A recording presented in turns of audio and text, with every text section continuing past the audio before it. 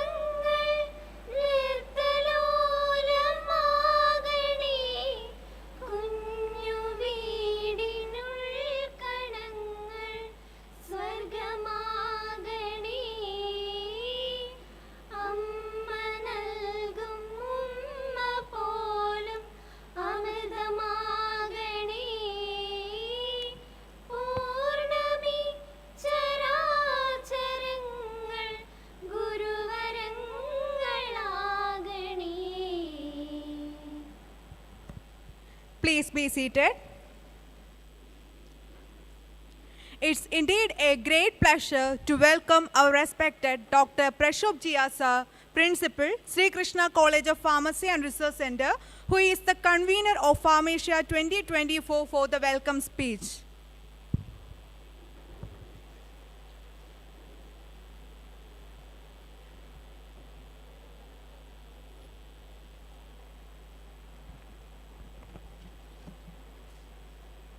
Good morning, one and all. It is a great honor for me to welcome you all on behalf of the entire college to Pharmacia'24 one-day international conference jointly organized by our college and Indian Pharmaceutical Association IPA Kerala State Branch. The theme of this conference is Translational Research for the Future of Pharmaceutical Sciences and Practice. Started during the year 2006 under eminent leadership of founder chairman Dr. K. Manikandan Nair sir. Sir is having a great vision of and provide excellent quality of higher education to all students. Though he remains in our memory, his blessings are always with us. The path which he laid was traveled by thousands of students as the path to success in life. In 2006, we started our journey and it has been almost 18 years past. We have accomplished greater heights in all fields includes education, arts, sports, NSS, etc. Our institution offers all pharma programs includes D Pharm, B Pharm, PharmD, PharmD PB, M Pharm and research. Ours is one of the colleges in which PharmD course was started for the first time in Kerala under Kerala University of Health Sciences.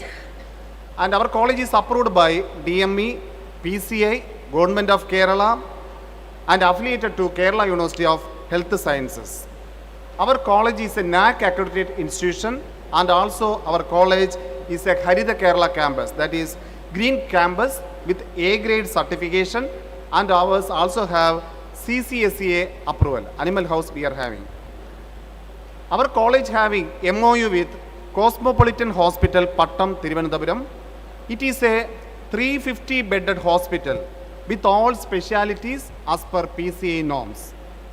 We are also having MOU with many hospitals and industries.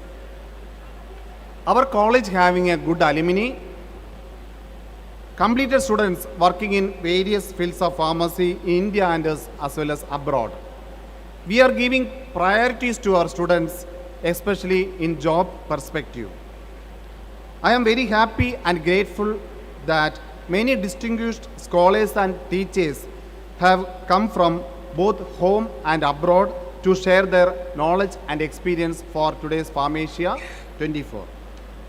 Today's conference has around 900 delegates from nearly 25 colleges around the country. Our college managing trustee and today's chief patron, Srimati Geeta Manikandan Madam, brings a wealth of experience and knowledge to our college, and we are excited to see positive impact they will have on our students and staff members. Madam's leadership skill, experience, and passion for education inspires us and motivate us to do right things in the right track. It is truly an excellent opportunity for learning under your guidance, Madam. On behalf of all, I wholeheartedly welcome you, Madam, to Pharmacia 24.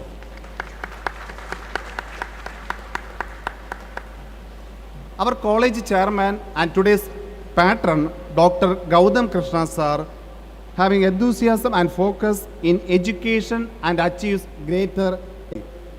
With your fresh thoughts, optimistic approaches, and gentle behavior, we are sure that the college is in good hands.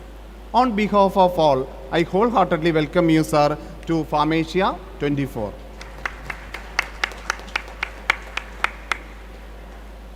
Next, I am taking this opportunity to welcome today's chief guest, Dr. P. Jayashekhar sir. Sir is a former Dean, College of Pharmacy, National University of Science and Technology, Muscat, and currently working as President of IPA, Indian Pharmaceutical Association, Kerala State Branch. We are grateful to him for accepting our invitation, and thank you so much, sir, for coming over for the conference and join us today. On behalf of all, I wholeheartedly welcome you, sir.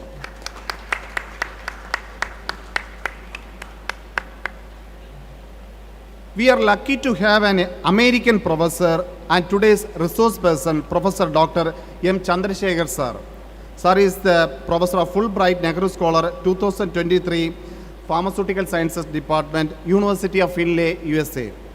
In his busy schedule, sir accepted our invitation and come to present a class for our delegates. On behalf of all, I wholeheartedly welcome you, sir, for this international conference. Next, I welcome resource person Dr. Karthik Regam sir, CEO and co-founder, Avanida Innovation LLP. Sir is having a lot of experience. Sir has conducted class for more than 200 schedules in various colleges. In his busy schedule, he accepted our invitation. On behalf of all, I wholeheartedly welcome you, sir, to this Pharmacia 24. Next, I welcome Dr. Nitin Manohar, Organizing Secretary and Academic Coordinator of our college. He is also serving as a Professor and Head of Pharmacy Practice Department. On behalf of all, I wholeheartedly welcome you, sir, for this international conference.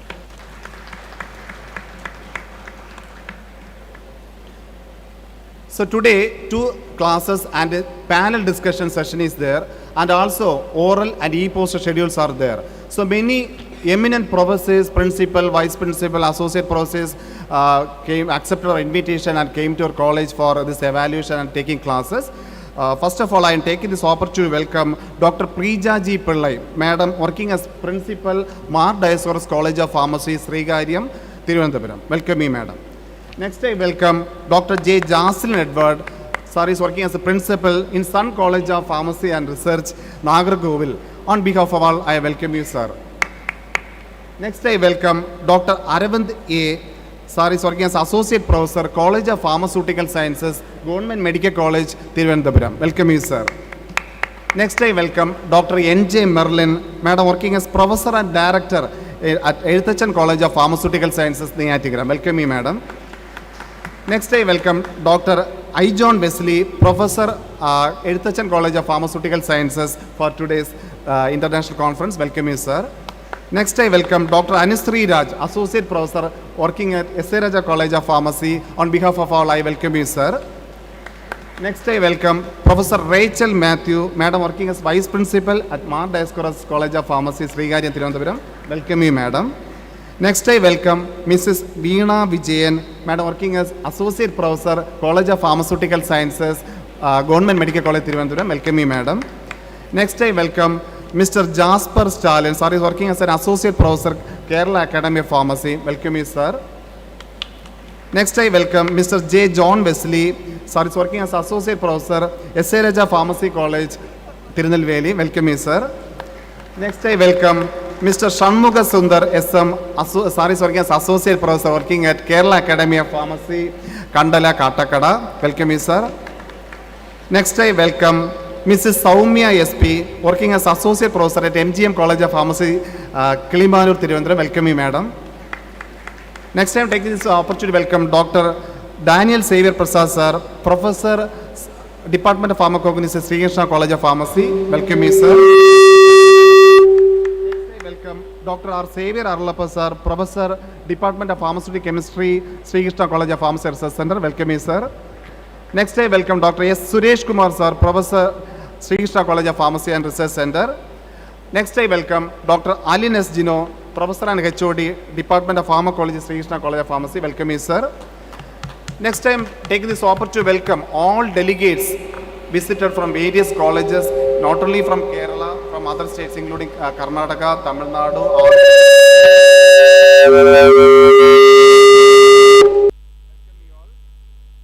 I welcome all faculty members, non-teaching staff of Sri Krishna College of Pharmacy. Welcome you all.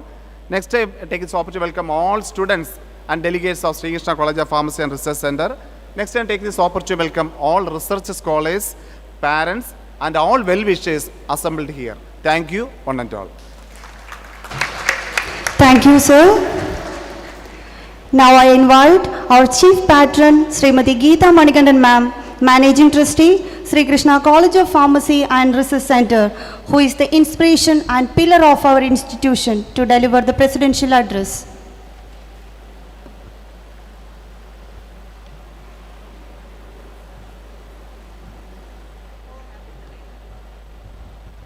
Good morning, everyone.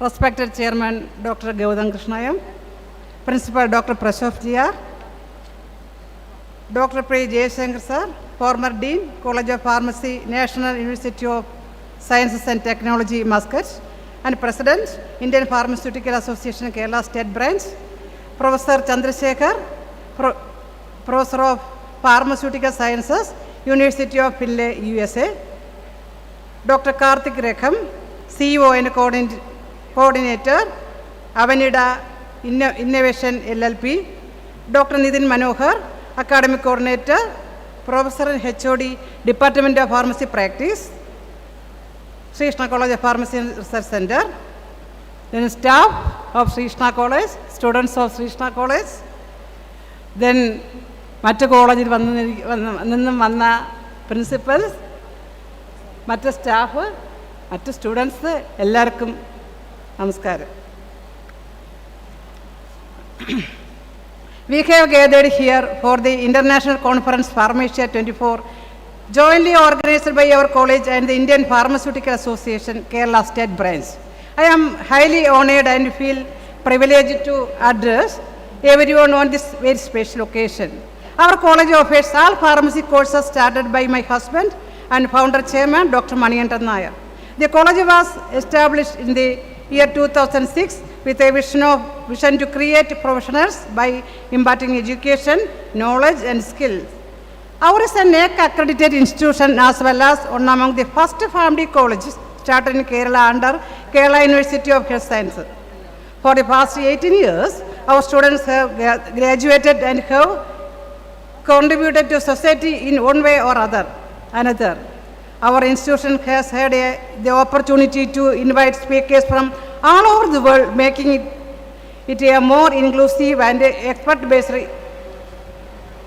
event. Today's conference has about 900 delegates participating with special skills and experience to share with us. Meanwhile, I appreciate the International Conference Organizing Committee for conducting the event and managing everything so well. I assure you that this event will be an immense success and a boon to all the participants. സത്യം പറഞ്ഞാൽ ഇവിടെ എല്ലാവരും കണ്ടപ്പോൾ സന്തോഷം. നമ്മുടെ ജാസ്ലിനെയും നമ്മുടെ പഴയ പല സ്റ്റാഫിനെ എനിക്ക് കാണാൻ സാധിച്ചു. അതിലൊക്കെ ഭയങ്കര സന്തോഷം. പിന്നെ മാത്രമല്ല, മിക്കവാറും കോളേജുകളിലെ പ്രിൻസിപ്പൽസും അവിടുത്തെ പ്രൊഫസേഴ്സും അത്രയും എക്സ്പെർട്ടായ ആൾക്കാരാണ് ഇവിടെ വന്നിട്ടുള്ളത്. അവരെയൊക്കെ ഒന്നിച്ച് ഈ വേദിയെ കണ്ടതിൽ സന്തോഷം, വളരെ സന്തോഷം. അതുപോലെ തന്നെ വളരെ എക്സ്പെർട്ടായിട്ടുള്ള നമ്മുടെ ഗസ്റ്റിനെയാണ് നമുക്ക് ലഭിച്ചിരിക്കുന്നത്. അതിലും വലിയ സന്തോഷം. നമ്മുടെ സ്റ്റാഫിനെ പറ്റി പറയുകയാണെങ്കിൽ സത്യം പറഞ്ഞാൽ ഇവിടുത്തെ ഈച്ച് ആൻഡ് എവരി സ്റ്റാഫ്, ഇവിടുത്തെ പ്രിൻസിപ്പൾ തൊട്ട് ഇവിടുത്തെ സ്വീപ്പേഴ്സ് വരെ അവരുടെ റോൾ ഭംഗിയായിട്ട് നിർവഹിച്ചത് കൊണ്ടാണ് നമ്മുടെ ഈ കോൺഫറൻസൊക്കെ വളരെ ഭംഗിയായിട്ട് നമുക്ക് അറേഞ്ച് ചെയ്യാൻ പറ്റിയത്. അവരുടെ സന്തോഷം അറിയിക്കുകയാണ്. അതുപോലെ നമ്മുടെ മറ്റു കോളേജുകളുമായിട്ട് ഒരു പോസിറ്റീവ് റിലേഷൻഷിപ്പ് ഉണ്ടാക്കാൻ നമ്മൾ ആഗ്രഹിക്കുന്നു. കാരണം ഇതെല്ലാം നമ്മുടെ സഹോദര സ്ഥാപനങ്ങൾ പോലെ തന്നെയാണ്. അപ്പോൾ എല്ലാ കോളേജുമായിട്ടും ഒരു പോസിറ്റീവ് റിലേഷൻഷിപ്പ് ഉണ്ടാക്കാൻ നമ്മൾ വളരെ ആഗ്രഹിക്കുന്നു. ഞാൻ എപ്പോഴും നമ്മുടെ പ്രിൻസിപ്പലിന് പറയാറുണ്ട്, അതൊക്കെ നമ്മുടെ ചുറ്റുമുള്ള സ്ഥാപനങ്ങളൊക്കെ തന്നെ നമ്മുടെ സഹോദരങ്ങൾ സ്ഥാപനം പോലെ തന്നെയാണ്. അതുകൊണ്ട് നിങ്ങളെല്ലാവരുടെയും പാർട്ടിസിപ്പേഷൻ വളരെ സന്തോഷം ഉണ്ടാക്കുന്നു. Thank you very much.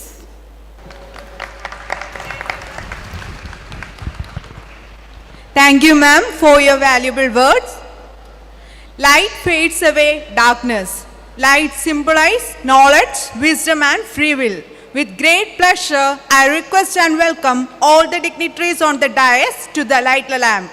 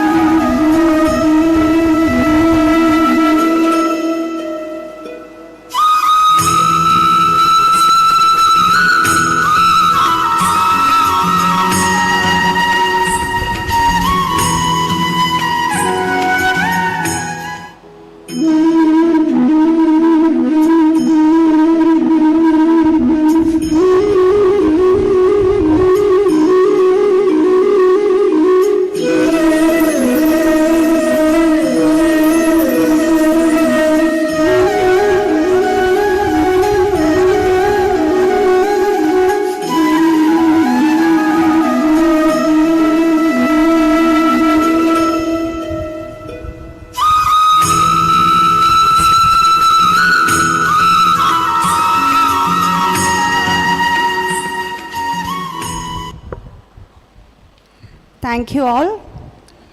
Next, I would like to invite our chief guest, Professor Dr. P. Jayashekhar sir, former Dean, College of Pharmacy, National University of Science and Technology, Muscat, and President of Indian Pharmaceutical Association, Kerala State Branch, for the inaugural address.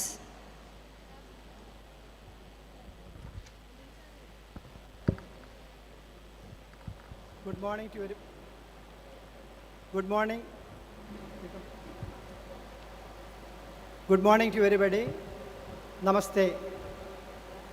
Respected Managing Trustee of Sri Krishna College of Pharmacy and Research Center, Geetu Madam, Geetu Madam, Geetham Manigandan, and also Chairman of the college, Dr. Gautam Krishna, the keynote speaker, as well as one of the brilliant academician from US, Dr. Chandrasekhar sir, and Karthik Ragam, he is a young farm day entrepreneur, beloved principal of Sri Krishna College of Pharmacy, Mr. Prasad, Vice Principal, dear faculty members, speakers of various sessions, dear students, and I'm very, very happy that Indian Pharmaceutical Association can become a part of Sri Krishna College of Pharmacy for this Pharmacia', which is a one-day international conference on pharmacy practice, research, as well as in education aspects. Very good. That's very, very important. I belong to Parashala. I'm very happy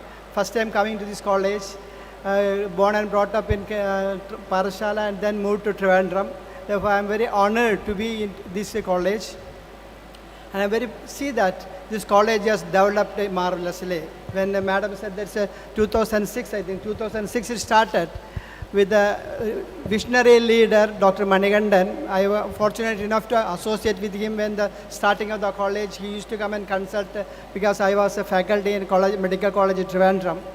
He used to consult, and that's why I see the enormous growth of this college from the diploma, degree, PharmD, and postgraduate degree, and got a NAC accreditation also. That's very important because now getting a NAC accreditation is very essential for the existence of the college, because national education policy, you know, because the government of India is more keen on national education policy and NAF NAC accreditation. Therefore, college has to, as madam was telling, we should work collaboratively. All sister colleges should work to, there is no rivalry. All should work together for the prospects of our profession. Our profession is great. As you know, our profession, pharmacy profession, I have seen that more girls are, students are more girls, and we are targeting to the students, next generation pharmacists. And very, very important that you join this program. And the program is of importance because healing to the patients. And when you consider the pharmacy profession, it has nearly 5 sectors, we can say. Especially when we are all touching all the aspects of healthcare systems, starting from the preparation of medicines, where the molecules are converted to medicines, and medicines are given to patients, that's by the pharmacist, by clinical pharmacists, then patients to the wellness. Similarly, these education institutions, like you young girls and boys, people are joining here. This college make you as a pharmacist. Converting the people to pharmacy is a very, very important role played by the college for our profession and for our society. I am very, very happy, as principal pointed out, the Sri Krishna College of Pharmacy is saying very good liaising with the society. They are having a camp and they are having a lot of activity with the panchayat. That reflects our relationship with the public, our relationship with the society. As a pharmacy professionals, we are more involved in what you call as societal needs. As I mentioned just about education policy is concerned, our syllabus has to be modified according to the need of the nation and also global needs. Therefore, education, the pharmacy curriculum has to be changed with a new input, especially artificial intelligence, 3D printing, genomics, all things to come so that our students, when you graduated, whether the PharmD students or B Pharm students, when they graduated or postgraduate students, they should be competent enough, they should be global citizens such a way that they can get job anywhere. What I observed as a teacher, what I observed, most of the time our students are not focused, unfortunately. That's the duty of the teachers as well as the colleges to mold them such a way that make them competent, make them courageous to face the profession. Now you are young students, you have been lulled and you have been allowed and you have been protected by your parents and also by teachers. When you come out of the college, you are alone. A lot of competitions are there. This is the duty of the teachers as well as the college to equip them to face the challenges, future challenges in your life. Therefore, please students, you be focused. Very, very important, be focused. You should know what PG program you should, what should be the life, what should be the career opportunity you should. You can get into industry, you can go to marketing, you can go to clinical pharmacist, you can go to teaching, regulatory, lot of scopes are there. Therefore, you be focused which area is best for my personality, best for my livelihood. Therefore, it's a duty of the colleges also.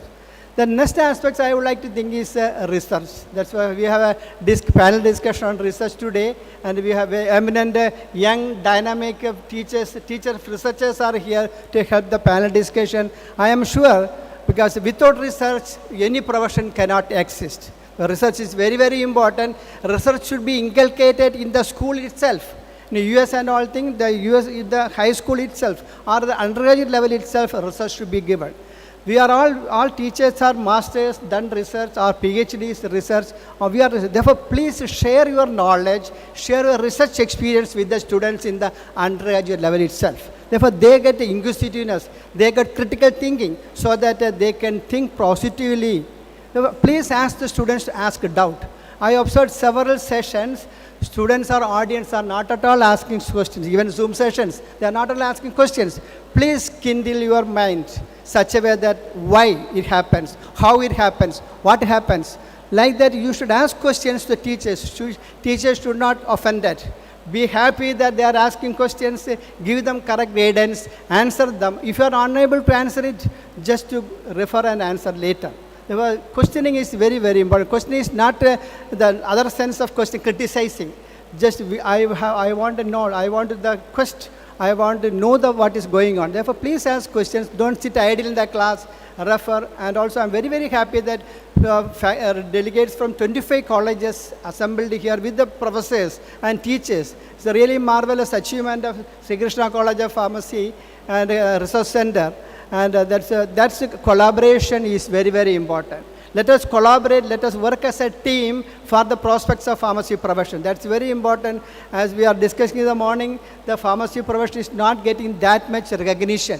To be frank enough, PharmD students, they are at the Vincent, whether they may get job. Olden days, maybe 5 years back, they are thinking that I can go to US, I can go to it. Now the drive to the US is not that much. Therefore, you see, you are all professional, you are competent enough, you can find your own job. You can have, therefore, very, very important is you can join with the clinics, you can join with the hospitals, share your experience. That we have the eminent speakers are there, Dr. Chandrasekharan as well as Karthik. They will be highlighting the role of a clinical pharmacist, role of PharmD graduates in community settings. That's very, very important, therefore don't worry about it. Similarly, for B.Pharm and M.Pharm students, they can have a lot of scope in the pharma industry. Unfortunately, pharma industry is withered in Kerala, but you can just move out. Don't be that I want a job in my nearby place. Just to go, therefore, just to move out to Karnataka, Kerala, Tamil Nadu or Andhra Pradesh, lot of jobs are there. Pharma industry is actually very, very, you know that pharma industry, India is known as pharmacy of the world. 4th position industry. Therefore, initially salaries will be less, but you will get maximum. You can get to height.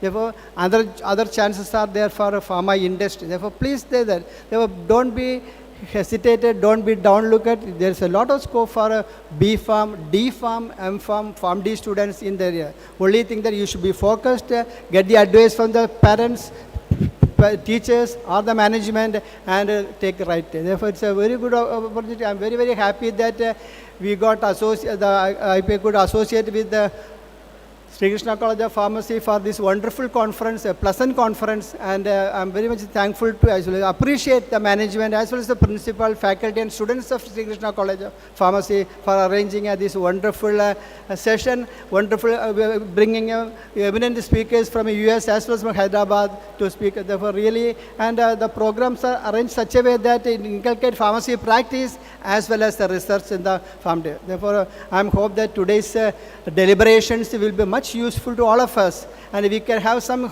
take-home messages from this deliberation. And very much thankful, and with the blessings of the Almighty, with the permission for all of you, with the management consent, I declare the one-day international conference Pharmacia inaugurated. Thank you very much. Namaste.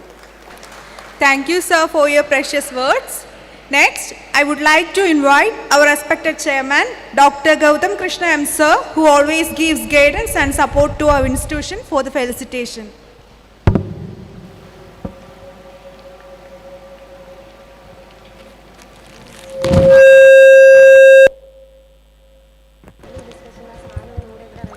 Good morning, everyone. Respected Managing Trustee Srimati Geeta Manigandan, Principal Dr. Prashop GR, Chief Guest Professor Dr. P. Jayashekhar, Professor M. Chandrasekhar, Dr. Karthik Rakham, and Academic Coordinator and HOD of Department of Pharmacy Practice, Dr. Nitin Manohar. This is the third international conference which is being conducted in our college. We have been in a discussion to conduct a international conference for some time. While we do not want to conduct a conference just for the namesake of it, we want to put forward one which should be beneficial for the students and make them aware of the recent advances and area where they can succeed. That's how our committee decided to take on the topic of translational research for the future of pharmaceutical science and practice, which is an emerging branch in the field of pharmaceutical industry. The development of new drug and its clinical trials will take almost around 10 to 15 years. Now in the fast-moving world with the newly emerging diseases, we do not have that luxury of the time. And with the advent of translational research, we can minimize the gap between the development and availability of new drugs. As India is the world's third largest provider of generic medicine with almost 20% share globally, and it is also the largest vaccine supplier in the world, whatever changes or advances that happen in the pharmaceutical industry will definitely have an impact on us. So it is more than necessary to be aware and to be updated in your field at all time. With the Vizhinjam port work, it is full swing. The marketing and the distribution branch of pharmaceutical industry will increase exponentially. The respective professionals are here to guide you. So I encourage each of you to make this opportunity to the fullest and involve actively in the conference. Thank you. Thank you, sir, for your valuable words. Now, I would like to invite Srimati Geeta Manigandan ma'am, Managing Trustee, Sri Krishna College of Pharmacy and Research Center, Parshala, to award a memento to our Chief Guest, Professor Dr. P. Jayashekhar sir, former Dean, College of Pharmacy, National University of Science and Technology, Muscat, and President of Indian Pharmaceutical Association, Kerala State Branch.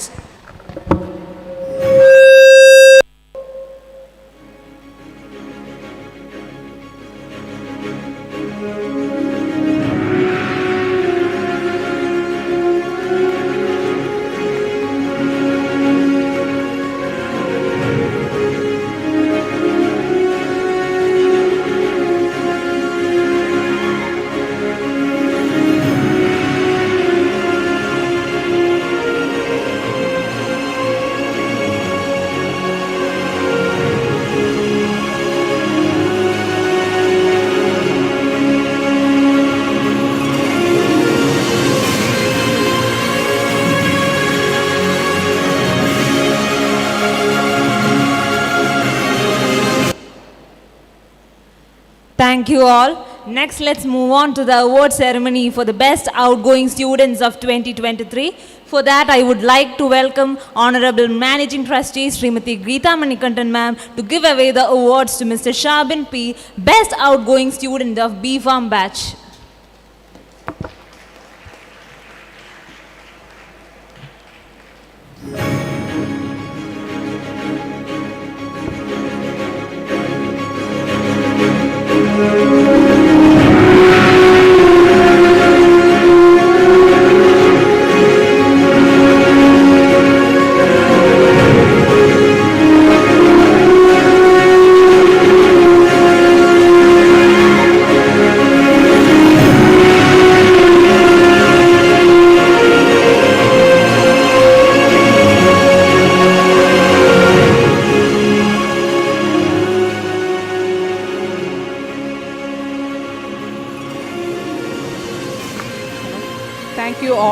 Next, I would like to welcome our respected chairman, Dr. Gautam Krishna M. Sir, to present the award to Mrs. Divya S. Nair, Best Outgoing Student of M.Pharm.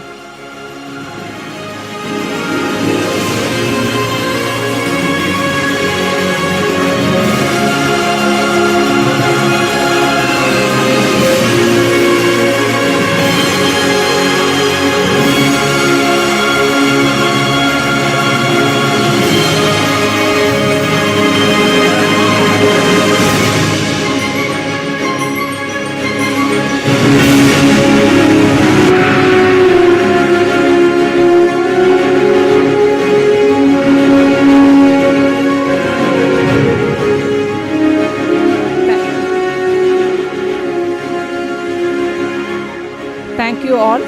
Let's invite our chief guest, Professor Dr. P. Jayashekhar Sir, to present an award to our best outgoing PharmD student, Dr. Paurnami Mohan.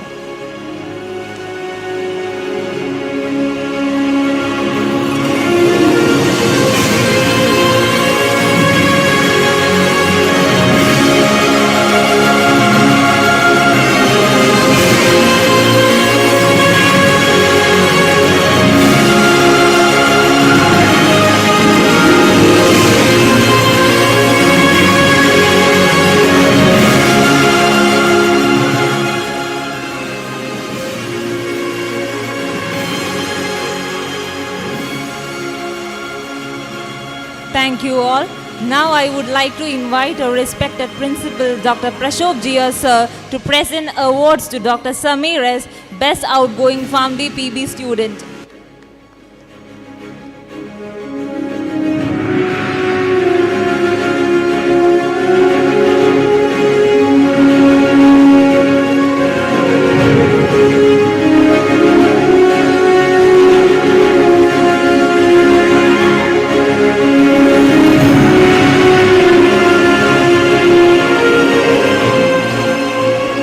Thank you all. Next, I would like to welcome our resource person, Professor N. Chandrasekhar Sir, to present an award to our best outgoing D-Farm student, Ms. Jana Hepsi S.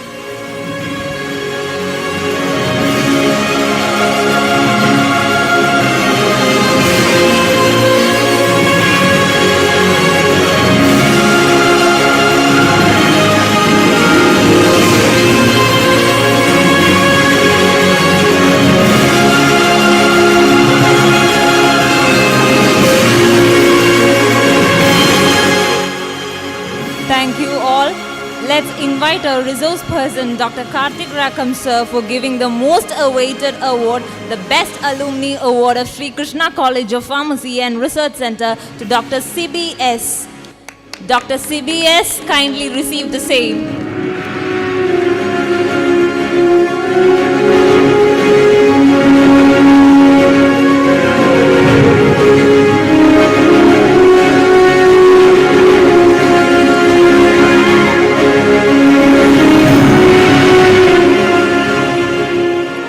Thank you all.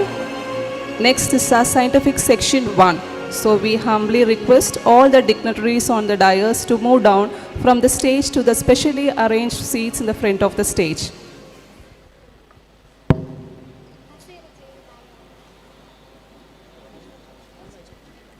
Dear delegates, oral and e-poster presentation are arranged in separate halls.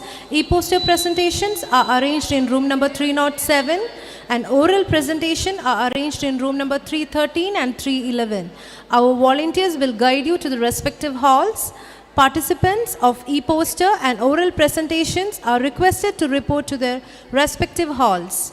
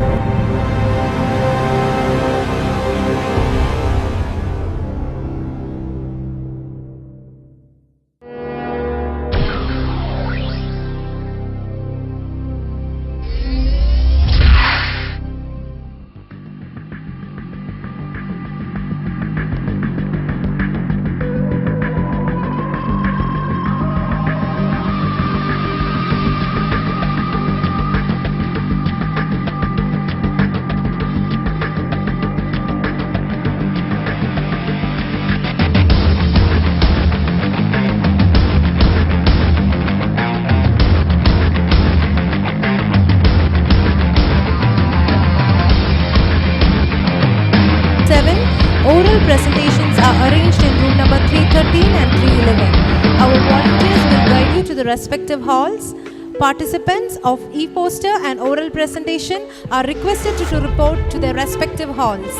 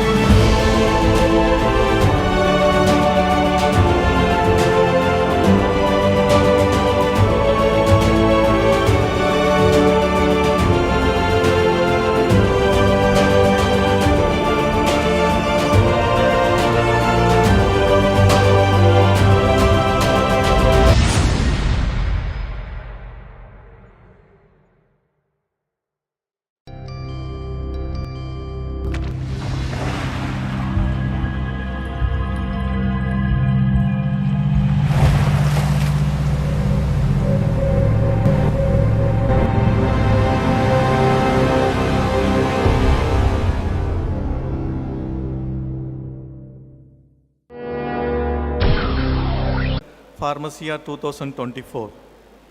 He is a distinguished academician and researcher in the field of pharmaceutical science.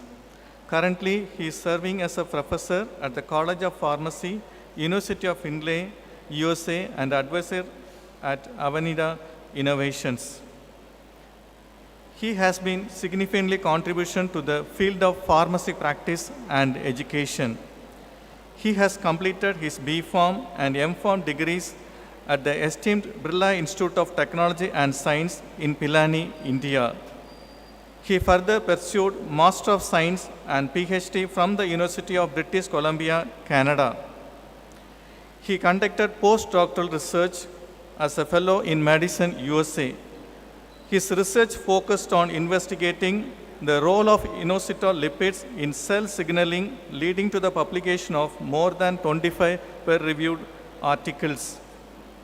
He joined in the University of Findlay in 2007 as an associate professor. He consistently showed his excellence in teaching and research, and he attained the rank of professor in 2012. He has been selected as a fellow of American Pharmacists Association and Indian Pharmacists Association. Moreover, he was honored with the prestigious award B. M. Mittal Memorial Award from BITS Pilani and David Allen Award for Holistic Teaching from the University of Findlay and M. L. Corona Memorial Award from the Indian Pharmacists Association. He has recognized as the International Ambassador of Pharmacy at the College of Pharmacy, University of Findlay. His vision to create opportunities for pharmacy students worldwide to learn and implement 21st century pharmacy practice. He aims to bridge the gap between education and practice. Let us welcome Sir on this occasion to deliver the speech on roles and responsibility of pharmacists in US. Welcome, sir.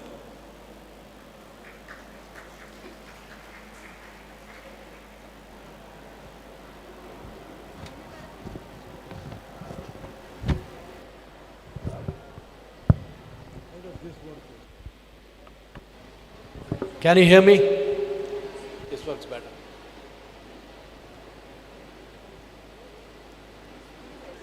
Okay, folks, it should also said US in India, okay? But anyway, the title is just not, I'm not only going to talk about what are roles and responsibilities in US, but and the opportunities is both in India and US. Do you have a slide mover or?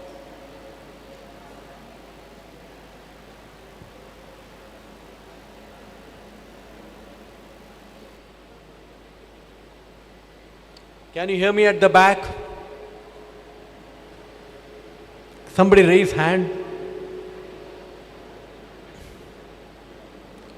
Okay. This is the program I'm going to you. First, I will tell you what a pharmacist does in US. Then the steps required to be registered pharmacist in US. I was supposed to talk about this, about what the opportunities are and how if any of you are interested in being a pharmacist in US, what you're supposed to do. The time and financial costs required to become a registered US pharmacist. And the next section is, are pharmacists needed in India? That's part of the reason that most people don't know. They think there are no pharmacists needed in India, and that's why you have to go to US. Avinida as your partner in the professional journey. Karthik recommend will cover more of it. And then better clarity on your future options. So that's my goal, and hope I didn't see anybody raising hands from the bottom. Can you hear me? Okay, head fine, good enough. I can see you. Good. Okay. Folks, most of you probably know this. Okay? What a pharmacist is supposed to do theoretically. This is what they do routinely. Depending upon the setup, the practice may change a little bit. So, they verify the dosage of medication prescribed by healthcare providers, prepare prescriptions according to instructions, ensuring whether or not particular medication is required, and all that. Remember, in this century, when I was growing up, there were only 3 insulins. That is, when I was in 1974, 3 insulins. Today, there are more than 10 to 15. Do you really think when you prescribe a Novolog or Humalog or whatever you are doing it, the patients know how to take it? Folks, as the previous speaker spoke, we make the best drugs. 50% of the drugs sold in America are made in India. So there is no problem about the quality of the drug we have. Also, many of our doctors are extremely well trained, and they are opening, those who are trained here, those who go to America are in the top positions. And many of the doctors have come back. They are certified from UK, USA, Cleveland Clinic, and all that. If those 2 things are there, and we have a lot of patients, okay, we'll tell the numbers there. What is missing? We call ourselves, I can see there, we are the medication experts. We are missing in action. Between the time that the doctors write the prescription and the patients take the prescription, where is the pharmacist? Did you see the roles which pharmacist does? As any of you, as a pharmacist, do any of these things? This is the definition of World Health Organization of what a pharmacist should do. Maintain patient medication records, dispense drugs with ancillary labels, patient counseling and treating the patients for the minor ailments, providing drug information and therapeutic consultation on rational prescribing to the general practitioner. This is the definition of not me, by World Health Organization. Is there any pharmacist, I mean naturally you are all students, but do you know of any pharmacist who does any of these things? Do you know anybody who does this? No. Folks, I have a certification that I can drive, say, pilot. But if you have never flown a plane and you cannot fly a plane, then you are not a pilot. It doesn't matter what certificate you have hanging in your wall or hanging in your workplace. So if you cannot do the basic definition of World Health Organization, what a pharmacist is supposed to do, and you tell her you are a pharmacist, sorry, I cannot believe you. But I tell you what, though you may not know any pharmacist who does this, but there is a pharmacist who does this, and he runs the Medox pharmacy in Hyderabad. How come this pharmacist does all these things which is required by WHO? Because he came back from Australia where he practiced pharmacy the way it's supposed to be done. When he came back, he, just like me, he wanted to do something unique for this country. And he started the Medox pharmacy. It took him few years, 4 or 5 years to get all these things standardized, get the permissions, get the computer program set up. And now he has 2,000 clients in his pharmacy. Once the patient knows the value of what you can deliver, then do you think there is a dearth of patients in India? If you cannot deliver anything, who is going to come to you? So this gentleman, he is the only pharmacist I know, and I know personally, who delivers what a pharmacist is supposed to do. It took him few years, and now he has got 2,000 patients who would go to only his pharmacist and not just pick up a drug from anybody who gives you a 70% discount. If the discounted medication is not working for you, what is the point of having a discount to begin with? So, what does he do? He does all these things. I'm not going to read, I've got 15 minutes here. Okay, sorry. Anyway, so he puts on, in his prescription, he kept a record of everything. He doesn't just give antibiotics because patient feels he's sick. He doesn't have a prescription, he doesn't give it. And records everything. So this is in Telugu, that is in Tamil. He did send me the one in Malayalam, but it was yesterday, so I didn't put it in. So, now, what I want to do is, if any of you who is really want to open up a pharmacy in Trivandrum, Cochin or something, I really request you, he gives you a 3-month training, and then you can just do whatever he does in Hyderabad, in Cochin or Trivandrum. Okay, that's like a franchise. He hasn't got a single person who's taking it so far. So that only requires the lack of motivation, not that you cannot be done.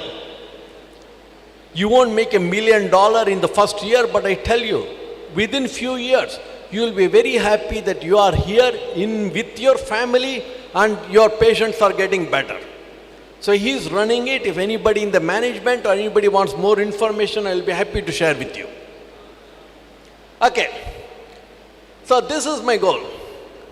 Look, if you are a doctor and that's your goal is to make patients better.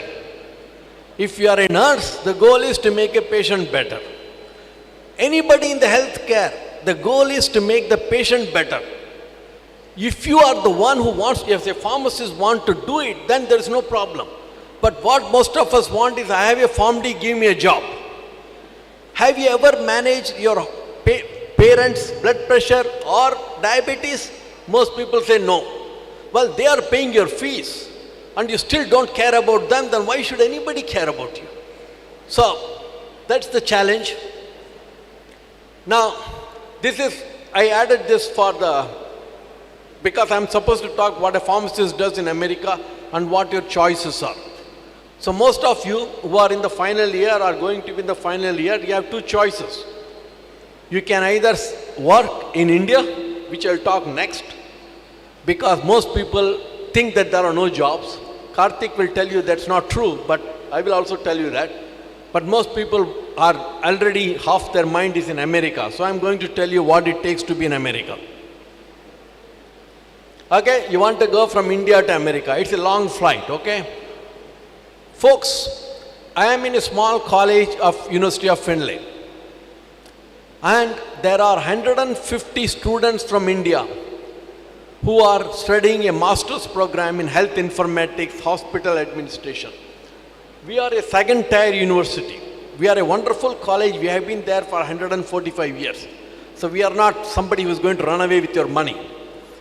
But you have to really think, is it worth going for a degree which you have only heard just last week, Masters in Health Informatics, Masters in Hospital Administration, borrowing 40 lakhs rupees. If you are a Birla or a Tata, no problem, okay? But if you are an ordinary person from middle class family, I just want you to be open-eyed and go on this journey of taking a flight. There are some beautiful YouTube videos. So if you are only set up on that, just don't listen to me and go, okay? There are YouTube videos where people who have become pharmacists in US, well, I have become also one, but it's old story now, okay? In US will tell you what are the steps to be taken. But I'm going to quickly take you on that journey. First thing, if you want to go a pharmacist be in US, first thing you have to take is an English language course. Take a TOEFL, teaching of English as foreign language. Folks, if you cannot pass this, please don't come to US. First, you cannot come as a pharmacist anyway. That is the first requirement for, and that exam has to be taken in some certified centers. You can't just take because of fraud and everything. Nowadays, the guy who is taking the exam is not the guy who is the student anyway. So, then you have to take an exam called Foreign Graduate Pharmacy Equivalency Exam. I took that exam. Okay? That shows your degree. The Form D is equal to the degree of my student. That's all it shows. First you take a TOEFL, then you take the Foreign Graduate Pharmacy Equivalency Exam. And there is a trick or a little catch in there. The Foreign Graduate Pharmacy Equivalency Exam is not given in India. Okay? It is only given in US once or twice a year. So that means you have to come to US first to take the exam. And remember, to get entering the US itself is a tough problem. These days the waiting list for a visitor's visa to US, that's what you'll get, is about 1.5 years, 18 months to 20 months. So if you are in the 4th year, apply for a visitor's visa to go to India in whenever you graduate. Because if you don't get it, you can't take equivalent. So if you start in the 6th year, apply for a visa to go to Foreign Graduate Equivalency Exam, you are not going to make it because it's long time. Then you have to do 1500 hours of internship. So if you pass TOEFL for the Foreign Graduate Equivalency Exam, then you have to do 1500 hours of internship. Unless you know somebody, it's not that easy.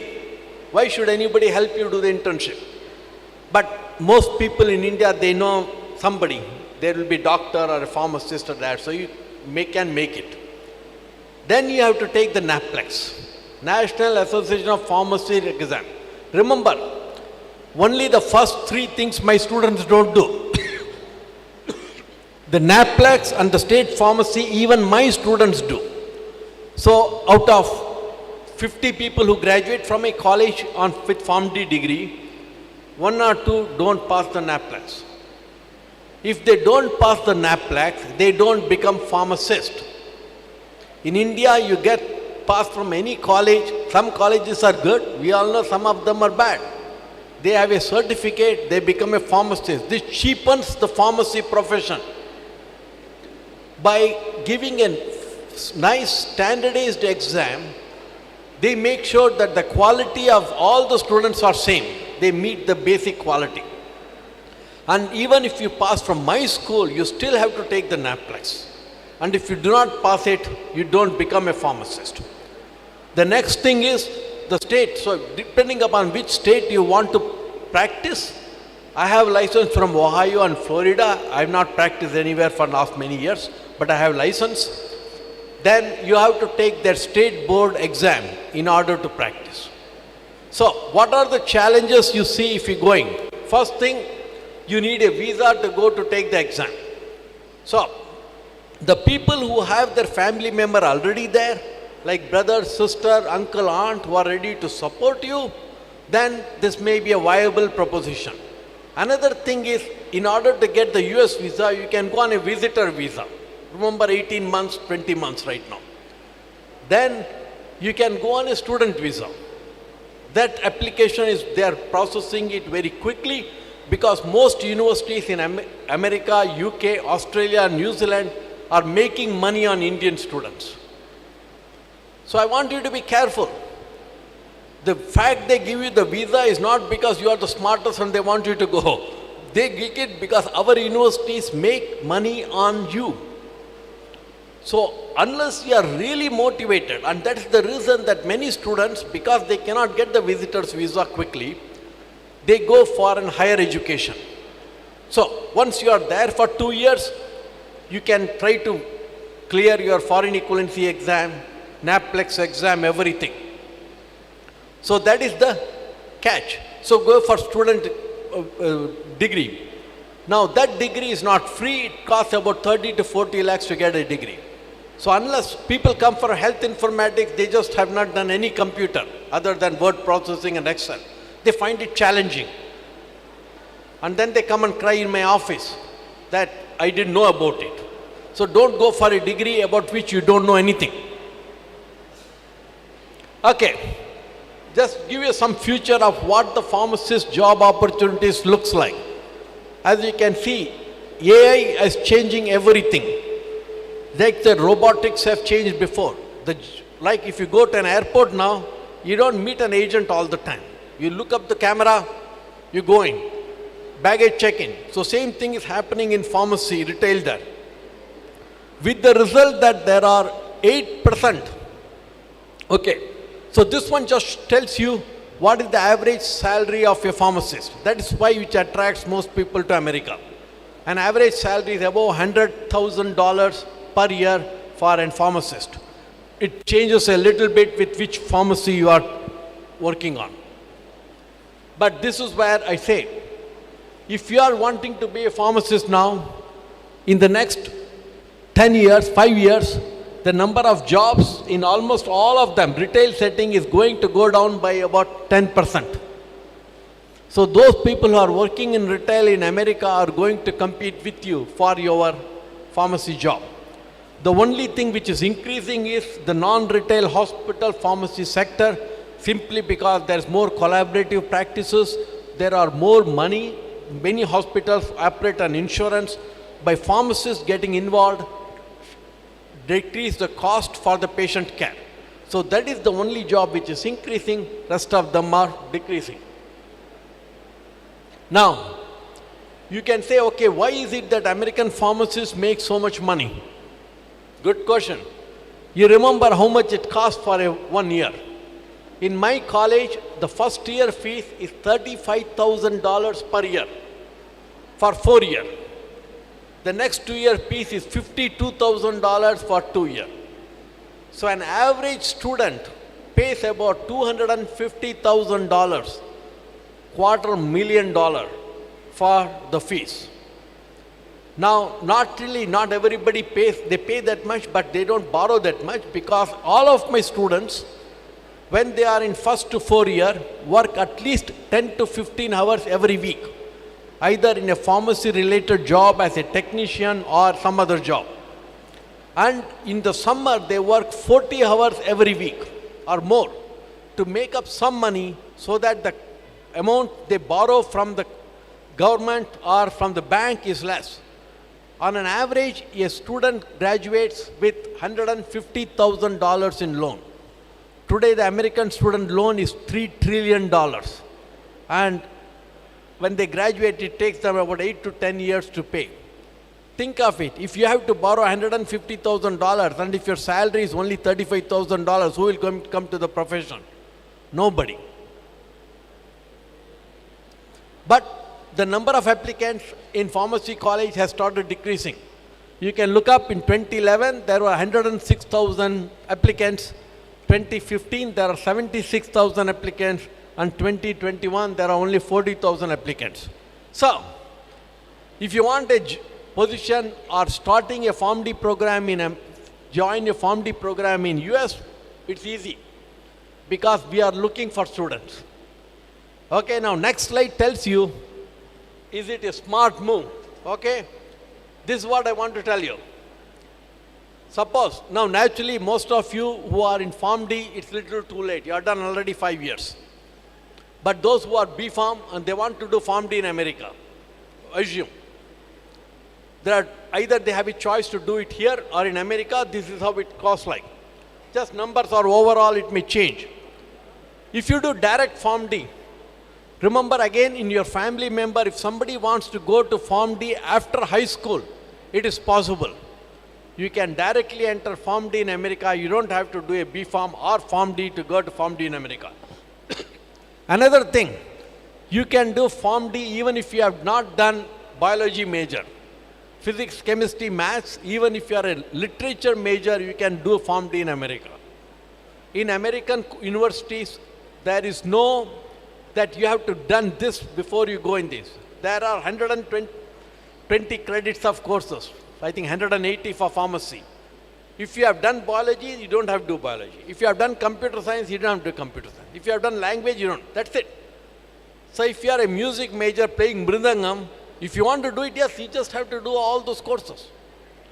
So unlike India, where you cannot even work in one college, you cannot do a degree in a course in another college, it doesn't happen in America. My pharmacy student can take a language, he can take a computer science course, he can take every course. Every program has X number of elective courses. So people, depending upon what their interest is, they can take it. So this is my mathematics, folks. If you do PharmD directly, okay, 6 year, cost is $250,000. Loan will be $150,000. And as I told you, you will be earning $100,000 per year. You will have done $300,000 in 9 years. And the balance is you will have 150. Really not interested in the subject anyway. You just want to get the pharmacist license. So basically, I call it as $200,000 of visa fee. You pay first to the US Embassy and then come here, and then my college will collect the remaining fees from you. Okay? You pay, cost is $60,000, loan is $30,000, the earning pharmacist $0 for next 3 years. So you come up with $300,000, $30,000 negative. Okay? So, for most of you, it makes no sense. But this is what I'm telling. If you have done B.Pharm, if you want to do PharmD in India here and think you will be cheap going to America afterwards, no, you won't save money, you will lose money. If you want to do B.Pharm and you want to be in America itself, your visa to PharmD is easier. You go ahead, do the another 4.5 years and start earning early. That's all my thing for anybody who cares at this point to listen to me. Now, it doesn't finish at that. Most pharmacists who want to do something special, they do 2 years of residency after that. At that time, they get 50% or something paid, and they do specialized training. Then ASHP residency program in 2016, they match 1 in 3. So at that point, the competition becomes stiffer. If 100 people want to get residency, only 30 people will get the residency. And any PharmD who thinks he has done a PharmD from here and can immediately do residency, no. You have to be a pharmacist, licensed, pass the NAPLAX before you can do residency. Remember, in order to do passing the exam, you have to do the steps. Go back to the previous step. So no PharmD from here can do residency in America. So that is where the things are. Then, if you are still interested, you can do BPS certification, ambulatory. These are the opportunities there. Because pharmacists are certainly valued more. They are still not considered healthcare professional for payment purposes, but most doctors, all the big clinic, Cleveland Clinic, John Hopkins, everybody has to have a rule, clinical pharmacists who have done PharmD. Unlike in India, when they started the PharmD program, B.Pharm's BS program have no more license ability. 2003. In India, for political reasons, we made everybody a pharmacist. Diploma is pharmacist, B.Pharm is pharmacist, PharmD is pharmacist. So an average person thinks that you just got screwed up, you got mistaken. Instead of doing 2-year program, you did a 6-year program. And businesses have no reason to employ a higher paying job. They are all looking at the bottom line. They will go to the cheapest guy available. Even though I can show you that the 6th-year guy will be better. That's what my job in the next 10 years is, to educate the public that what we can do. So you can do ambulatory care, cardiology, compounded sterile, critical care, emergency. All this license, they take special exam. You have to have worked in that setting for 5 years before you can sit in the exam. And the license you get for certification have to be renewed every 5 years. That means you have to take an exam every 5 years if you want to practice at the board certified pharmacist. Okay. Sorry. No, I'm going in the wrong direction. Okay, sorry. Okay. So now, basically as I told you how to get to America. Okay. And if you want to talk more about it, specific cases, I will be happy to talk to you. Now, if your goal to practice as a pharmacist is to improve the patient, I will tell you where the patients are. There are 9 doctors in India for 10,000 patients. Okay? There are 17 nurses in India for 10,000 patients. This 3-year-old, but number is pretty much good, okay? And we have 8.89, say 9 pharmacists in India.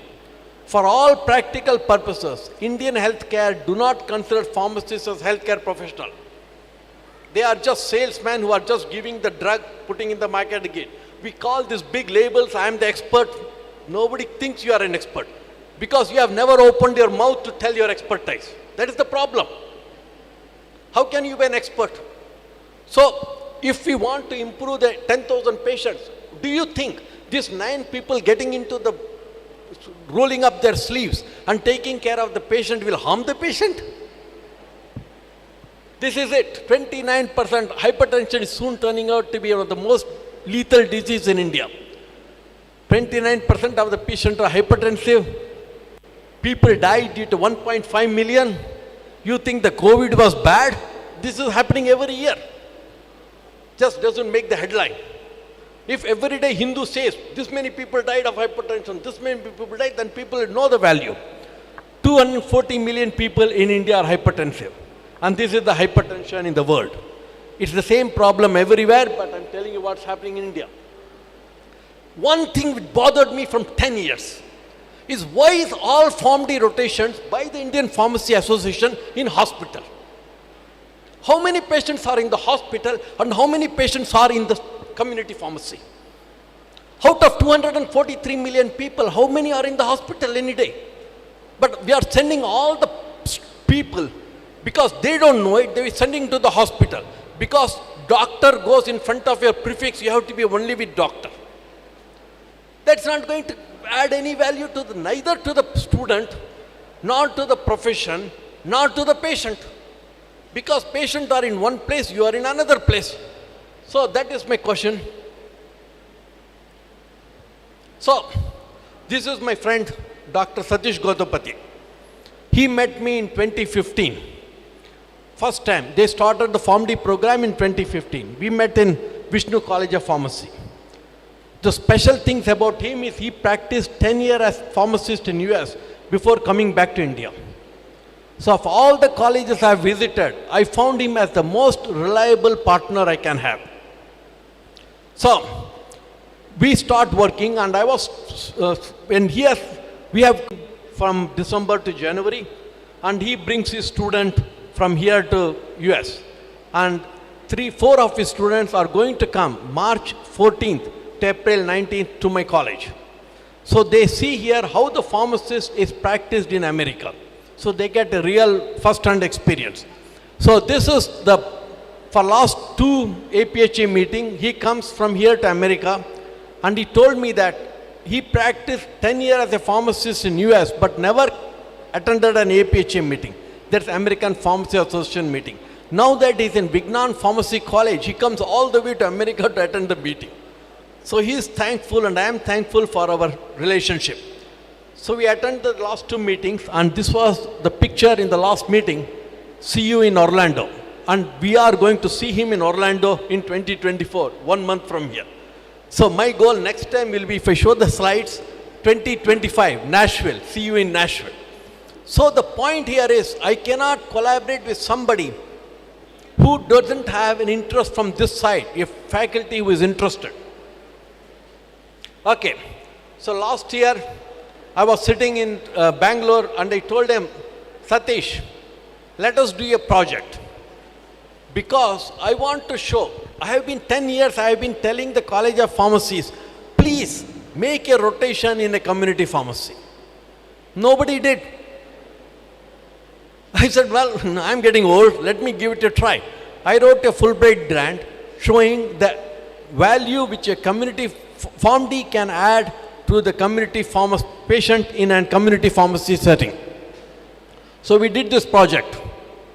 So, this is a randomized control study of hypertension management by pharmacists in the Ramesh Hospital. So, we had 180 patients whom we got. 90 in the control arm and 90 in the pharmacist intervention arm. We made all these things, remember? Educating the patient. having auxiliary label on talking to the patient, the WHO guidelines of what patient pharmacist should look like. We had 90 people in the control arm, 90 in the pharmacist arm. So when people came, we asked them to study for the study. They don't tell you which is a control or randomized, control or thing. Those in the control arm got the drug just like any other pharmacy. Put the drugs, take it once a day, goodbye. In the pharmacist intervention, the 6th year pharmacy student, in his people doing the rotation, they taught the patient, what is blood pressure? Do you know everybody in India, 1.4 billion people know what is blood pressure? No? What is systolic blood pressure? What is diastolic blood pressure? Are you really sure that some people don't think that the high blood pressure is good? Just like maths score, if you get 100, you're better than person get 80. I'm sure there are people. But nobody has time to teach them. Pharmacists will do that what doctors cannot do. We don't blame anybody. You have got 10,000 patients waiting for you. Where are you going to do it? Now we are educating the people, but nobody is doing that. So we did that. And these are the students. And literally 4 students come every month, the next 4 students come every month. All the data collected confidentially was sent into Satish. So nobody knows what's happening here. So they educated the patient. And folks, even if you have not paid attention to any of the slides so far, please do this. Okay, this is the slide which tells you 2 things. Pharmacists have jobs there. Pharmacists are required here. And we can make the patient better. All in one slide here. Look at this. This is the intervention group. And this is the control group. Okay? This is the 4th month. Starting from here, month 1. Control, intervention. As you can see, there are only 4 patients out of 180, they have their blood pressure controlled. And there are a couple, the green one, who had in pre-hypertensive stage. Rest of them were still hypertensive. These are not people who didn't know they were hypertensive. They have gone to the Ramesh hospital, paid the fees to the doctor, collected the drug. Okay? Suppose if they go like this for 5 more years, 10 more years, some of them will die out of stroke, some of them will have cardiac failure or not. We know it. Just because he got treated for hypertension doesn't mean hypertension is treated. So, every month you can see the intervention group, the green is increasing. Green is increasing. After 4 months, folks, in the control group, nothing happened. Nothing. They just lost the money. They got drugs for 90% discount, 70% discount. So, this is my goal, folks. I am stepping down from a full-time teaching job, and this is what I want to do. Promote student exchange so that more students from India can come to America and see what pharmacist does. And because not everybody student can come and it's expensive, I bring students from America to India so they can exchange their ideas and learn from them. There is a journal I I will just tell you, Contribution to Goal. Most people in India have, everywhere, not India, everywhere, they are reluctant to write. If you have not documented what you have done, it doesn't exist. And if you nowadays, the publication is so easy. I have a generation called Global Health Online. I bring it twice a year, 6 articles every year on anything related to health. If you write an article, I will edit it, put it for free on the web, and it will be accessible to many patients.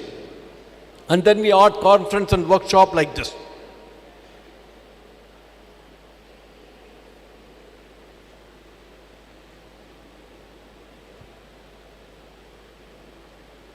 Okay. Expansion of Fulbright research to colleges in the Avinia network. Expansion of Fulbright research to areas. So what I am looking for is to replicate what we have done in Vignan Pharmacy College, in other institutions and other parts of India. Presentation of Fulbright work on international platforms. Presentation to Indian authorities, and hopefully if we can replicate the work enough number of time, the insurance companies, healthcare companies, and people will realize that pharmacists add value to them, and you will get your job and your paycheck, and you will be recognized for what you do. So this is the thing from Global Health Online. If any of your students are interested in publishing, talk to me. It should be anything. I don't really need a review article on diabetes.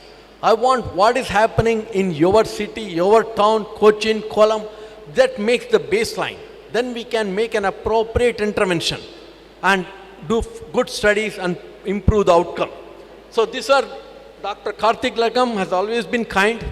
He published an article, remember, 2 years back, and it's still being downloaded. So if something stays in your brain or in your own computer, nobody is getting to it. This was just it did it in Landmark Hospital.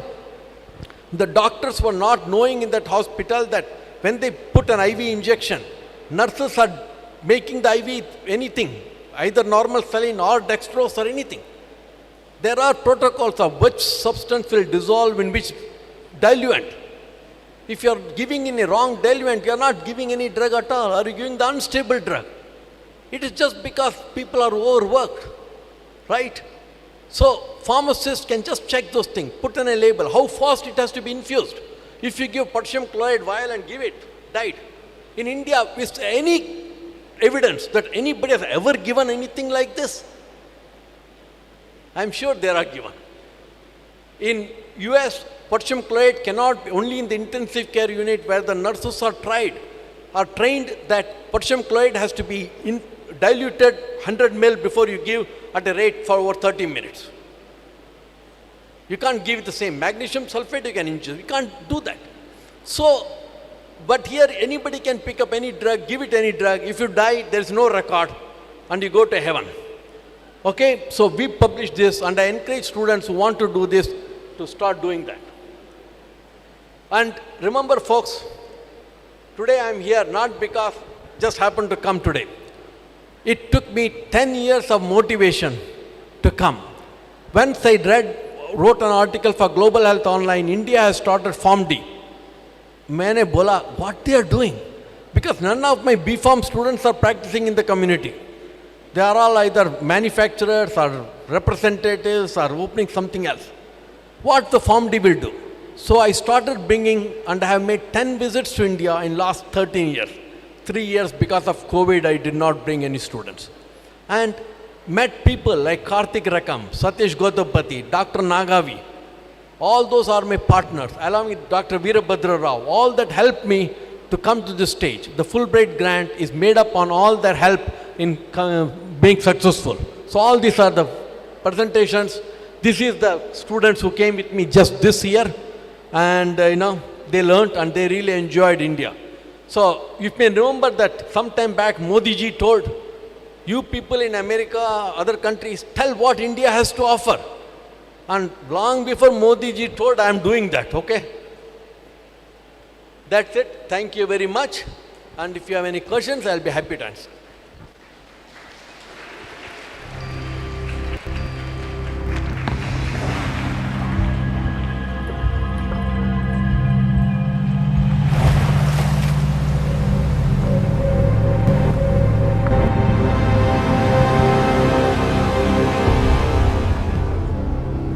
Hello.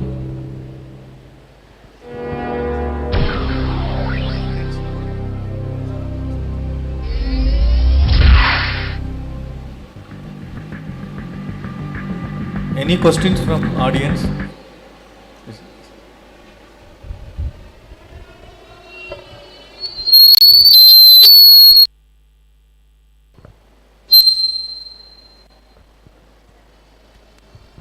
Thank you, sir, for the wonderful session. There are some qualifying examination which you pointed, like the TOEFL and Foreign the graduate, local. Yeah. So I would like to know the attempts. My understanding is that foreign service examination, it is limited to some 3 attempts. Is it true? Yeah, there is an attempt for 3 for foreign and 5 for NAPLEX. Okay. I mean, honestly speaking, if you, for a foreign equivalency exam, we all are pretty good at it. We should be able to do it in 1 attempt, most of us. Okay. if you are failing in that, I will not waste my time going up to NAPLAX, because NAPLAX is really tight now. They previously, 5 years back, the NAPLAX pass rate was 94%. Because there are a lot of pharmacy schools and a lot of pharmacists who are looking for a job, they have tightened the NAPLAX. Okay. So now the pass rate is 82%. So if you have never done any training in America, and if you are taking 2-3 attempts to pass the foreign equivalency exam, I will not waste your time doing anything further. How about NAPLETs? Number of attempts? Yeah, 5 attempts. 5. Okay. Thank you.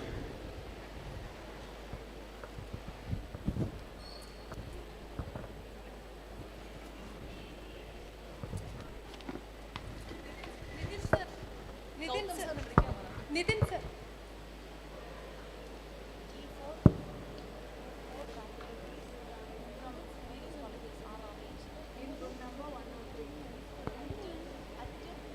You want this, you can use this.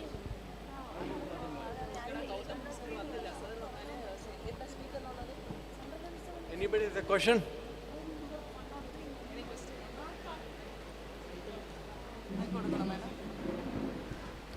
Okay, I think anybody has a question?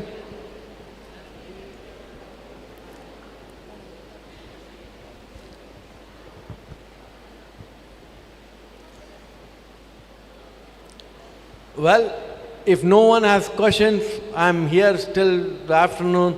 I'll be happy to talk to you. Thanks for your attention and goodbye.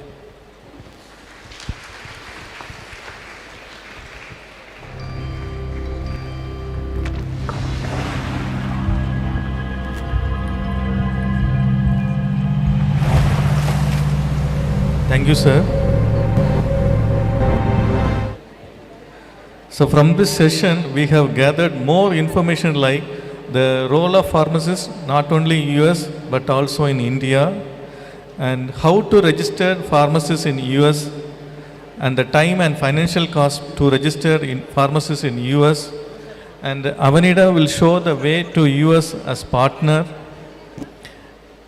and how to become a pharmacist in US if you are a foreign graduate, and the salary, job opportunities. And if you are doing in India, it is 6 years, and if you are completing from India and if you are going to US, you have to do another 3 years. So it was explained in a good way. And the role of Avenida, the students, faculty, exchange, contributions, and conference and workshop. So the session was very useful and more informative, and most of the delegates are NRI students from Kerala and Tamil Nadu. Hope that you are enjoying this session. Thank you. Thank you, sir. Thank you for chairing this section. Let's invite our chairman, Dr. Gautam Krishna M. Sir, to present our token of love to the speaker, Professor M. Chandrasekhar Sir. Sir, kindly receive the same.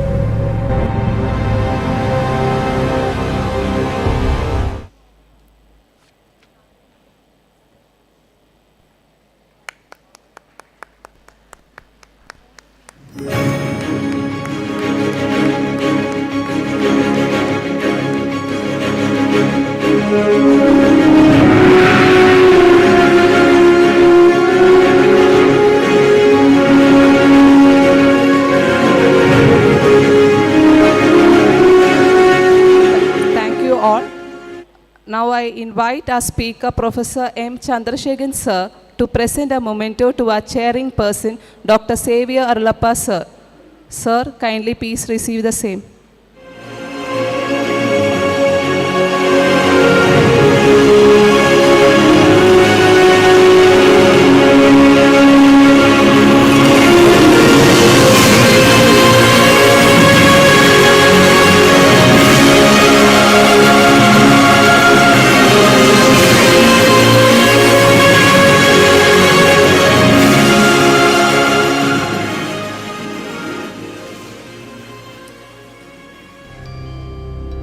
Thank you all.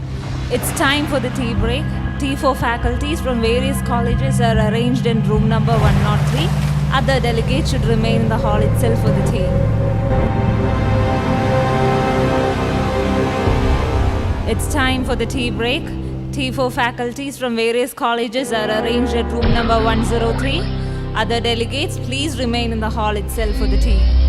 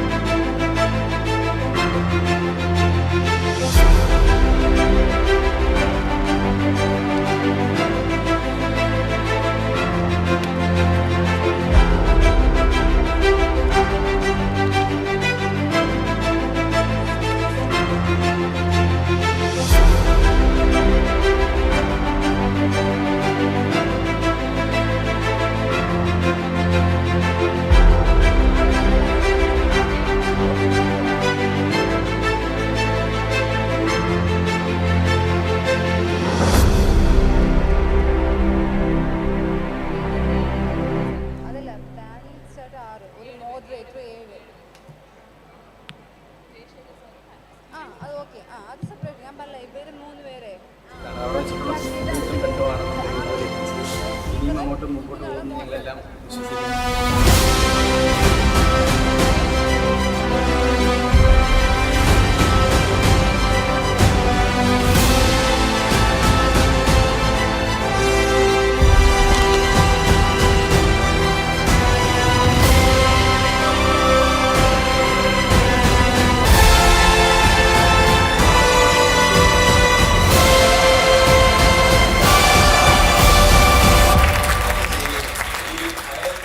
Course ചേർന്നിട്ട് ആ course complete ചെയ്ത് ഒരു പ്രൊഫഷണലായി മാറുകയാണ് എല്ലാവരും.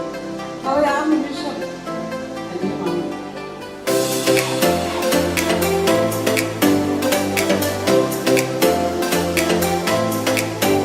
About more than 50% of our generic production is for export to different world.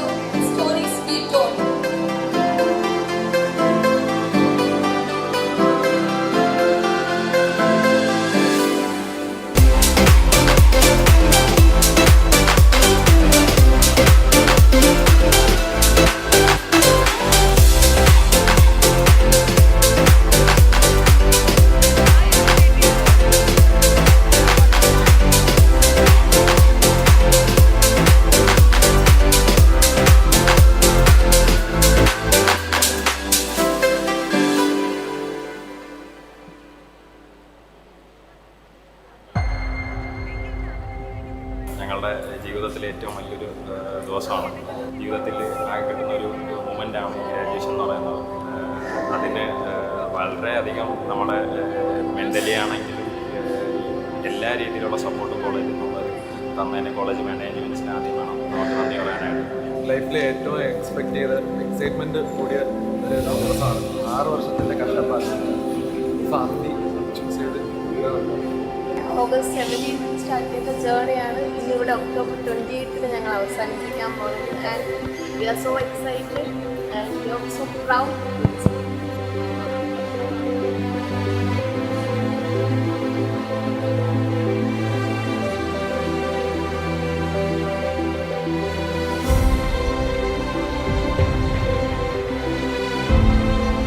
കോളേജിനെ പറ്റി പറയുകയാണെങ്കിൽ കോളേജായിരുന്നു ഞങ്ങളെല്ലാം. കോളേജിൽ വന്നിട്ടാണ് നമ്മളെല്ലാം തുടങ്ങുന്നതും എല്ലാം ഒന്നിന് തുടങ്ങുന്നത് അവിടെ വെച്ചിട്ടാണ്. അവിടെ വെച്ചിട്ടുള്ള കൂട്ടും ബന്ധമാണ് നമ്മുടെ ഇതുപോലെ ഇനിയും അങ്ങോട്ട് മുമ്പോട്ട് പോകുന്നത് ഞങ്ങളെല്ലാം വിശ്വസിക്കുന്നു.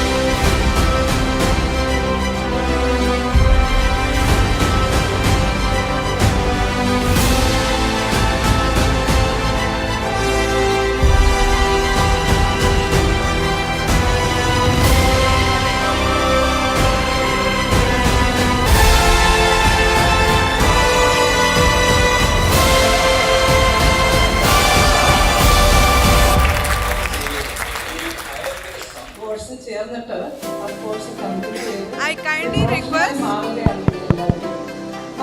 I kindly request all of you to assemble at the venue for the next section. I kindly request all of you to assemble at the venue for the next section.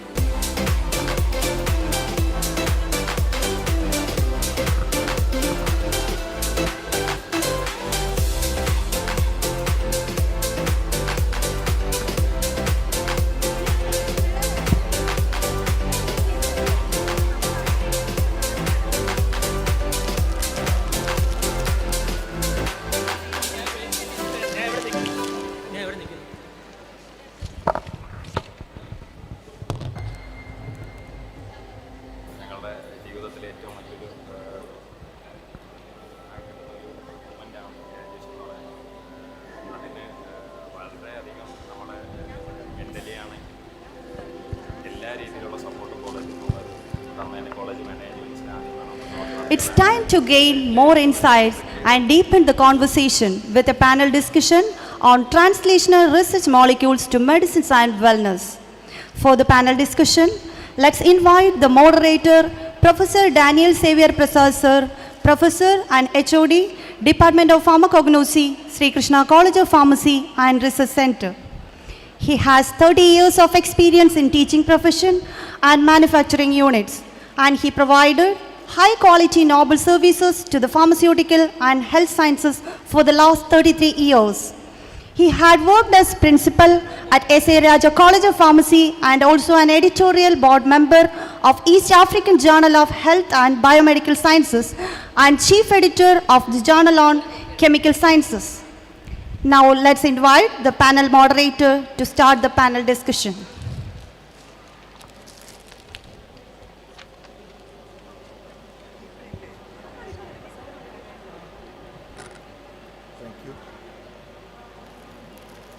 Thank you. Am I audible?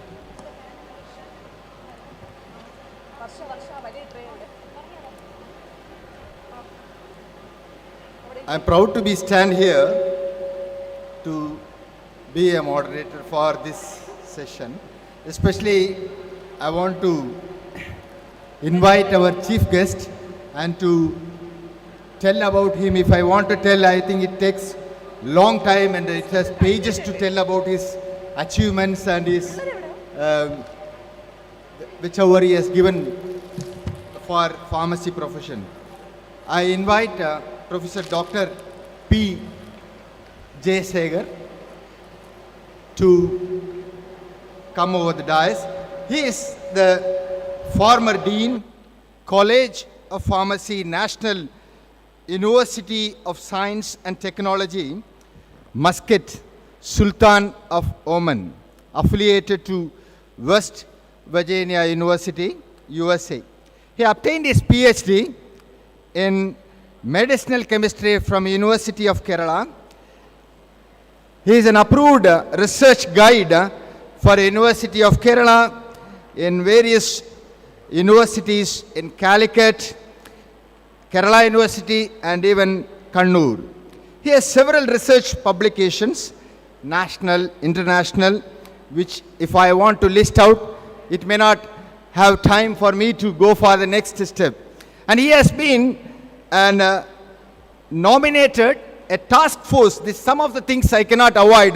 He is a task force member for PCI, for PharmD curriculum.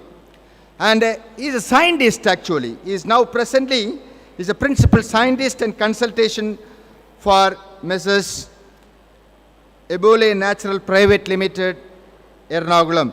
And he has served in various sectors, especially in Central Executive Committee of APTI. And he is a president, especially I think previously we have explained about the chief guest. He is the president of the Pharmacy Association, and he has been in Kerala sector. So if I want to tell about him, the time may not be sufficient. He has lot of contributions for pharmacy field. Thank you, sir. You be with us. We are grateful to be with you to give the panel discussion.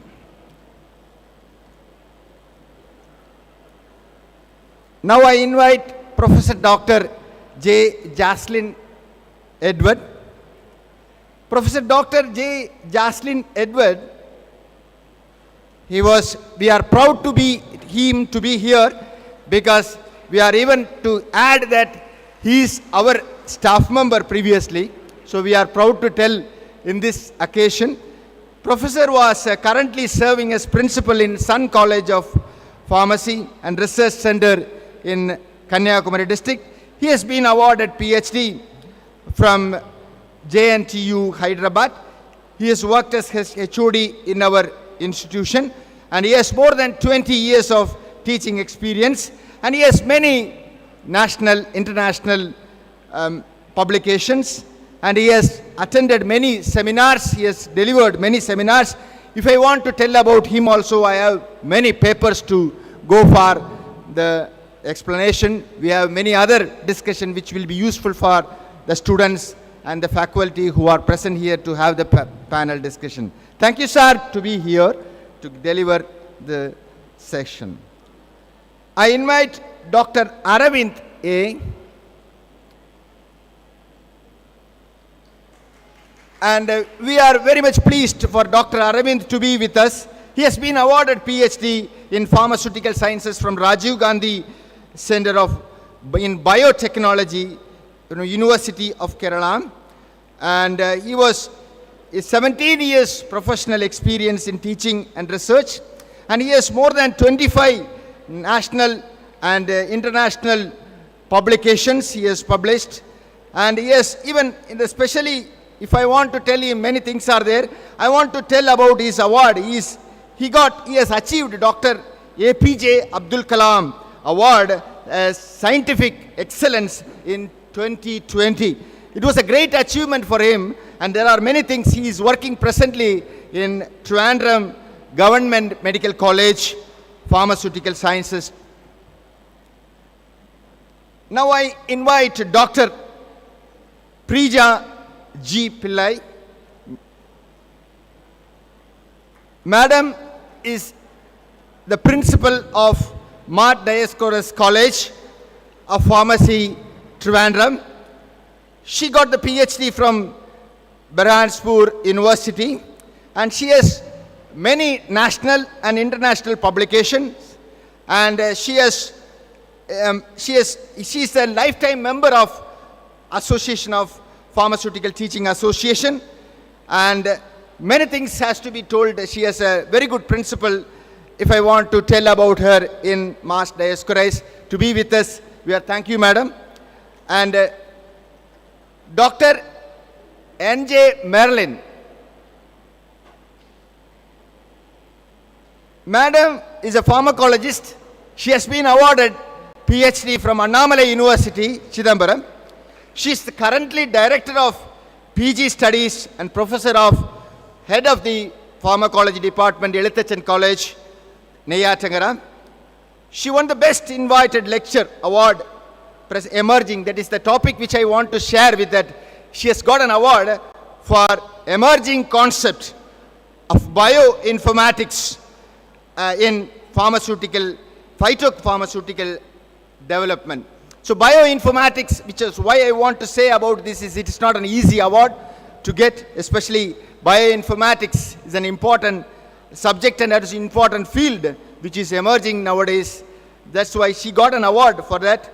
And she's a member of secretary of IAEC, and she has a significant contribution of field of pharmacology through many researches and academic fellowships.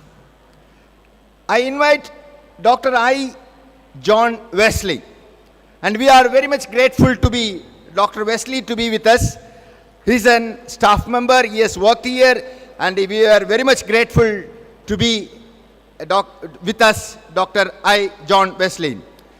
He was awarded PhD in pharmaceutics and from Karpavam University, Coimbatore.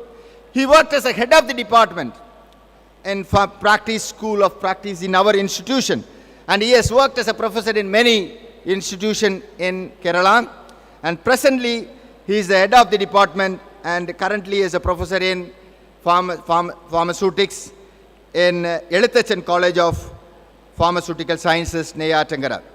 We are very much pleased to be here, sir. Thank you.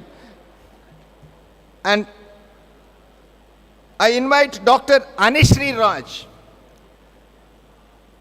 And I would like to invite Dr. Anishri Raj.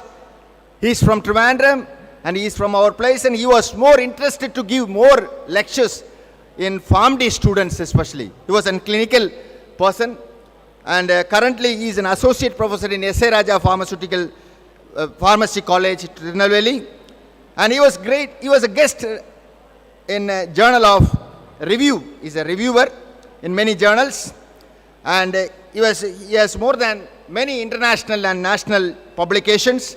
And I would like to tell about presently he is an especially active member doing some research in especially retrospective study on neurological side effect of long-term vaccination of COVID-19. The COVID-19 vaccine, which was being many hurdles and many unknown effects, which were even people are having many doubts. So he was taken a very good project. He is now presently doing it. Welcome you, sir. Thank you to be with us. Thanks.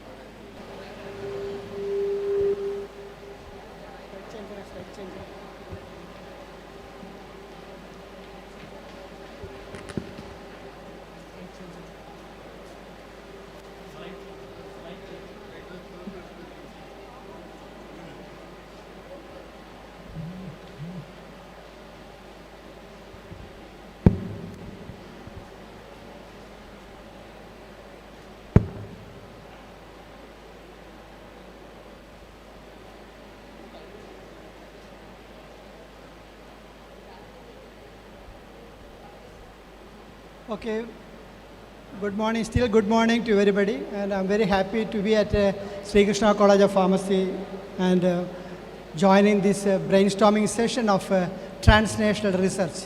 When I talked to your principal, College of Pharmacy in Sri Krishna, he told it's a good subject to be discussed because as I told in the morning, research is very, very important for any profession, and pharmacy profession is ever emerging. And you know that our profession is giving a lot of research in mankind.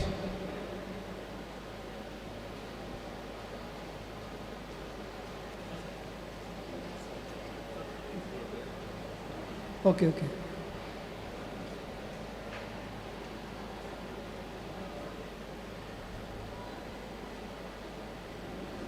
Okay, today's topic on our team, we have very good team of young dynamic researchers from chemistry, pharmacology, pharmacognosy, practice and pharmaceutics, and they will be supporting the theme of our session, that's a translational research from molecules to medicine and wellness.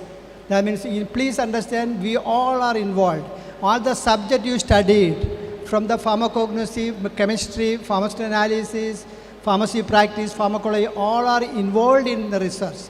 Therefore, most of us, to be frank enough, what Dr. Chandrasekhar sir was telling, even pharmacy practice research is not going on. There is a lot of chance for doing a clinical research there also, even in the community pharmacy settings or in the hospital pharmacy settings.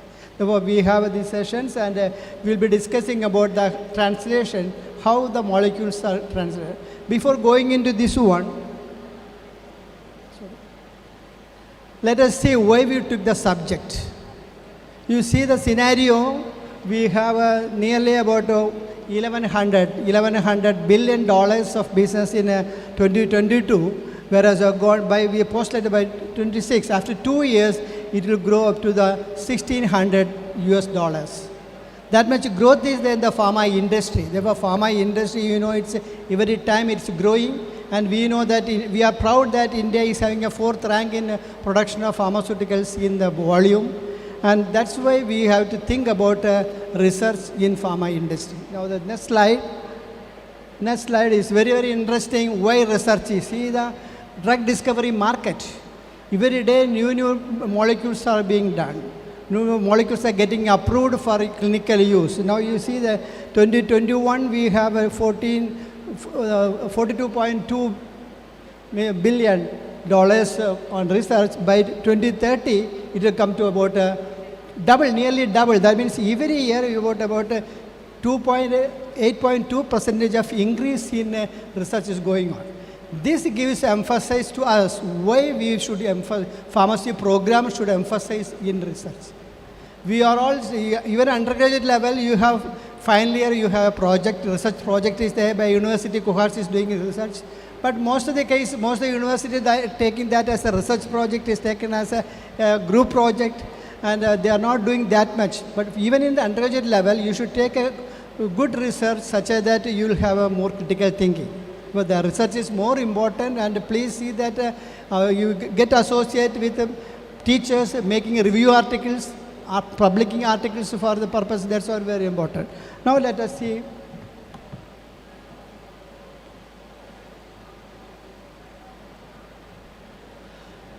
Now, last year, 2023, FDA has approved 55 new molecules. New molecules have been approved. That means, to be frank enough, India is lagging behind. US, Canada, China, and also France, Japan is doing a lot of work in drug discovery. And a very interesting thing is, out of the 55 molecules approved last year by US FDA, 35 are from new chemical molecules, any new chemical entities, small molecules which are used. And now the more emphasis is coming on biosimilars or biologicals. You can see about 17 numbers of drugs are in the biologicals, whereas 35 are from. Therefore, equal importance are coming into amalgamating the biotechnology, molecular biology, so far we can have more molecules towards cancer research. That's mostly the drugs used on biologicals are in cancer research and immunomodulators. Now coming to the real story. In our scenario, whether the pharmaceutical chemistry or pharmaceutics, pharmacology, phytochemistry, whatever may be, classically, even when I was a student in PG or in the PhD also, what we did, we used to synthesize molecules. Randomly, what is going on in the department, we will take it up as a study. We synthesize so many molecules, give it to pharmacology department to test it. They say no activity, finishes. My interest will be to get the M.Pharm or PhD and making some publications. Those publications will not be much useful to public, to be frank enough, and there's dies. What I achieved is I got a doctorate degree. But that is not translated, here comes, that is not translated for the wellness of the people. When you do a research, please think that how much is useful to the public ailing patients. That's where there comes importance of translational research.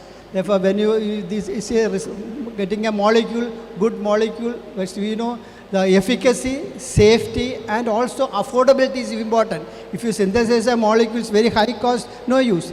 The safety profile is very important. Therefore, our interest is to prepare a new molecule for the patient, affordable cost, and also with the safety profile. In that case is what you see. And also we get support from the phytochemistry, very important branch.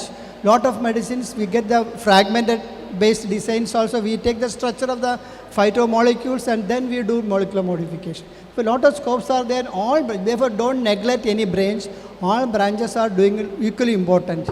And also the screening of biological activity. There comes the microbiology, pharmacology, biotechnology, all helps, molecular biology, all helps for screening the things. Now, Dr. Preja will be discussing more about the screening technology and screening techniques we use it on this. And also, see, when you develop a drug, we have to find out the biomarkers to see the efficacy to his presence and also the methods to determine the quality and quantity also.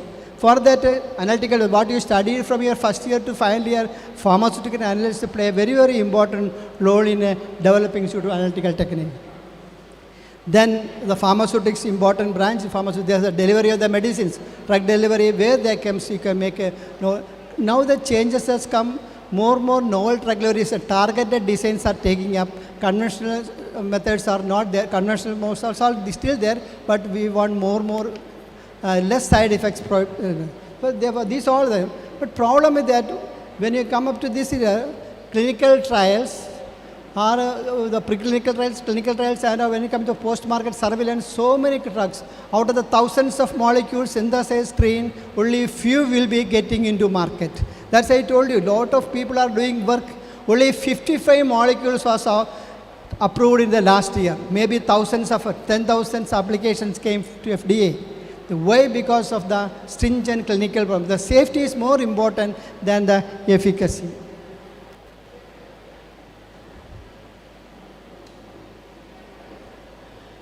when you think about the drug discovery processes, as I mentioned, this discovery is therefore we have to think about a reverse engineering method. Instead of synthesizing simple molecules, simply isolating the molecule, we have to standalone molecule, the lab size things, clinical studies, as well as we have to amalgamate these things. The drug discovery process, olden days we synthesized. Now with the help of a pharmacology, molecular biologists and biotechnology people, we can identify the targets. After genome project in 2000, most of the macromolecules which are enzymes, what's the targets? You say target, enzymes or hormones or receptors, all have been mapped. We know the structures. Now still there are researches going on to get the structure of so many targets. Therefore, target is there. Then once the target is there, the medicinal chemistry people discuss about those things. Once the target is achieved, then we find out which molecule can fit to it. That just like you got the lock, find out a key which can open the lock. Therefore, we find out from a disease pattern, free disease pattern, we find out the target is identified, target is validated, and then we go for the discovery. And discovery process with the help of phytopharmaceuticals, synthetic medicines, we get the ligands, and ligands are getting into the target. Therefore, ligand with the target, ligand-target docking studies are done, we get the molecules. And then comes the optimization, lead optimization, then comes the development of molecules into dosage forms. And as I mentioned, we have new dosage forms are coming into market. Nano medicines and nano tubes are there, carbon nanotubes are there. Therefore, those things are going on. And then clinical. This is more expensive. When it comes to clinical trials, it's more expensive. It takes long time. Therefore, now the translational research is taking place in another way. This is what I'm going to, they'll be discussing more things about this one. From natural products, you can get it, or you can do the synthesis, or you can, from the already existing molecule, the side effects are there, toxicities are there, you take some part of the pharmacophore, we call as a pharmacophore, and that part will be taken the fragment-based designing. And then with the help of, actually we got married to the IT department. The information technology is more important. Therefore, with the help of simulated studies, we can have a lot of done, especially docking studies are done to find out the best candidate lead molecule. And therefore, this is the scenario which what's going on in this research and research. And new chemical entities are discovered. As I mentioned last year, only few or got into FDA approval, but still it may be lost after post-market surveillance. If the molecule is having some side effects, it may be withdrawn. Therefore it's a $100 billion business with taking 10 years. That's a very important aspect. We'll have discussion further. This is what's going on. We have the ligand base, as I mentioned, having a lock. We have a lock, find out from the molecular descriptions of the target, and from the chemistry point of phytochemistry, we get the key, we can find out. Or we can, once you know the structure of the target is known, then you can find out from combinatorial chemistry. Those we will be discussing more about it. Combinatorial chemistry, we can find out which good molecule can fit to directly, and then synthesize the molecule, reverse thing. Then synthesize, not synthesize the molecule, finding out. Now what we are doing is we find out the molecule from the docking studies, which is then synthesize it, then make formulation. So this way, therefore, these two methods are widely used. Ligand-based designing as well as structure-based designing is going on, and this is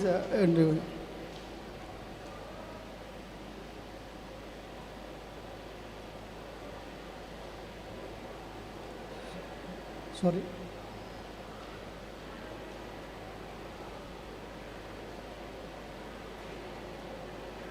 Now, as I mentioned, target, you are students, you may be knowing it, there are various targets are there. Most of the targets are protein in nature, and pharmacology people find out the targets perhaps, and we can say target can be G protein coupled receptors, can be protease, or can be a nuclear hormone receptor, a lot of targets. That's the duty of the pharmacologist, the molecular biologist, to find out the target of a disease condition, and then we can find out this one. The target identification, validation is very, very important.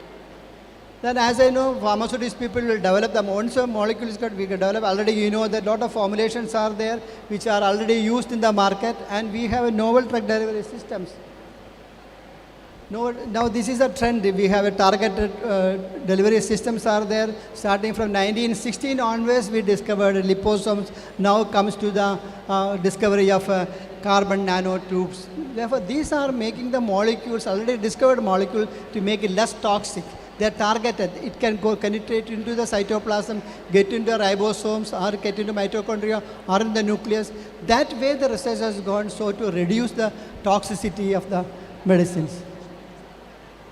Similarly, this is another things. We have nanotubules. Therefore, these things the pharmaceutics professor will discuss more about it. Therefore, what is the research is going on fantastically, and this is all the brain of the pharmacy people. And also, don't be under impression that only pharmacists can do it. It's a collaborative work. Organic chemistry people, biologists, pharmacologists, clinicians, all help come together to help. Therefore, it is not a one-man show. Not only pharmacists, we have to be collaborative work on that. And newer techniques are there. We have the carbon nanoparticles. Therefore, as I mentioned, no, we have new delivery systems also developed. Therefore, therefore, this is for industry. Industry help too. They want to have better, safer medicines, less reduced activity. Now let us see the Indian scenario. 1921, we first discovered medicines which is widely used olden days. That is called urea, an antimony compound, silbamine. That's used for kalasa. But you see, only in the more than 4,000 molecules in the market, we have only this much contribution. Out of this also, they are not much used, except the bulacunine, this is from artemisinin. Those molecules are not much. And I was fortunate enough to work with the hamycin when I was, after my M.Pharm, I joined in Hindustan Antibiotics. That's a HA stands for Hindustan Antibiotics. They developed the antifungal agent. That is problem is just like nystatin is not working properly. I was assigned to work on preparing a shampoo for dandruff. But the stability problem was there. Therefore, this hamycin is not much used. Most of the product developed in India is not catching up. Therefore, there may be because of American products are having a better, because nystatin is a counterpart for hamycin. Like that. Now, recently, last year, 2021, the Alembic Pharmaceuticals has discovered umbracilbin. This is a small molecule, it's a tetrazole molecule which is used for anti-cancer. After 1 year, post-market surveillance is withdrawn because of safety. So a lot of challenges are there when even if you file a product, it may be withdrawn because of the toxicity problem. And you look at the institutions, except Punjab University, Chandigarh, none of the universities are contributing in the research. Mostly for the national institutions or pharma companies. CDRL is the maximum. Therefore, that's why I told you, institutions should come up with beautiful work. It should be collaborative work to come up like that. Except this one, Chanjamonium iodide. So one of the beautiful molecule discovered by Professor Harkishan Singh. And it has come up, but rivalry because Chandonium iodide with the pancuronium iodide. Pancuronium iodide is a US product and that got it. And Chandonium iodide is not that much. Therefore, this is all the problem. It's a business. Getting a molecule is a $1 billion business. Therefore, always this is there. Now there comes the translational research. Translational research is not that much strange things. We are doing molecular research, the lab-based research is going on, that's called bench side research going on, clinical side research is going on, all the branches are doing it. Only thing that we should be focused, what research you are doing it, is it useful to the patient? That thought should be there. Suppose there's insulin. Insulin is a simple example, insulin is having example, it's difficult to administer to patient. You could be able to produce an orally effective insulin. Now they have tried for inhalations are prepared. But that it has not come to the limelight, it has not been approved. Therefore, that's why we always think in the angle of a patient, our own people, best way to pick less toxic or patient safety provided and affordable things and easy to access it. Those are very important. And that's therefore this is the translational research that transform the scientific discovery from the laboratory, clinics and population studies. I told you that one of the molecules was withdrawn from the market because of post-market surveillance they found to be toxic. Therefore, always think about the public. Think about that. That's a, we are all the medicines are for the patient. For that way, you have to think.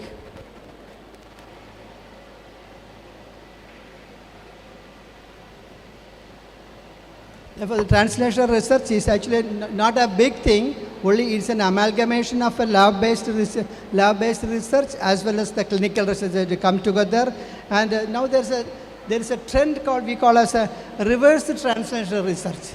Reverse translational research is nothing that significant. That means you after discovering the medicines, you go to public, it has come to public, then find out what are the difficulty, what are the side effects, what are the toxicity associated with the molecule. Then you find out the target. That's a reverse way mechanism, and then you modify the molecule. That's we call as a reverse translational research. That's also getting into it.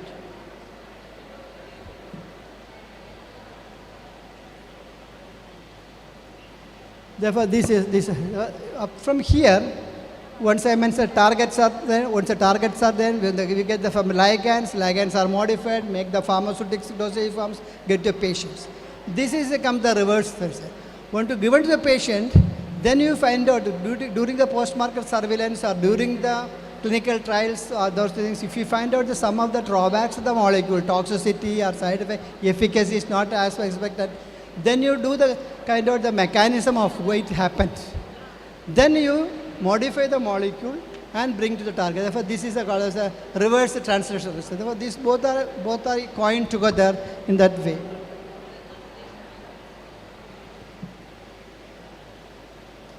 Therefore, very, very important, always industry. For example, Sri Krishna College of Pharmacy, I don't have any, do you have any tie-up with the industry, sir? You have which company? Which one?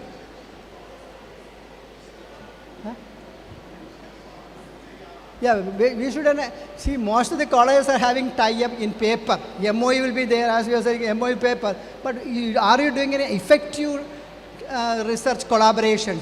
You take up a problem in the industry, bring the problem in the class, into the lab, here with the help of professors, you do it, and that's the interaction is very, therefore that's called you should be open-ended, both should be closed. You should be open-ended, knowledge transfer from industry to academia, academia to industry, and also information sharing. Some of the industry may not share the information. Some of the colleges will not, they won't go for patent. But therefore you should be open-minded, transfer the knowledge, and also accept the testing facilities should be also there, and should be critical type activities. But this industry academy interaction, now I can add here one more is hospital also. Industry, hospital, and academia interactions. Because hospital tie-up is very, very important for finding out the side effects or modification target. Therefore, their feedback also important for clinical science. So such interaction should be taken up for translational research.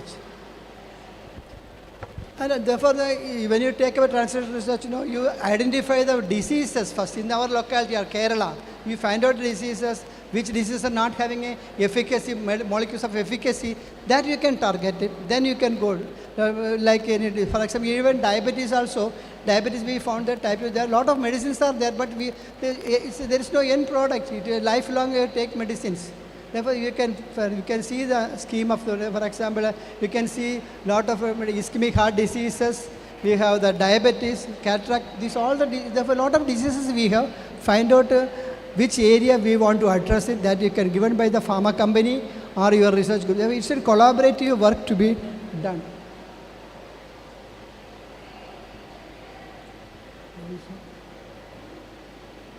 Okay. And this already discussed. No, most of the time we spend for clinical trials.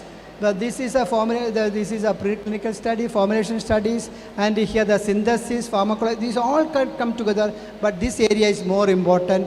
Clinical trials, formulation. Therefore, please understand all branches you studied are equally important for development of drugs.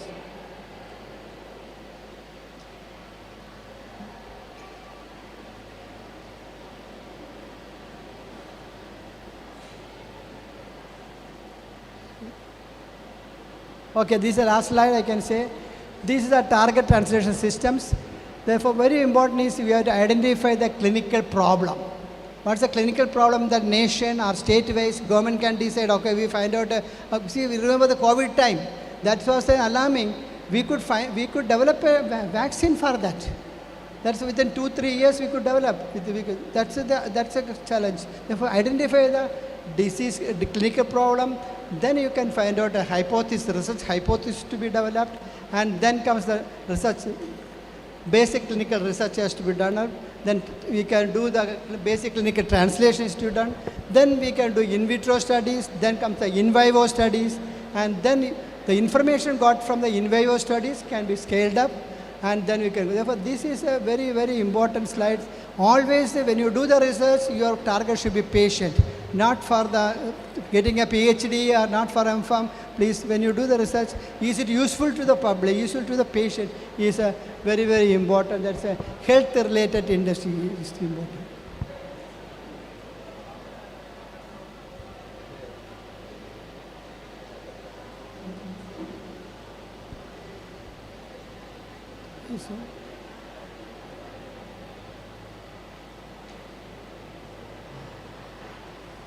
This again translation, as I mentioned, we have pharmaceutical developments are there from various sites and from genomics. Therefore, clinical science is also important, and therefore this is a marriage between the bench side and bedside has to come, and the translation is going on from that forward as well as backward. Therefore, that, as I mentioned now, we should have an institution, hospital and pharma company interaction so that we can have good outcome, research outcome can be better, and so that we can have a better outcome.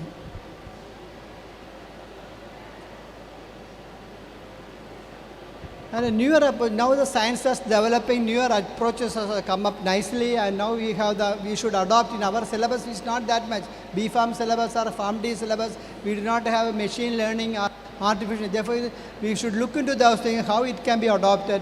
And also augmented reality in drug discovery. We have virtual reality in drug discovery. These are the new areas to be imbibed by our curriculum and our industries people. And the 3D printing already, pharma industry has already taken personalized medicine for preparation, personalized medicine, we are doing this one.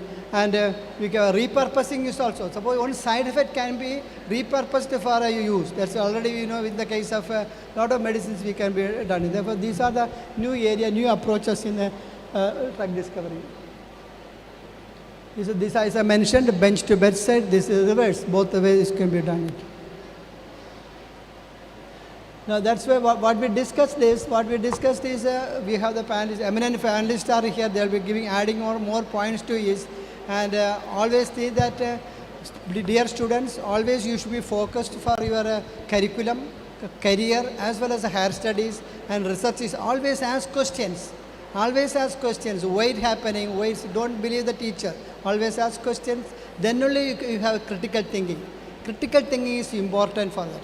For those things, always, as I like that 25 students from 25 colleges assembled here to just to listen these classes and all things. Such things are very, very important. Therefore, you please attend the conferences, listen to others, what they think. That's very important. I just introducing you in the Indian Pharmaceutical Congress is offered by Indian Pharmaceutical Association, is taking place on 5th to 7th of July in Hyderabad, our pharma city of India, Hyderabad, and you can visit there. And the website is this one. Just to go to the website, 73ipc2024.com, you can see. And this is a good occasion for you to see a lot of pharma companies. More than 200 pharma companies are going to have stalled there, and a lot of scientists will be coming there. Therefore, you can have. Therefore, always go to conferences and then get along with the progress of our profession. And also, as I mentioned, togetherness is important. Always be team spirit is very, very important. Together we can earn more. If you are alone, you get less. Thank you very much, and I am very, very happy that we have brilliant pharmacologists, medicinal chemists, pharmaceutics, pharmacognosy, and pharmacy practice people are here to lead the discussions. Thank you very much for the patient listening. Thank you, sir. Thank you for giving us a marvelous and excellent introduction regarding about this translation research. We will start with our panel with Professor Dr. Jaslyn Edwin, Principal of Sun College of Pharmaceutical Sciences. Sir, please.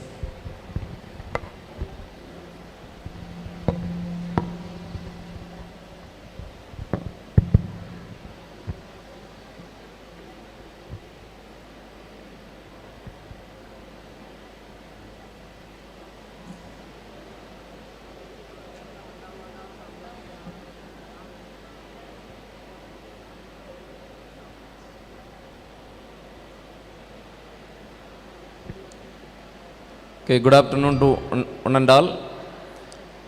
Today, I am very glad to join with SKC or PC in the panel discussion because I worked here.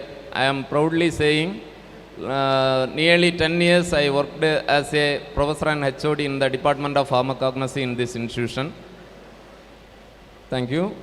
Next, we are going to discuss about the translational medicines. Translational medicines. Translation medicines means that medicines are taken from the laboratory level to the clinical level. Laboratory level to the clinical level. This is the major role of R&D, research and development. All panelists are wishes to start from the nature, so we are going to discuss about the phytochemistry, isn't it, sir? So we are starting from the pharmacognosy and phytochemistry, that phytochemical discovery of medicines for wellness from the natural sources. Okay. The base of the medicine is from the nature. Always the base of the medicine is from the nature. We are getting the nearly 75% of medicine from the nature. We developed from semi-synthetically and synthetically, we are preparing the medicines from the natural sources. First, we can discuss about the source of medicine. Okay. Several sources are there. We are getting the medicines that may be extract form, that may be the pure form or any other forms. Several sources of medicines are there. In that, first one is the plant source. Okay, numberless plants are present in the world. Among this, nearly 80% of plants are having the medicinal effect. 80% of plants are having the medicinal effect. That is maybe from the whole plant or any one part or two part of the plant, like fruits, seeds, leaves, stems, roots, like this several organs are there. Some of the plants are having the medicines in whole plant and some of the plants are having the medicines in individual organs. This plant source, ancient times they used as the extract. Ancient days the humans used as the extract that produced the synergistic effect because that extract are having the several constituents like alkaloid, flavonoid, glycosides, like that several phytoconstituents are present that is produced the synergistic effect. Nowadays that constituents are separated from extract like alkaloid, whatever we need from that plant particularly, that is extracted, that is separated, that is discovered from the extract, individually they prepared. Using the plant tissue culture, that constituents are individually manufactured. Individually manufactured. Like that development is happened in the plant source of drug. Next one is animal source of drugs. Animal source also we are getting several hormones and some of the oils that for example cod liver oil, shark liver oil, some of the waxes from the animal source, hormones, mainly the insulin is extracted from the animals. That is the very useful for the treatment of life-threatening disease, that diabetes.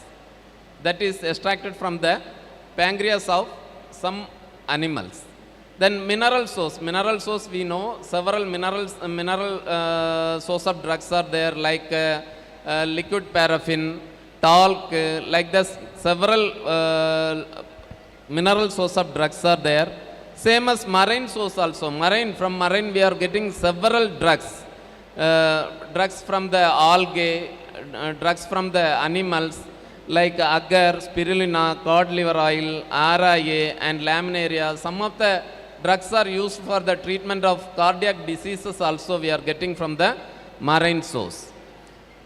These are the natural sources of drugs. How it is translational to the clinical level? Nowadays, what they are doing to convert this medicine as the clinical level? Like that we are going to discuss in this time. I am not taking much more time. Within 10 or 15 minutes I will finish it because more panelists are there. They want to discuss also.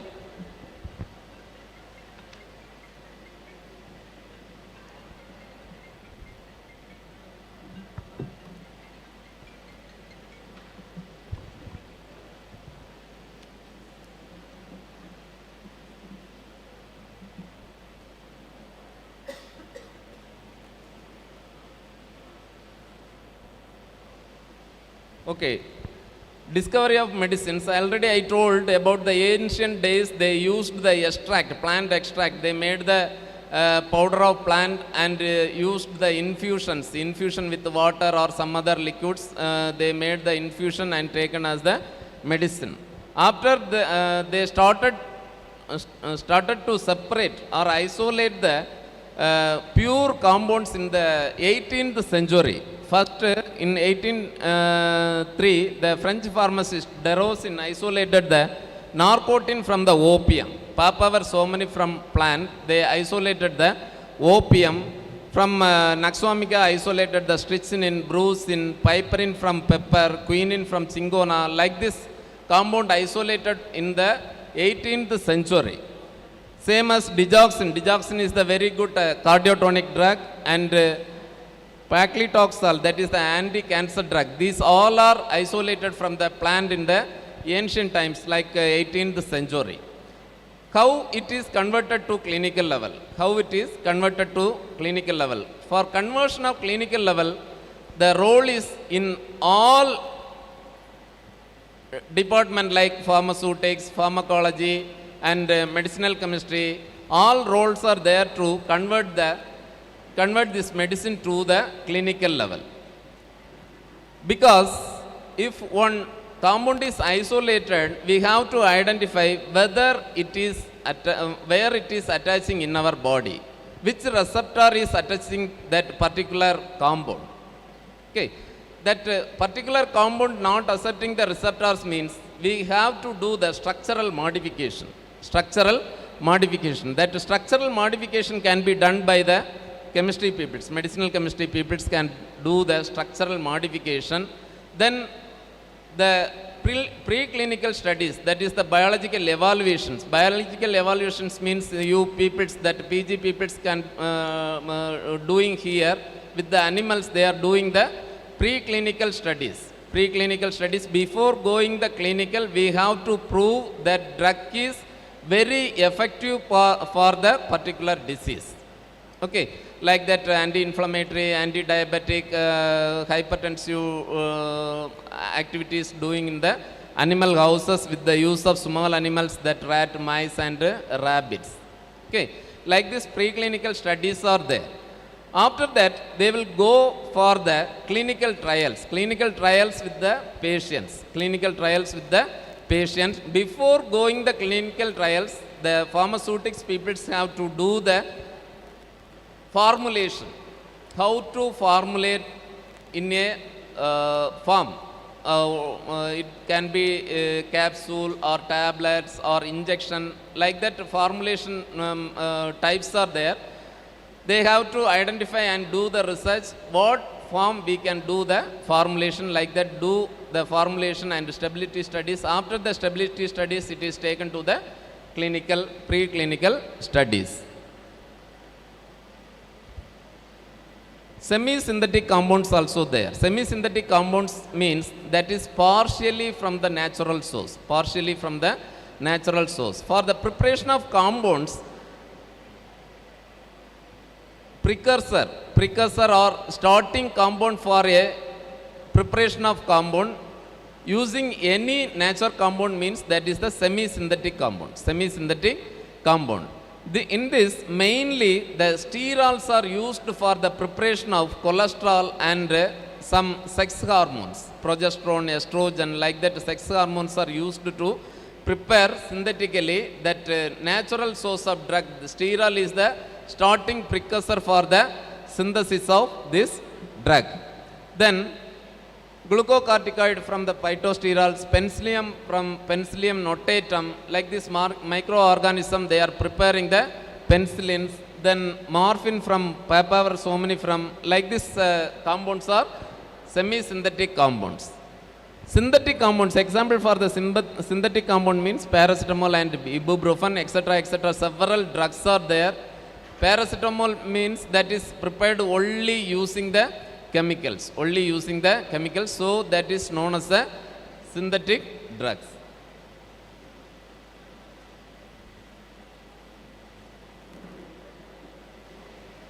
Then wellness for the life. How to take these drugs for the wellness of drug? As we know, the Ayurvedic system of medicine is developed in the which state? Ayurveda system of medicine is developed in the state of Kerala, isn't it? Purely they are using the plant powders, plant ashes, asavas, aristas, vatigas, gutigas, thailas, like this several form of preparations are there in the Ayurveda.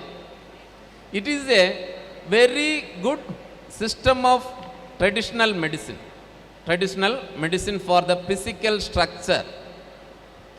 If your muscle sprains or bone cramps, like this treatments, we can use the best medicine is the Ayurveda system of medicine.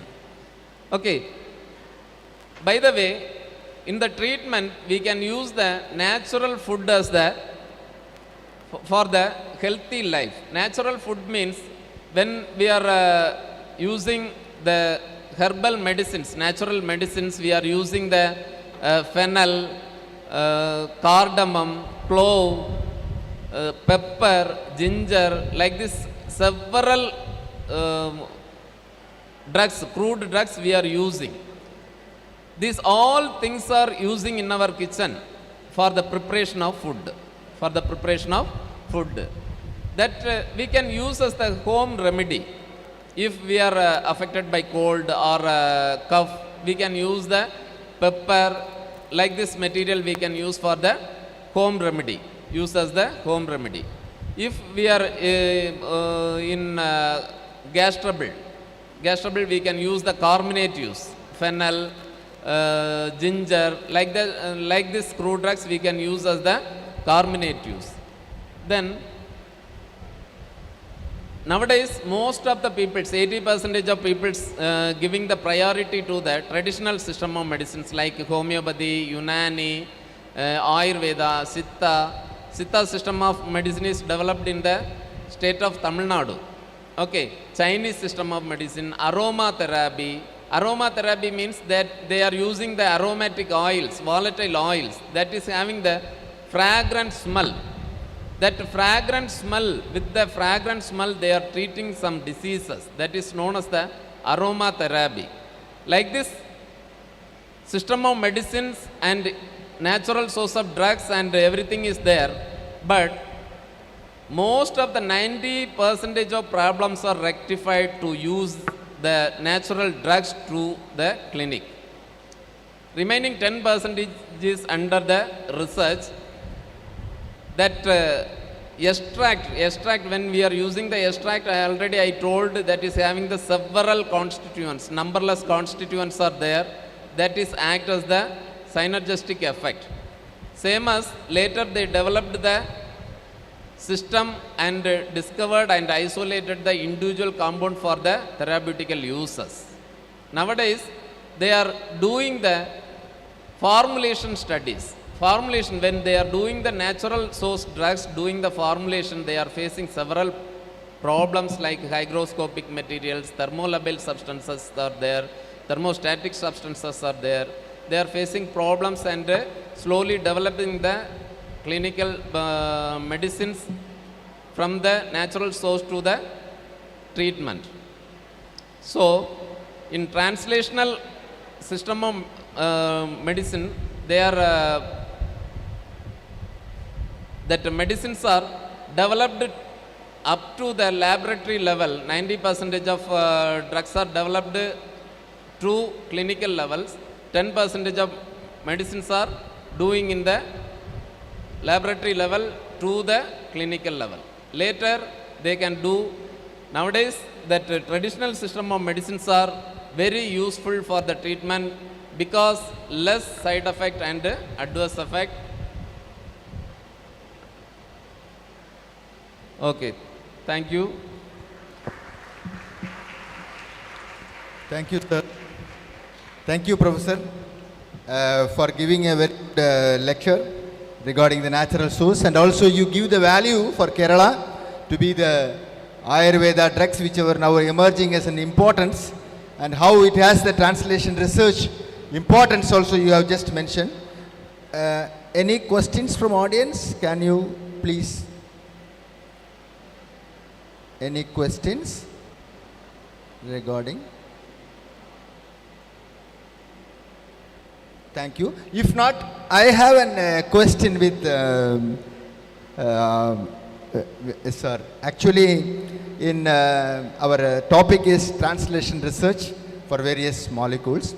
Actually, we are finding lots of hurdles in phytochemical investigations. So, what type of strategies can be applied for this type of formulation, especially? Any idea can you give, sir? Yeah, formulation, phytochemical formulation, already I told in the discussion that pharmacology peoples are searching how to attach this isolated compound to the receptor. Some difficulties are there because the receptors are not accepting the phytochemicals because the different shapes. They are doing that, chemistry peoples are doing the structural modification to attach this particular compound to the particular receptors. Then only it will be effective.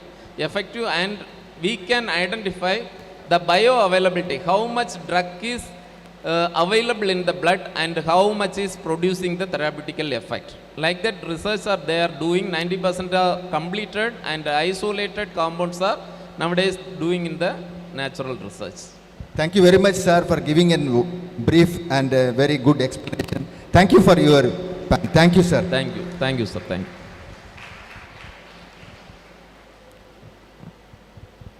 Now I would like to invite Dr. Aravind from Government Medical College, Trivandrum.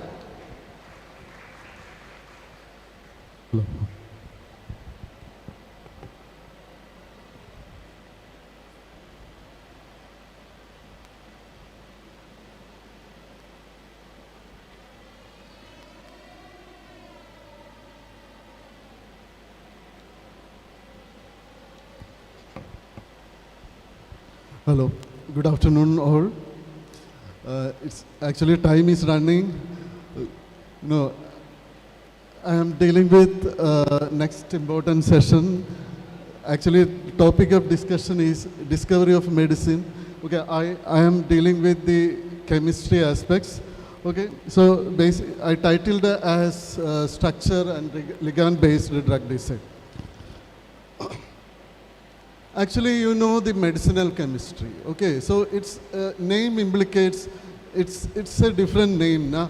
Medicinal chemistry. So usually we heard about the chemistry. Okay, we are dealing with the chemistry of medicines. So that is the important thing. Okay, you know we are sharing, medicinal chemistry is sharing boundary between the chemistry and pharmacology. Okay, so you know the pharmacology. What is pharmacology? So we know the chemistry. Okay, that is there are several drug molecules are there.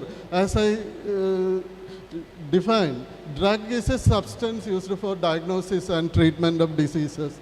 Okay, so we aim a particular nucleus. We design a particular nucleus which is having a particular therapeutic activity. So that is why it shares the boundary between the chemistry and pharmacology. So we need to understand a good chemistry, that is the chemical point of view as well as the pharmacological point of view, that is the how it acts on the receptors, okay, how it acts on the human body. So that is very important concern in the case of development of new drug molecules. As we know that there are two different approaches, okay. So there is a classical approach is there as well as that reverse pharmacological approach. Actually, in classical approach, that is said to be forward pharmacology, we are studying a particular nucleus, particular drug candidate or particular drug molecule, and after the studying of so many years, we will find out the exact mechanism of action of that particular drug. So currently, this system of drug discovery is not usually followed. It is otherwise said to be ligand-based drug design. The second thing is reverse pharmacological approach. Actually, we know the exact receptors. Receptors may be the proteins. These are the binding site for a drug molecule. So we have to know all the details of the target molecule, especially the proteins or enzymes, and we will find out a suitable drug molecule which will specifically fit on that particular target. Okay, these are the two different approaches, the forward pharmacological approach as well as reverse pharmacological approach. And we are starting with, as the Jaslyn sir said, you know, our nature is richest source of biodiversity, especially Western Ghats of Kerala. It is a richest source of biodiversity. The people are still studying on, they are doing research for identifying the new chemical moieties. Just like a new drug candidate as well as the natural products, we are studying from these compounds. We will design new lead compounds which will be further developed into a particular target. That is, the biological activity can be studied later on. And in second approach, as I said, reverse pharmacological effect, we will understand the exact pharmacology of the receptors. Say, for example, these are proteins, enzymes, etc. And we will screening several compounds for that. We will find out which is the best suitable fit for a particular target, and we will find out a new drug molecule. Let's see what are the different phases of drug discovery and development. Okay. So first we have to identify a particular disease. Okay, we know what is a disease and we have to identify the exact pharmacology of that particular disease. And next we have to isolate that particular protein which specifically overexpressing that disease condition. Okay, that is very important. Next we have to identify a particular drug which is effectively target that particular protein. Say, for example, it is an enzyme, whether it can be an enzyme or a receptor protein. You know, the time lag, it will usually take 2 to 5 years or more than that. Then we have to go for the preclinical testing. That is, we have to test this particular drug molecule on animals during various preclinical trials. Then we have to scale up that particular drug molecule, and we have to develop that formulation, suitable formulation for the particular target, and then we should file for investigational novel drug application for that. Then after that we have to do the several human clinical trials like phase 1, phase 2, phase 3, and then followed by application of novel drug application. After that only, that particular drug candidate becomes a drug in future. So this is a drug discovery and development process, and you know it will take more than 10 to 15 years. Okay, so it's a huge time now. So various drug design aspects like molecular modeling and virtual screening methods are used for this particular technique. Let's see what are the different approaches to development of a drug discovery. You know, the discovery of penicillin, you know, it's an accidental drug discovery. That is serendipity. Then random screening. The several compounds will be screened for biological activity, and we will find out the first one which is having desired pharmacological activity. and molecular manipulation. We know a particular drug candidate, we have to make it more improved one. We are working on that particular drug molecule and we will get a best one than the existing one. Then designing of a new drug molecule, that is a challenging task for a medicinal chemist. Let's see what are the different phases. As I said earlier, these are different drug discovery and development, preclinical, clinical. Now we are going for the FDA approval and we will get the final post-marketing surveillance. That is very important in this case, that is phase 4 clinical trials. As I said earlier, it will take, as our Dr. Jayasekhar sir pointed out, that it will take nearly 10 to 15 years. And we are screening a large number of compounds initially. Say, more than 10 lakh compounds were screened in the discovery phase. Later on, it is development phase, it is reaching 10 to 20 compounds, and finally one drug molecule is reaching into the market. So, you know, the drug discovery pipeline is very narrow down now. So it almost takes 10 to 15 years and almost highly costly gain. Actually, 500 to 1,000 million US dollars are needed.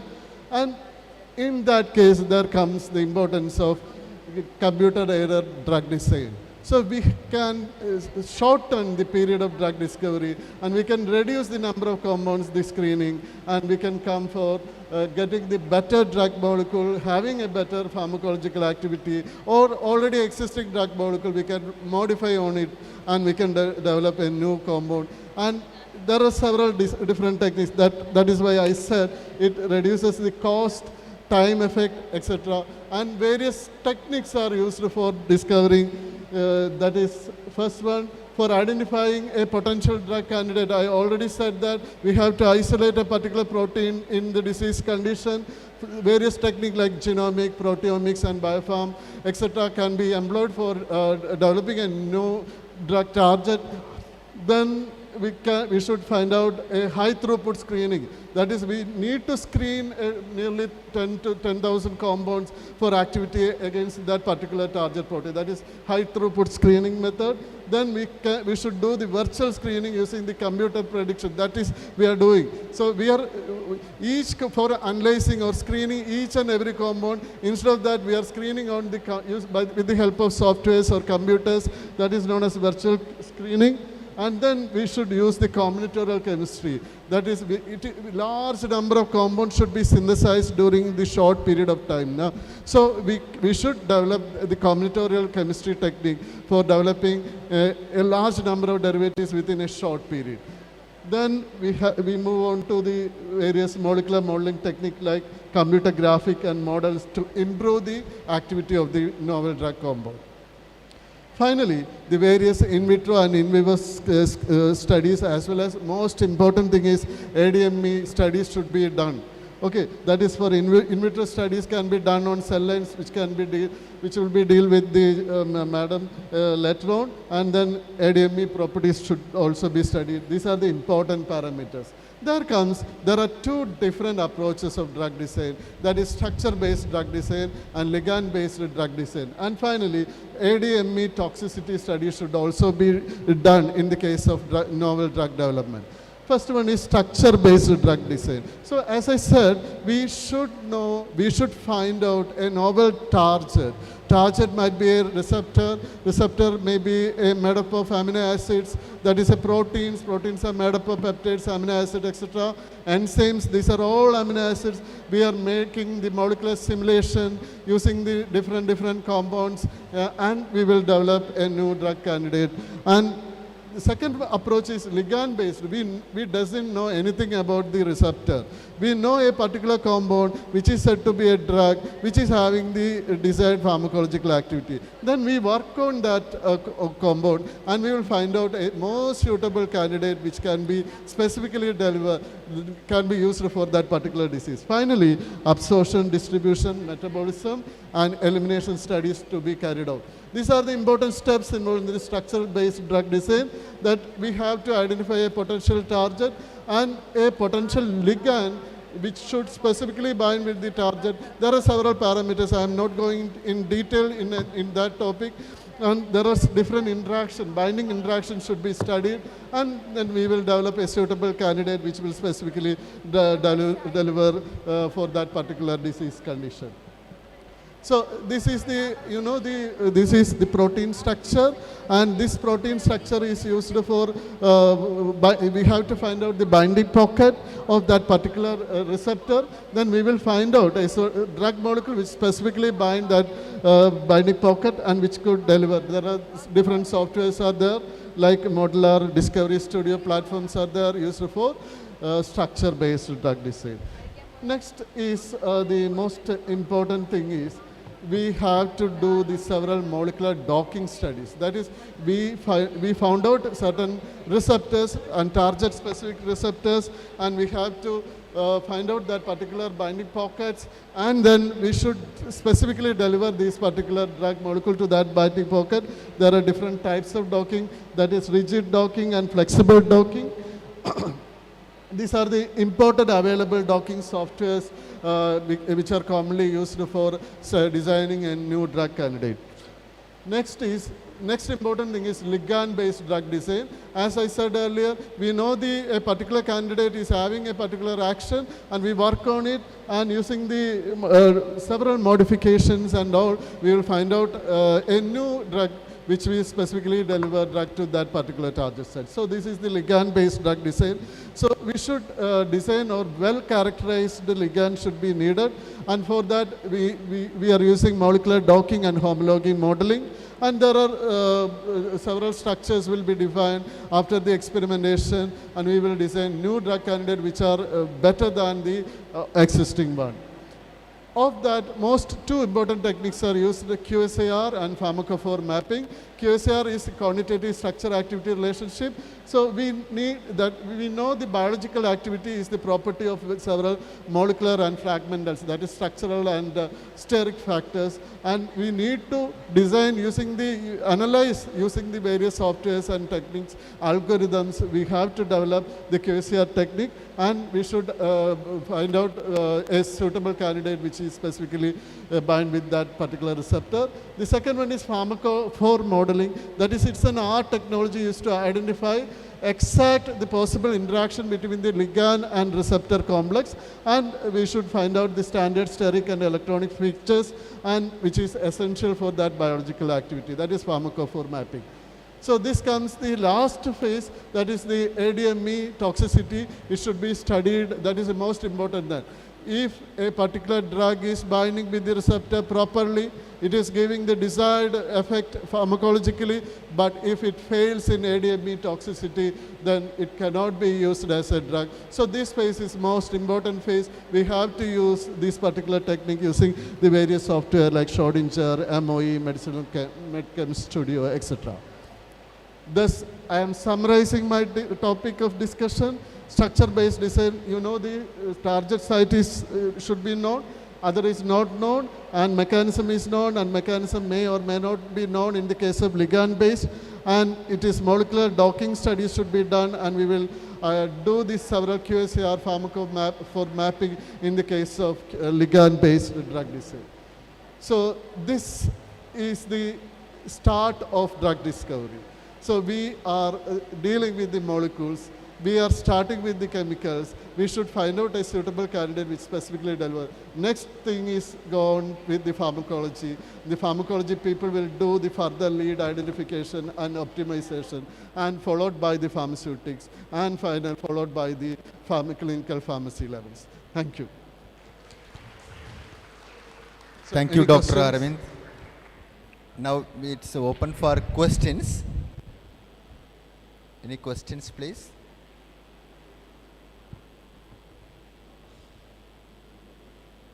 No, actually, we have to do work on it. No? So we shouldn't be idle always. We should do something at least. Okay, if you have an opportunity for doing or studying some particular topic or particular subject, you just do it, practice it. Then you will become a master. Otherwise, you won't get anything. You cannot do anything. So you just do it. Okay. Thank you. Sir, you were very marvelous, excellent lecture, and we want to appreciate you, and also how the importance of molecular docking study. We all know that is how it made an important in corona vaccination virus. Before that, we were most of the researches were important shown in that docking study, molecular study. So, sir, by means of this very marvelous, excellent lecture, I would like to give you one suggestion for the young researcher, that is who are now presently they want to do in PG, they want to do in PhD. Can you give, actually you showed in the software what all the softwares can be used.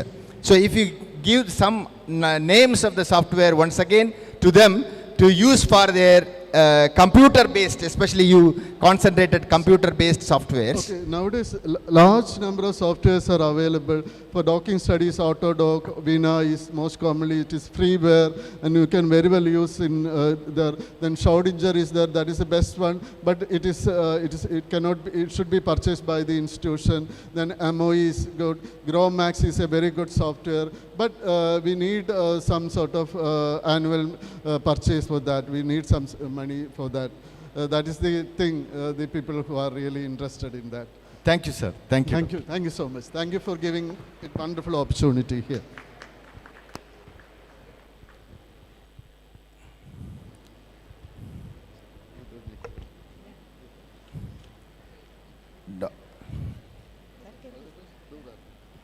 Now I invite Dr. Prajida G. Pillai for giving the panel presentation. Please, madam. Good afternoon, all.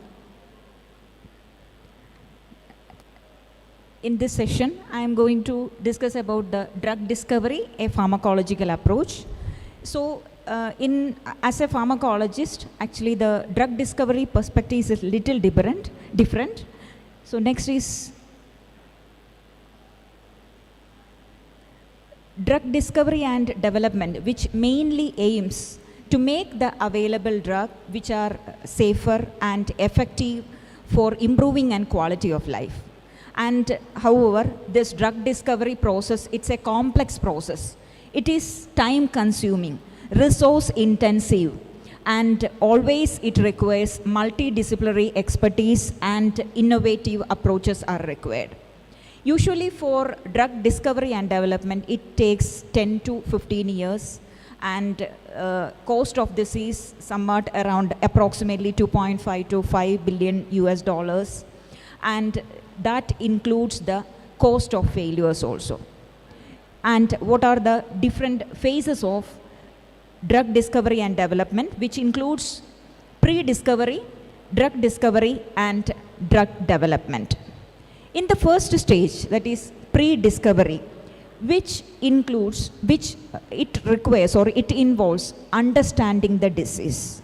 Actually, it requires the in-depth knowledge about the physiological mechanism or biochemical and pathological mechanism which are responsible for the disease. Let us take the example of Parkinson's disease.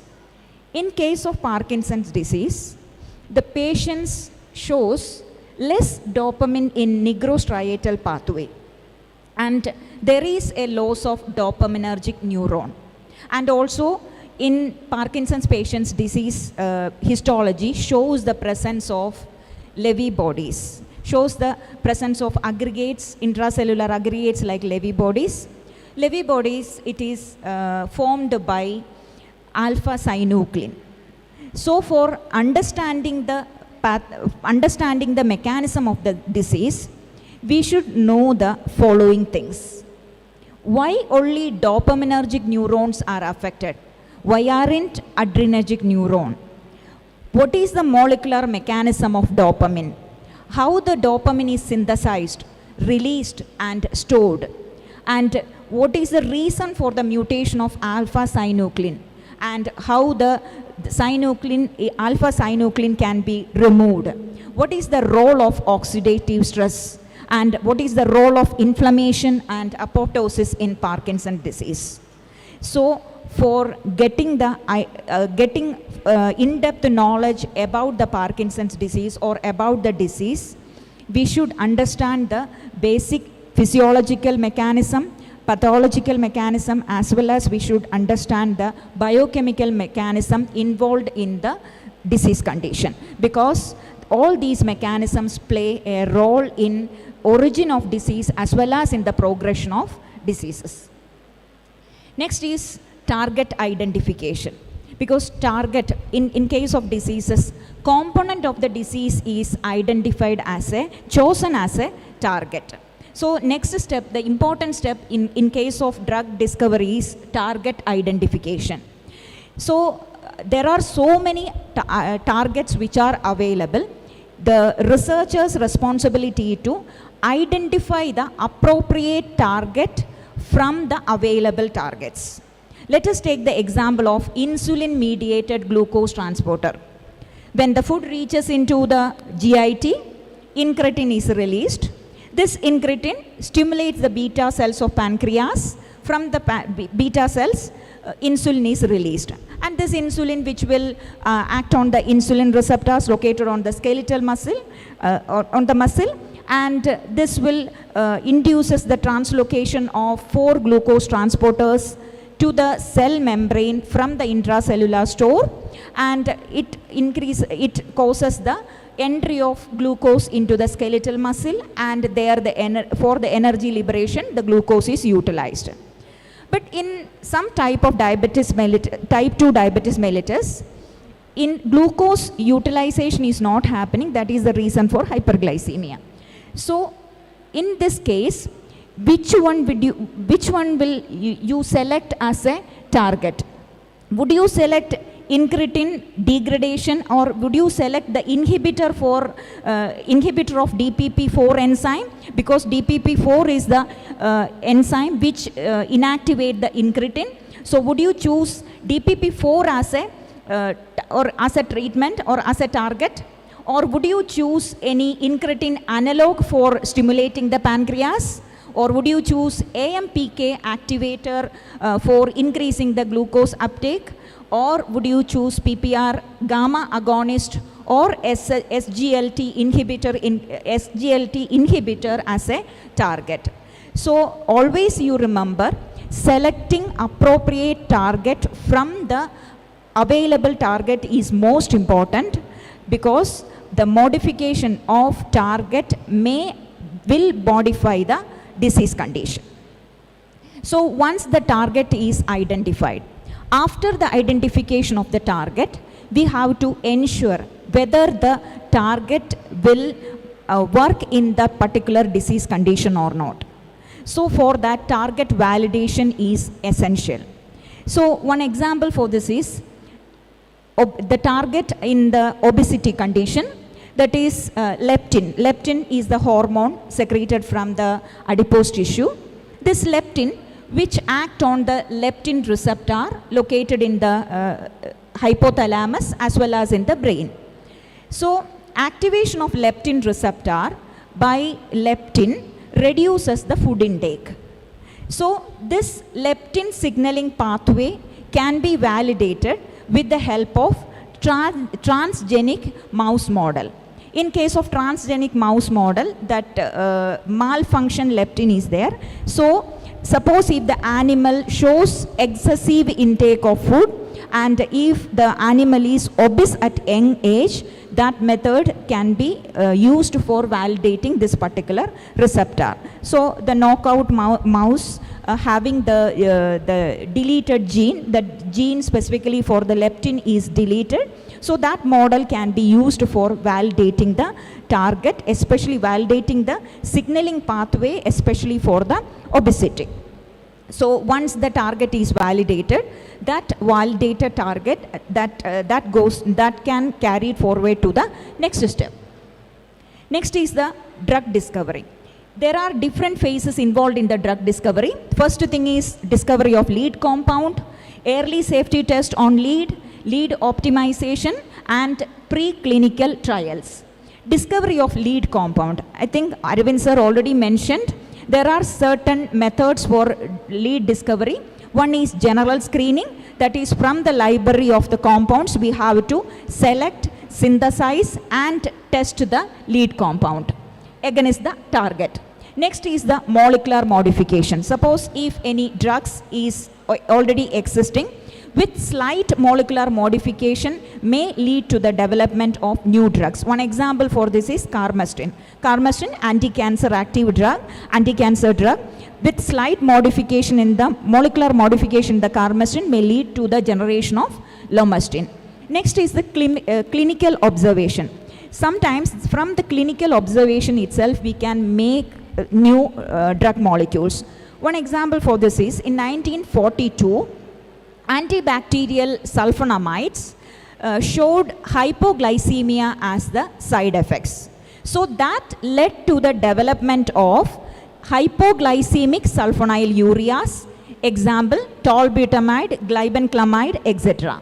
So clinical observation is also one method for lead discovery. Next is serendipity. That is the well-known example of this is penicillin discovery by Sir Alexander Fleming. Okay. So these are the methods for lead discovery. Next is early safety test on lead. That once the lead molecule is identified, that lead molecule is subjected to series of assessment, especially pharmacokinetic studies in the early stage itself.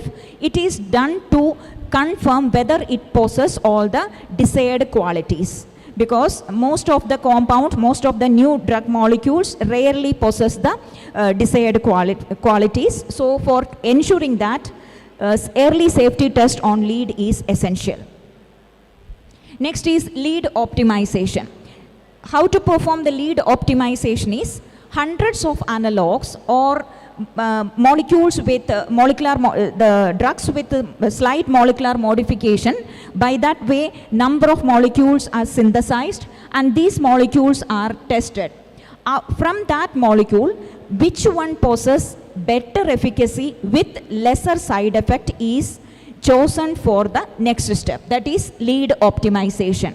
And again here the example is penicillin, because penicillin G having lot of limitations, that is it is inactivated by the gastric juice, degraded by it can't be administered through the oral route, and it is degraded by penicillinase enzyme, and there is narrow spectrum of activity. But molecular modification on penicillin G, that is synthesis of methicillin, ampicillin, that overruled all the limitations caused by the penicillin G. Next is the preclinical test.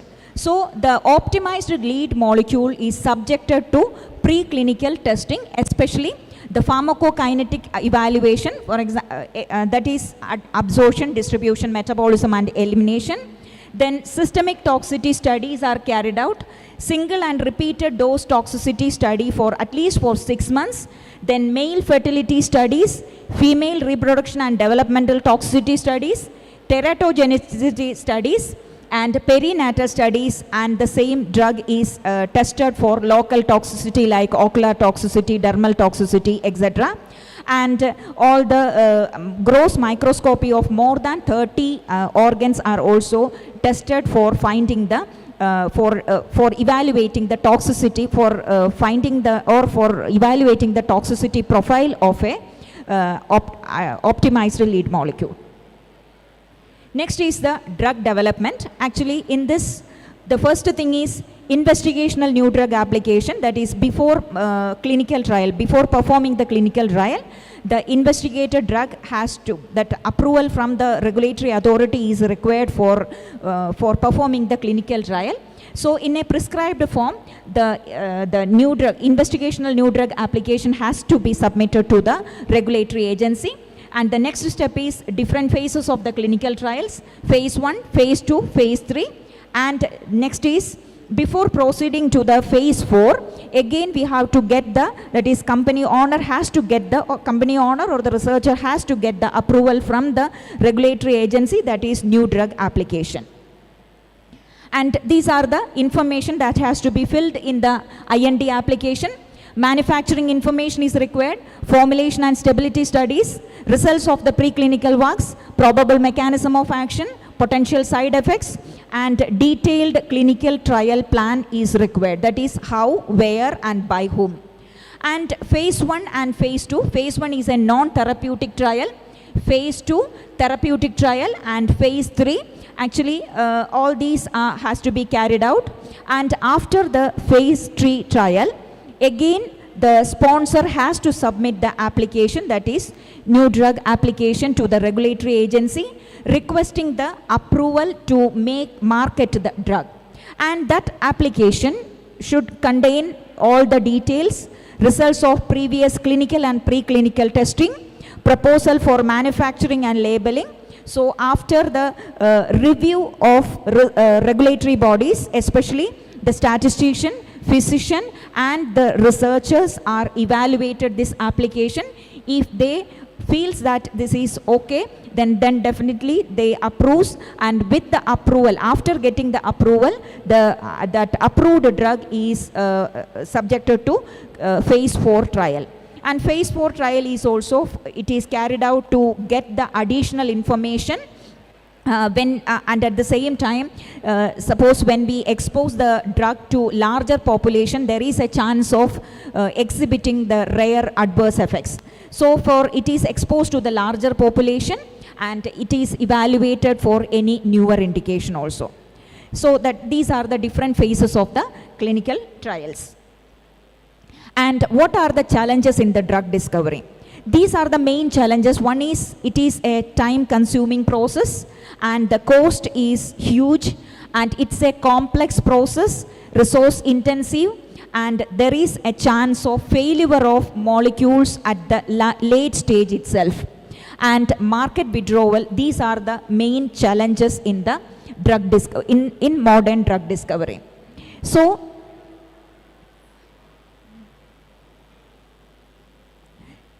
bringing one drug molecule into the market, generally it takes over a decade, and it involves the involvement of many individuals with different expertise from broad range of disciplines.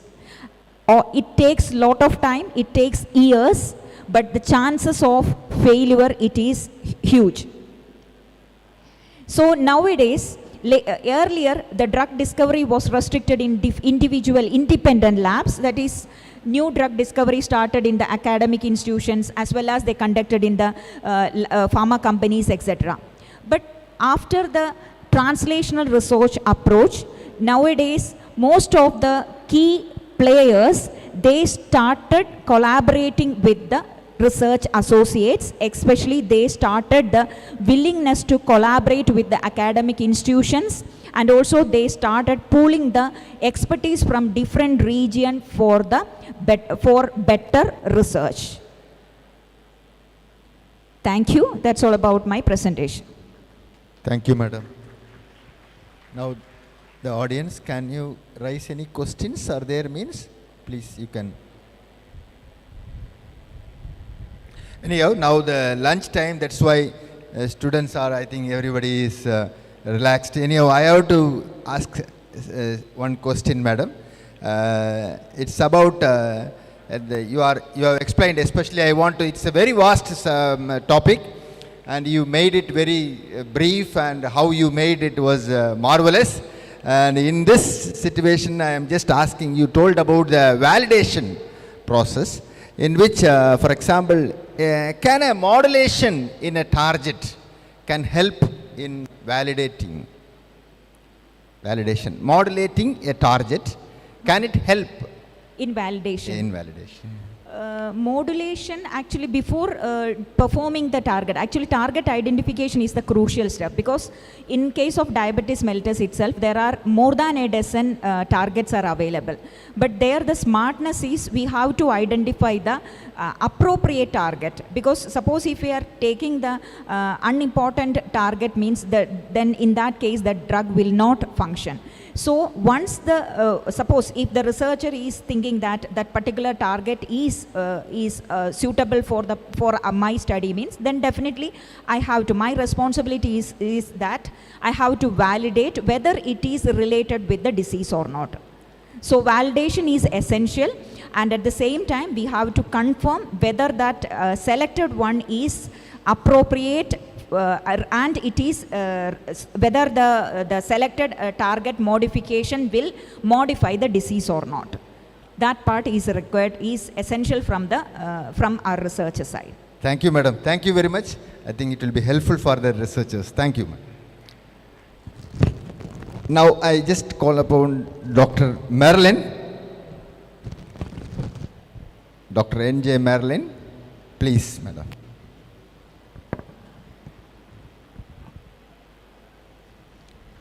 Good afternoon, everyone. Good afternoon. On behalf of Fairthishan College of Pharmaceutical Sciences, I thank the organizers of Sri Krishna College of Pharmacy, the principal and the management for giving me an opportunity to be here for presenting on the topic translational research. Can you tell from the audience side, what is translational research? What is translational research? Translational research is basic research we are converting into we have to reach it into the community. We have to reach the bed setting, and also it should reach the community, and for that we are using the cell line. The cell line studies we are using for drug action.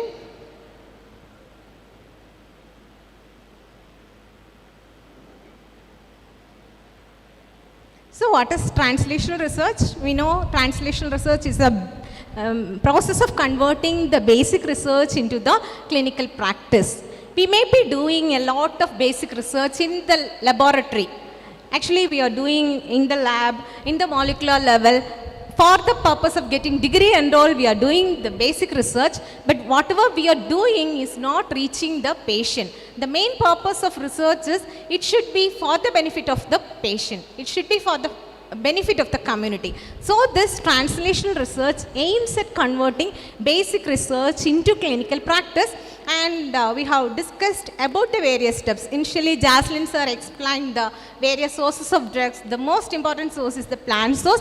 Next, starting from the lead discovery, how a lead will be selected, and what is the contribution of the chemistry people in identifying a drug molecule. And Preja madam explained the target identification, how we can identify a target, and based on cell line studies, we can convert basic research into clinical practice. What is the cell line? What is a cell line? Anyone is having an idea? So many of them have worked in molecular labs, and you may be knowing what is a cell line, but for basic academicians, it will be a new one. What is a cell line? Cell line is a population of cell that can proliferate indefinitely. What is proliferate? What's the meaning of proliferate? Proliferate means? Please, what is proliferate? It can multiply. Whether a cell, if you're keeping it outside, it will go on multiplying. I am taking my cell, and if I am keeping outside, whether my cell will multiply? No, it will not multiply. For that, what we have to provide? We have to provide appropriate culture conditions. And if you are providing the appropriate culture conditions, the cell can be alive, it will go on multiplying, and we have various types of cells, that is finite cells, infinite cells. Also we have suspended cells, adherent cells, so many types of cells are there. So why need to culture animal cells? Why there is a need to culture the animal cells? Previously, in preclinical studies, we were using animals as the preclinical model. But using an animal, it poses a lot of ethical concerns. We have to take the animal, we have to use a large amount of money, and even guidelines are there, CPCSA guidelines are there, they are restricting the use of animals. And if you are giving to an animal model, then extrapolating it to a human, it is very difficult. But here, in case of cell line studies, we can isolate a cell from a particular organ, like a brain cell. It can be developed into a smaller brain cells, and we can study the effect of the drug on the brain cells. And also the main problem with the neuropharmacology research is the drug will not cross the blood-brain barrier. Most of the drugs fails in the clinical trials. It may be effective in the preclinical, but it fails in the clinical trials because it is not able to target the brain, as it is not able to cross the blood-brain barrier. Similarly, we have to isolate, we can study cardiovascular pharmacology, GI cells, reproductive, immune cells, and also respiratory, using the cell lines isolated from the various organs. And I hope you know who is this famous lady. Anyone knows? This is Henrietta Lacks. Actually, from this, she was a woman suffered from cervical cancer and she had severe vaginal bleeding. She had admitted in the hospital and the doctors who treated her isolated her cells, and without her knowledge, it has been given to the culture lab for tissue culture.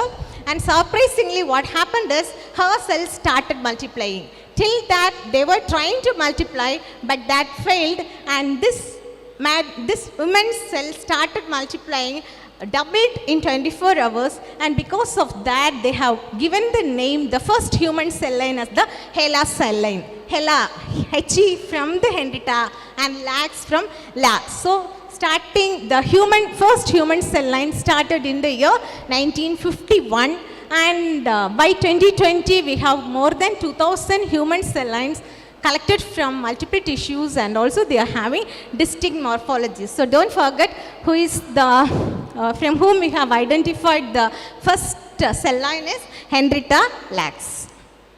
Next, if you want to know about the cell lines, I was supposed to tell something about the cell line basics. First, we have to select the appropriate cell line. So many cell lines are available. We have to select the appropriate cell line. First is the species. I have to decide whether I have to select a human cell line or an animal cell line. That is the first thing. Second is based on the functional characteristics. If I want to study the metabolism studies, I can select a liver or kidney cell line, because drug metabolism will be taking place in the kidney and the liver. And also I have to provide the suitable growth condition and the characteristics like pH. The pH should be maintained at 7.4. I have to maintain it in a carbon dioxide incubator, and appropriate temperature 37 degrees Celsius should be maintained.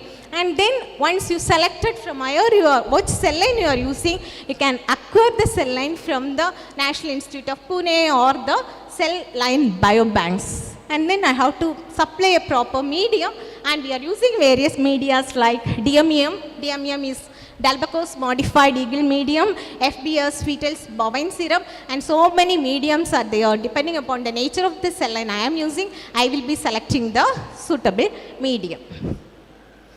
And also we need a lot of equipments for performing the cell line experiments. The various equipments we are using is, the first is the hemocytometer, which we have done the experiments in our first SEM HAP.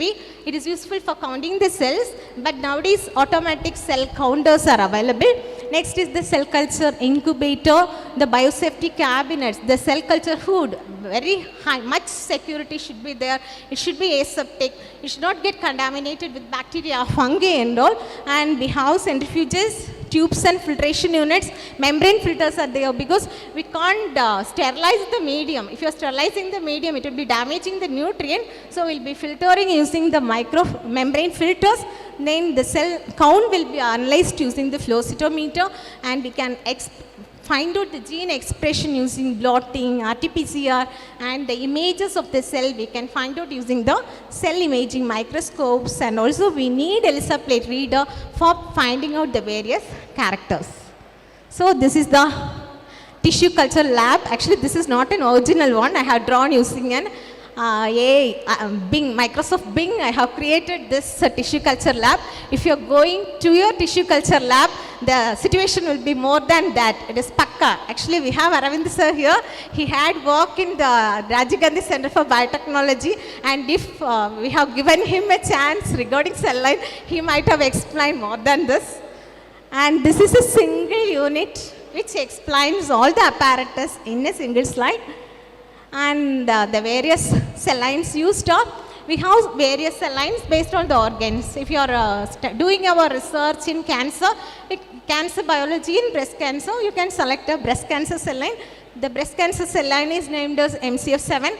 We can have colon cancer cell line, that is HCT116. Also we have lot of knockouts like BAC, P21 knockout, P23 knockout, which are the pro-apoptotic genes. And also we have brain cell line. The famous brain cell line is the HCMEC-D3, that is the brain microvascular temporal lobe endothelial cell line, which is useful for finding out the permeability studies. Whether the drug will cross the blood-brain barrier can be found out using the HCMEC-D3 cell line. Next we have continuous cell line and also infinite cell line. This is how we can develop a cell line. Just imagine you have a tissue. It may be a tumor tissue or you are selecting it from an organ. That tissue, it should undergo 3 processes. First you have to dissociate it, then you have to isolate, then you will be culturing. And the dissociation you can do with enzymatic digestion, using chemicals or using mechanical. Enzymes, the various enzymes like collagenase, DNase, hyaluronidase we are using. The chemicals like EDTA, EGTA you can use, or mechanically you can digest using a scalpel or homogenization. And then we are going for a 2D culture. Nowadays the technology has advanced and nowadays we have gone into the 3D culture. Actually in 3D culture the cell will be growing in 3-dimensional direction. In 2D culture it will be adherent on the medium, whereas in 3D it will be growing in a 3-dimensional structure. And nowadays we have organoid culture and also spheroid cultures.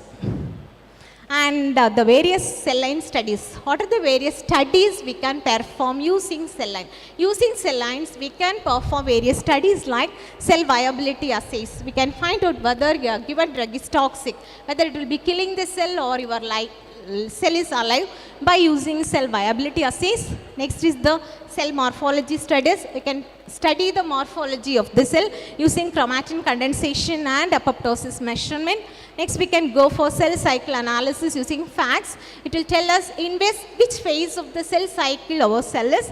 Then you can go for gene expression analysis using qRT-PCR, RNA sequencing and microarray.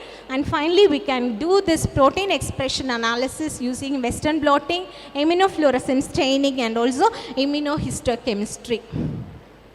So this is the cell morphology studies of MCF7 cell lines. MCF7 cell line is a breast cancer cell line, and first is the controlled cell line. Controlled cell line is not subjected with any drug treatment. It appears normal, whereas we have treated with different drugs.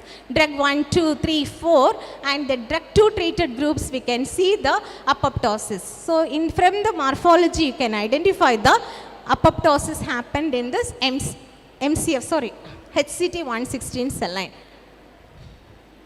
And this is an image of a neuronal cell line, and this is the HNSC, that is the human neuronal stem cell. Actually it is stained with Nestin and SOX2, and we can specifically stain with different dyes for identifying the neurons, astrocytes and also oligodendrocytes. If you see this picture D, in the picture D the oligodendrocytes is very clear, in the picture C astrocytes are clear, and in the picture B we can identify the neurons. So this is the HEST dyeing. HEST is the dye which is used to find out the apoptosis. You know what is apoptosis? What is apoptosis? It is programmed cell death, and you can find out whether the drug can induce apoptosis. Apoptotic drugs can be used as anti-cancer drugs. So we can find out whether any apoptosis happened in the cell lines. The controlled cell line does not have any apoptosis, but the apoptotic cell line will take the fluorescence, and you can see the fluorescence occurring in the cells, and in the drug 2 treated group is having a better apoptosis. This is the study carried out using the HCT116 cell line. And this is the cell cycle analysis which has been carried out with the MCF7 cell line, and we can find out in which phase our drug has to act, either in the G1 phase, S phase, G2 phase or in the G0 phase. We can find out our drug has been acted, and these are the results obtained with the knockout cell lines like Bax knockout, P53 knockout and the P21 knockout cell lines. This is the mitochondrial membrane stabilization assay. We know the mitochondria is a very important thing, and it will be stabilized in the normal cell line. Once apoptosis happened, its stability will be lost, and we can see the changes takes place in the apoptotic cells characterized by the loss in the mitochondrial membrane stabilization. And while you are going for Western blot analysis, you can study the gene expression analysis, how the gene is expressed using this Western blot analysis. And finally, we are more advanced, and nowadays we are in the organoid-based 3D in vitro microphysiological system. This is used in the preclinical studies and also in the clinical research. The organs are developed from the human pluripotent stem cells. We know the stem cells can differentiate into the organs, so we can develop any type of cells like brain cells, kidney cells, liver cells, and they are 3D in nature and they are useful for development biology, regenerative medicine, disease modeling, drug screening, immune interaction, phylogenetics, toxicology, precision medicine, and also biobanking. And also we have organ on a chip for drug screening, cell culture, organ on a chip, organoid system, everything much advanced. And even AI and ML, artificial intelligence and machine learning has come into the role of identifying, screening cell line studies, screening of cell lines using artificial intelligence and machine learning. They have pre-processed data sets, they have feed the data sets with various results obtained through the various cell line studies, and there is no need to even use the culture plates, the well-defined micro lab and all, there is no need. Even using a software, computers, you can find out whether the drug combination is having a synergistic effect on a particular cell line or not. The software deep synergy, it is useful for finding out the synergistic effect on anti-cancer cell lines. Actually, cell line studies, it is a very vast one. It's like an ocean. It cannot be completed in a few duration of 10 minutes or 15 minutes. And so the applications of cell lines in translational medicine is, it is useful in disease modeling, drug discovery and development, target identification and validation, pharmacogenomics, biomarker discovery, vaccine development, and also regenerative medicine. Finally, conclusion is, it is an indispensable tool in modern day medicine, and the application of cell lines are innumerable. And finally, I want to acknowledge our principal, Shaijas Dharan sir, of ECPS, who gave me an opportunity to be here for presenting in this international conference. I can't forget Dr. Santosh Kumar TR, scientist of Rajiv Gandhi Center for Biotechnology, because he only taught me the cell line basics while I was doing my PhD. And I thank him, and also my department faculties who helped me in preparing the slides, who were with me for last 2 weeks for preparing the slides, mainly Jasmine Joybell, Associate Professor, Ashida, Associate Professor, and Abarna TM, Assistant Professor of Department of Pharmacology at H.N. College of Pharmaceutical Sciences. Thank you. Thank you, madam, for a very excellent lecture. Any questions, please, about cell line research? Anyhow, madam, it was a very good lecture, and it was very impressive, and also very good information you have given. The basic cell lines and list of pictures was very attractive, and even you have given various list of cell lines which has been applied for various pathological conditions. And my question is a small question which you can just give the explanation for the children of research students. So here, the artificial tissues, developing artificial tissue is becoming a new technique in everywhere in throughout the world. For even the food products also they have been producing. Can it be used for the pharmacy researchers for artificial tissues generation? Yes, tissue regeneration is very, very useful, and using that, it will be very much helpful in the translational research for converting for finding out the action of various drugs, because we can develop a tissue, and in that tissue we can find out the effect of a drug molecule. And one more thing what I want to tell is, the research has gone to so many heights. So in the pharmacy curriculum, it is the need to include machine learning, artificial intelligence, and also we have to start the cell culture labs, molecular biology labs in pharmacy colleges, so that our research can go to higher ends. Thank you, madam. Thank you very much. Thank you. I invite Dr. I. John Wesley to give the presentation. Thank you, sir. Please.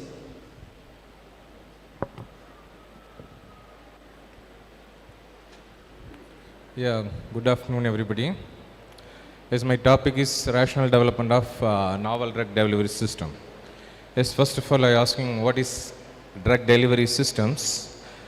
Mainly the drug delivery systems is the method of administering pharmaceutical compound or pharmaceutical dosage forms to achieve a therapeutic effect in human or animal beings. Mainly that dosage form, it's in two types. It's a conventional and novel drug delivery systems. Conventional dosage forms mainly we can use in most popular is oral drug delivery systems, oral dosage form. And next one is the very popular is para-enteral drug delivery systems. Next is topical drug delivery systems. In that, what is the difference between conventional and novel drug delivery systems?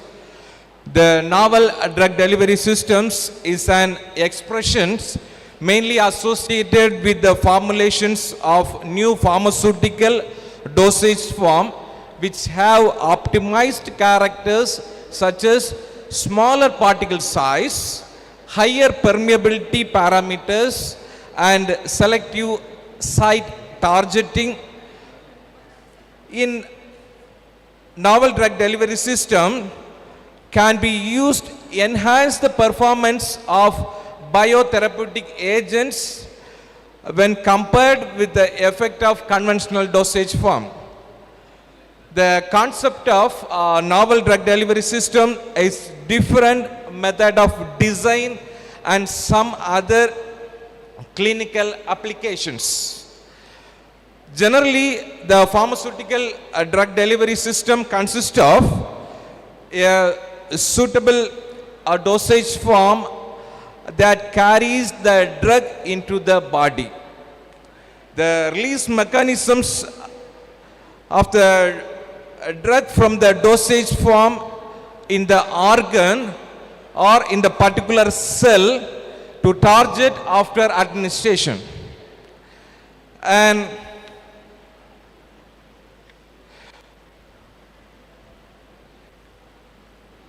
is an optimum medical devices or optimum pharmaceutical technology used for the manufacturing of new dosage forms. Therefore, the novel drug delivery systems could be obtained via the formulation of smart nano carrier based drug delivery systems to improve the cell selectivity of enhance the targeting site. Next is a superior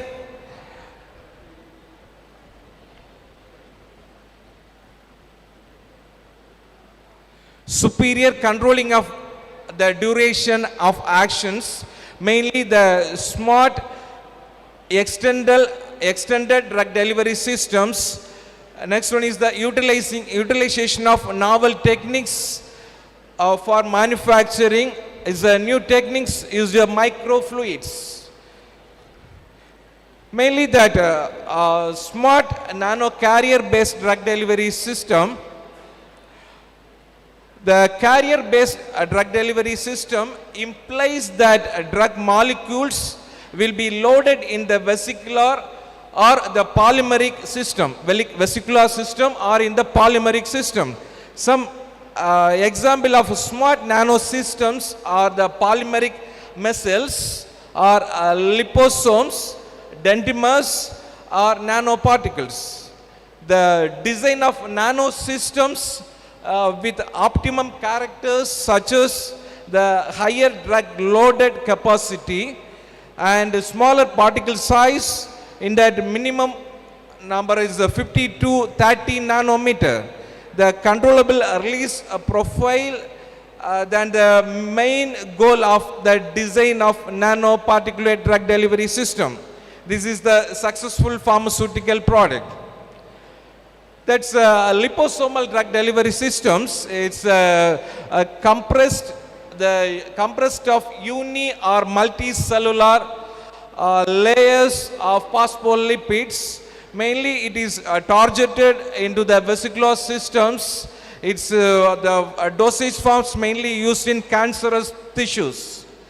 The polymer missiles is the composed of the external hydrophilic shell core. It is used in the insoluble in water drug. Insoluble in water drugs we can use in the polymicellar compound. That dendrimers mainly used in the vesicular systems. That polymer compound is compressed in the peripheral chain system of that particular drug in the central core. That's nanoparticulate drug delivery systems in that different configurations. Mainly they achieved in that nano capsules, nanospheres, nanospores, nanocells. Mainly that nanoparticulate drug delivery systems. Its particle size mainly 20 to 250 nanometers. The dendrimers have been used for the gene cloning drug delivery system. That there's a newer achievement of dendrimers. It's a gene therapy. It is used for gene therapy. In that, what is SMART? The term SMART, the means of nano carrier drug delivery system can release the drug in the respect physiological stimuli, thereby targeting into the disease cell or targeting into the organs, tissue or organs, or extended or controllable manner. After administration of a SMART nano system, there are three possible mechanisms, mainly that passive targeting or active targeting or responded to stimuli targeting. That SMART extended release drug delivery systems, they are controlling the release of the drugs from the conventional dosage forms. Mainly that interest of reducing the frequency of administrations and increasing the patient's complaints. The several pharmaceutical techniques such as dissolution control or diffusion control drug delivery systems. Mainly that reservoir or dissolution control drug delivery system is more familiar in that particular extended release drug delivery systems. That is gastro-retentive drug delivery systems is one of the dosage forms of floating drug delivery systems. In that osmotic drug delivery systems is used. It's developing in that particular formulations. It's a novel technique for the nano carrier fabrications is as a newer technology used nowadays for booming in nanoparticulates. The microfluids are novel techniques that has been developed in fabricate the carrier-based drug delivery systems, often in several advantages over the traditional pharmaceutical method of preparations. The nano carrier drug delivery systems is prepared mainly that microfluids techniques have the optimum in vitro and in vivo characters, such as higher drug loading capacity and smaller particle size, uniform size of distributions, and the typical spherical morphology in that particular that characters of particulate size, and controllable release pattern and less side effect. Mainly that carriers used in that particular microfluids, the polylactic acid and PVA or PEG is the used for the nano carriers used for the particular systems. It's the more familiar polymers used in that particular drug delivery systems, polylactic glycolic acid. Polylactic glycolic acid. This is the technology of using a simple or multiple or microemulsion. Is a formulation of a simple, multiple or microemulsions. It is used for so many oral drug delivery systems and parenteral drug delivery systems used to treat its cancerous cells. I just conclude my presentations. The multifunctional smart nanotechnology that contribute more than one targeting mechanisms and provides external release behavior result in high sensitivity, favor side effect and better therapeutic intakes and improved patient compliance. Therefore, the further research should be focused on the nanomedicines and the clinical implementations of the smart nano carrier based drug delivery systems.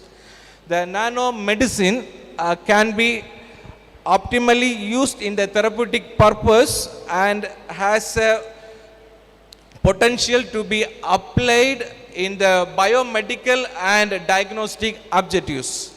Thank you very much. Thank you, Dr. John Wesley. Thank you very much.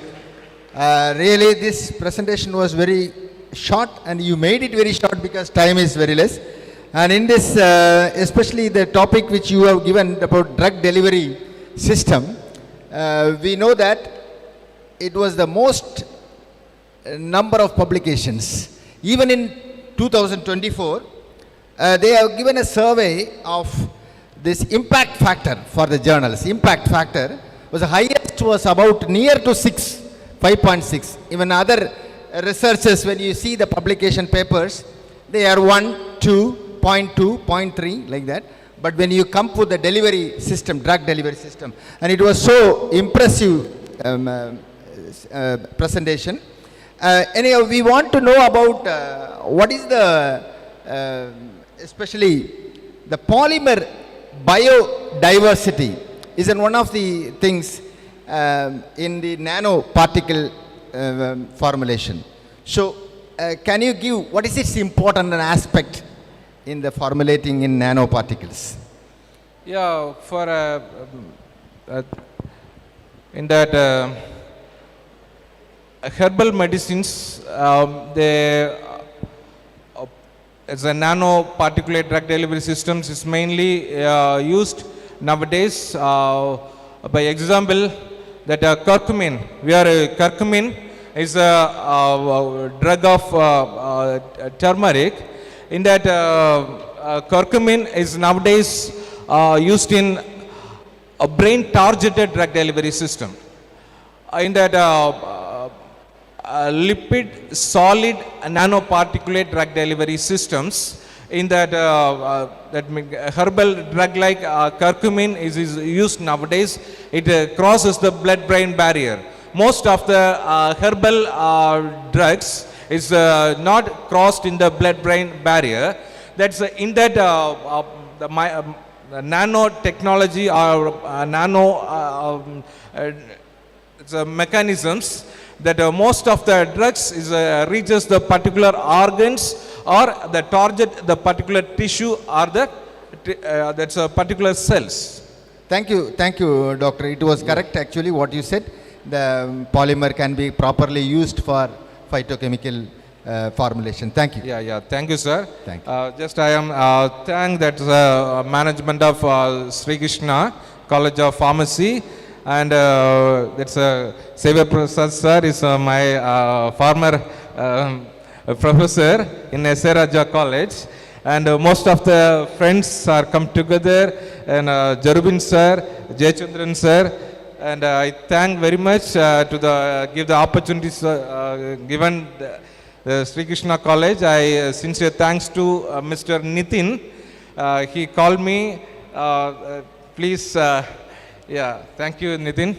And I thanks to my colleague Merlin Madam and Arvind sir and Jocelyn sir. I thank you. Thank you very much. Thank you. Thank you very much. I now call upon Dr. Anushri Raj. Please.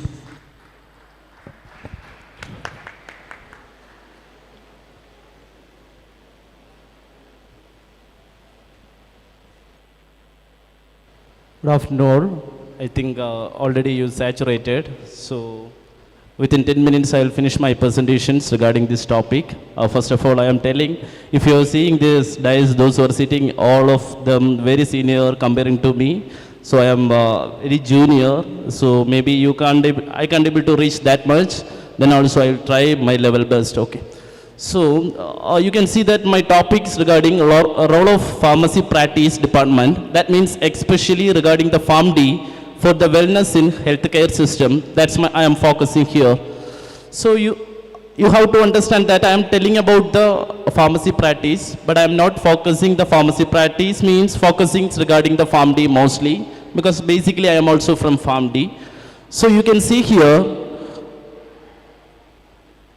around 63 million Indians were pushed into poverty by health expense, and ear drugs are chief cause of patients.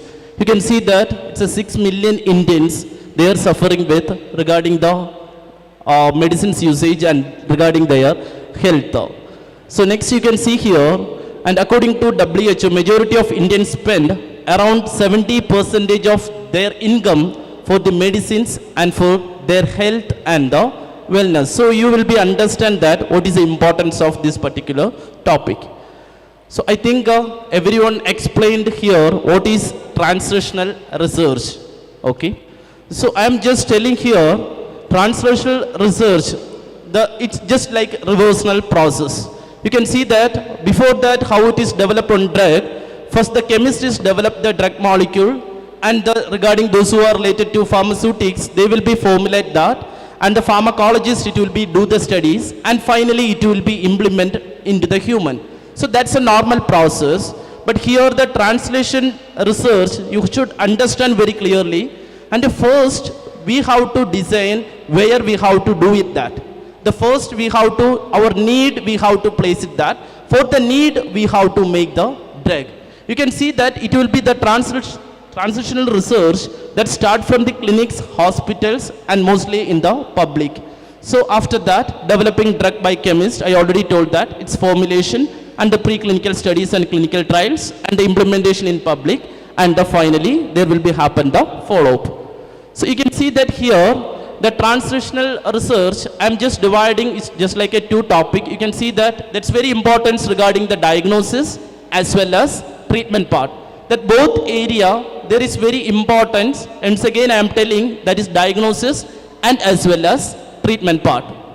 So I am giving an example here regarding the treatment part. You can see that this study is actually done by the public, and those who are the obese people, they identified a 6 genetic problem is there for their obesity.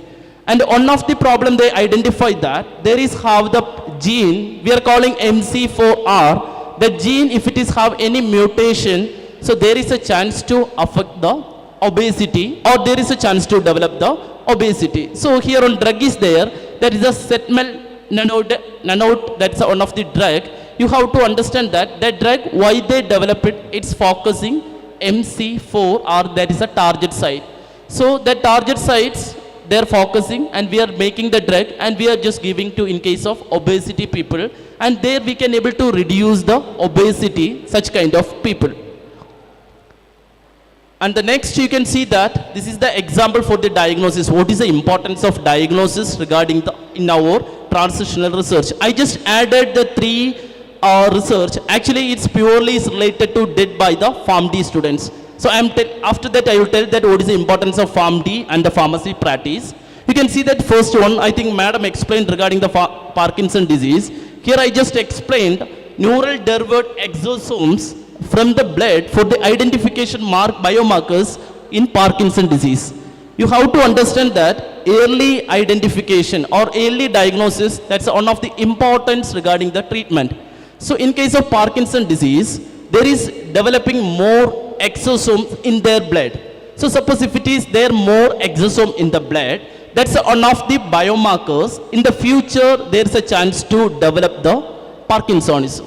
Next you can see that that's RDW, red blood cells, that's a distribution width. So actually it is excess in case of sepsis patient. Actually it's recently done by the Ashwaripallam Medical College. This is one of the very good project. So next you can see that CRP and the albumin ratio. That ratio, that's one of the good marker to identify the acute coronary syndrome. So those patients have acute coronary syndrome or related to MI, you can see that CRP albumin ratio is high. CRP means we know that C-reactive protein is purely belong to inflammatory response. So you have to understand that there is how some inflammatory response. It is one of the biomarkers to identify the coronary artery syndrome. Next, you can see that here. So I think one of my student is present here. You can see that I think the morning inauguration function, Jay Shekhar sir explained that artificial intelligence one of the major concern regarding the diagnosis and the treatment part. Here you can see that I just added through the artificial intelligence we can identify early Alzheimer's, we can able to. How? You have to understand that if it is doing on MRI scan, if it is seen by on neurologist, there is how lot of limitation to identify each pictures. But suppose we are doing artificial intelligence evaluation, that particular scans report, that means that film, we will be get more precise data. So it will be useful to identify early diagnosis of disease. Here one of the example that is we are calling Alzheimer's disease. So this all about I am telling regarding the translation research. I just divide the topic into two. One is translation research, other one is regarding the wellness. Here it is how more important role, especially for PharmD students. I'll explain that. So you can see that I just divided into three. You can see that wellness, how you will be get mainly from three area that is purely related to health. I am telling prevention from the disease. So those who are get the prevention from the disease, that's a part of wellness. And next you can see that cure from the disease. If one person, if it is get adequate time, within the time, if it is get the relief from the disease, so there we are providing the wellness for that particular patient. And other than medical treatment like yoga and physical exercise, these are the some important points I am telling. How can we provide wellness? So I'll explain that what is the importance of PharmDs or pharmacy practice. So just I'm telling, this is one of the person is nearby my home. You can see that his hand, there is how some handicapped, and now it is using that, those people are using the handicapped vehicles. You can see that at the birth he don't have any problem. You can see that. So once he admitted to the hospital regarding some health issues, so they administered wrongly drug administered this particular patient. You have to understand that, but now itself he also don't know what drug they administered. So it's the first 10 years before it happens. So now his condition is like this. Just think about that, who will be the responsibility for that? Who will be provide the wellness for the patient? Just think about that. And lot of example I can able to tell that. And the next one you can see that when patient is admitted to the hospital regarding the respiratory infection, they started the antibiotic treatment without any evidence, without any allergic test. You can see his body, entire body, there is developing some ulceration. So just this is I am telling out of 1,000 number of example, I am telling 2 example. I am telling, so as a patient, we have to give maximum wellness. Who can able to give? Because you can see that the pharmaceutical chemistry, we know that they are the making the drug, is it right? And the next you can see that the pharmacognosy, what they're doing, they're extracting the medicine from the plants. And the next you can see that pharmaceutics, what they're doing, they're making the formulation. So then pharmacology, what they're doing some animal studies and somewhat extent regarding they're applying the medicines in the human. What we are doing, like a pharmacy practice or PharmD, exactly what we are doing means we are only the people is directly interacted with the patient. We are only going to ward rounds and we are taking the data of the patient and we are completely interacting with the patient. We are never go to the laboratory, the chemical laboratory. We are never go for the extraction. Mostly we never go for animal studies. Where we are working, we are completely, it's a part of patients. So you have to understand that what is the importance of that. From there, lot of things we can able to make as a part of translational research, and in case of, you have to understand that wellness. So here I am just telling, so wellness, how can we provide means optimal therapy, it's an important word regarding the wellness if the person is suffered by the disease. Maybe you will be tell that what is optimal drug. Optimal drug means it's not, we are not stopping the medication. We are given right medication, right patient, right dose and right frequency. We have to give the medication. Everything is appropriate. That's we can able to call it as optimal therapy. If it is providing optimal therapy, we can able to prevent somewhat extent. We can able to provide wellness in case of public and as well as patients. Next, I already explained that pharmaceutical chemistry is completely related to labs. There actually start making the drug molecule. Here you can see that pharmaceutics, what they're doing the formulation. And the next you can see that pharmacognosy, what they're doing, mostly extracting the medicines from the plants. And pharmacology is mostly related to animal studies, and somewhat extent they're doing in the trials. As a part of trials they're doing. You can see that exactly pharmacy practice and PharmD where they're working. They are 100% and 24/7 they are a part of the patient. So you have to understand that what is the importance of PharmD, and especially is regarding the pharmacy practice in case of translational research and as well as the wellness. So here I am showing on picture, I am just 2 minutes, I will finish my topic. This is the picture from the Telangana. You can see that here. Actually in Telangana what they are doing the rural medication. So they are after +2, those who are completing PMP, that private medication physician, that actually is a training, 2 years training with the government or some under the physician. They will be do the, after that they will be get the license, they will be do the treatment and they will be write the prescription. How to think about that? After +2, only 2 years or 3 years course, they are attending some training, they will be prescribing the medication and as well as the doing the diagnosis. You have to understand that how much crime the people are doing. If it is the people, they are already, they are more specific in the profession also, lot of mistakes happen. But these people is not studying and just training and they are doing the prescription right and as well as diagnosis. But here now, that's PharmDs, those who are finished, they are opening the clinic. So rather than that people, now they are posting the PharmD students there and they are opening their own clinic there and they will be do the diagnosis and the treatment, they are doing that. So that is one of the very good thing. You have to just compare that. I think if you want to more information, you can contact the Avenida, you will get the more information regarding that.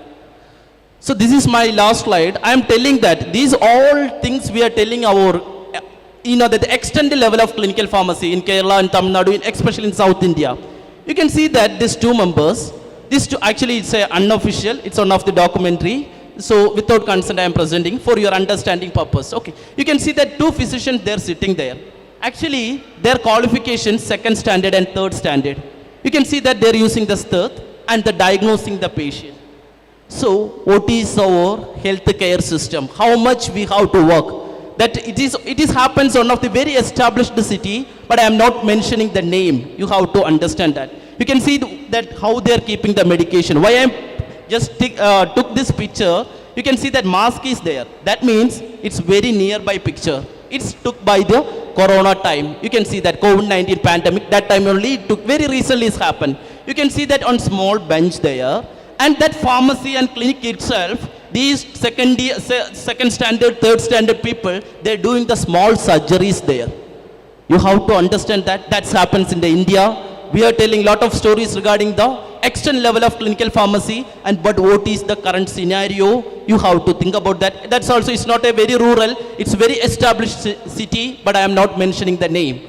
You can see here, this is one of the dental clinic in that particular area. You can see that how they are keeping the syringe, how they are keeping this, all the things. So, suppose we are discussing regarding the healthcare system, we need lot of updates. So nobody care about that, what is taking by the patient, what they are taking. Did you understand that? So lot of times we are asking the physician, why you are prescribing this medication? He also telling simply I prescribed. That is the meaning of that. So always that exceptionally you have to understand that PharmD have important role in case of healthcare system. Once it is established, somewhat extent we can able to prevent. So you have to understand the importance of that. And those who are till now, mostly the people don't know what is the role of PharmD. We are just joining, we are just doing that, but understand the situations and we have to study more about that. We have more importance regarding in our public and lot of areas. So why? Because means we are 100% we are work with the patient. That importance always you have to keep in your mind. Lot of things how to explain with the time, with the short time. So I am just finishing that. So you always keep in your mind. So in our healthcare professionals, that means profession, as a PharmD, we have important role. You have to keep in your mind like that. You have to studies. And one more advice I am giving to the staff, those who are in the pharmacy practice is handling, we have to more study, teach the students with clinically. Don't teach with only the textbook. We have to, all of those who are working here better than me, then also I am giving the advice. So we have to teach them just like in the clinical level, because we are given the prefix like doctor, exactly they become a doctor after 6 years. So we have to teach them purely with clinically. Okay, thank you. Thank you for. Thank you, Dr. Anushri. You have given a very good emotional lecture. And think about PharmD students. So my question is, what's your suggestion for PharmD students? How Indian government can give an opportunity for the online business in online pharmacy? You know now online pharmacies are developing like anything. At least these PharmD students, can they give a placement for them in online pharmacy business? Yeah, definitely. I think so. You know that nowadays also some of development of application is there. And the development of applications, you have to understand that. There actually first we have to make the call that particular app. So if it is make the call that particular app, first is the goal is taken by the clinical pharmacotherapist. So that clinical pharmacotherapist is as a part of PharmD. So you have to understand that clinical pharmacotherapist, it will be give the suggestion for what medication how to take, and as well as the physician is mostly is doing the diagnosis there, and the suggestion of that medicines that how to do by the clinical pharmacist, or we are those who are completing the PharmD, that people how to do the decision or how to take the decision regarding what drug, how to take that particular patient. I think you know that one of the hospital in Kerala, that is Chennai Hospital, is purely regarding the ortho cases they're taking. There is how the posting regarding PharmD students. What they're doing, actually one patient if it is come, first is doing the diagnosis by that particular doctor. After that, this particular patient, it will be go in front of clinical pharmacist. The clinical pharmacist is making the prescription and it will be sent to the physician, that particular orthopedist. So once it is confirmed with them both, after that they will be taking the final output of the prescription. So almost all errors we can able to prevent it that moment itself. If it is not happen means definitely the patient will be suffer because of lot of problem will be rise from the medications. Thank you, doctor. Thank you very much. Yes. And Just a minute. I have to tell one small thing also. So all the, especially the PharmD, those who are going to hospital, clearly you have to analyze your case and you have to, I think Jayasekhar sir already told that critical thinking is very important. All the research, it will be start from your thinking. You have to think about it, why it's given. Yesterday I talked with one person, she's now working as a scientist in ICMR. So yesterday she talked to me, she do the studies now regarding the, liver cancer. There is no more medication is available for liver cancer, only is available in the radiation therapy. So you have to understand, whenever we are listening to the story, whenever we are reading on case analysis, whenever we are doing, from there you have to raise the question, you can able to do that lot of research. Without research, we can't able to exist our profession, we can't able to exist our pharmacy college institution itself. Just keep in your mind. Okay, thank you. Thank you, doctor. Thank you, all the panelists. Thank you very much for being this session. I just transfer my mic to the anchors. Thank you, sir. Now I would like to invite our respected principal, Dr. Prashobh sir, to present mementos to the moderator and the panelists.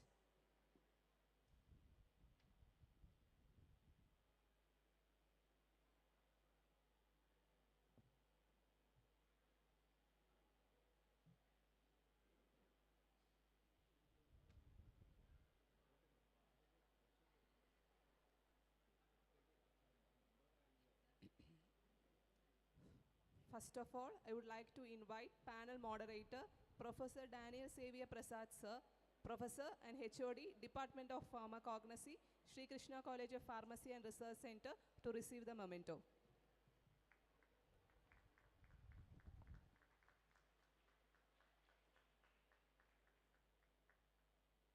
Thank you, sir.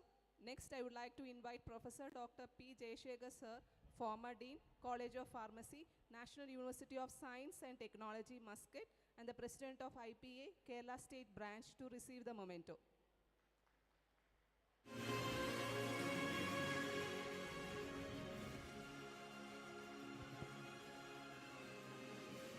Thank you, sir. Next, I would like to invite Dr. Preeja G. Pillai, Principal of Ma Diasporas College of Pharmacy, Srikaryam, Thiruvananthapuram, to receive the memento. Thank you, ma'am. Next, I would like to invite Dr. J. Jaslyn Edwards, sir, Principal, Sun College of Pharmacy and Research Center, Nagarkovil, to receive the memento.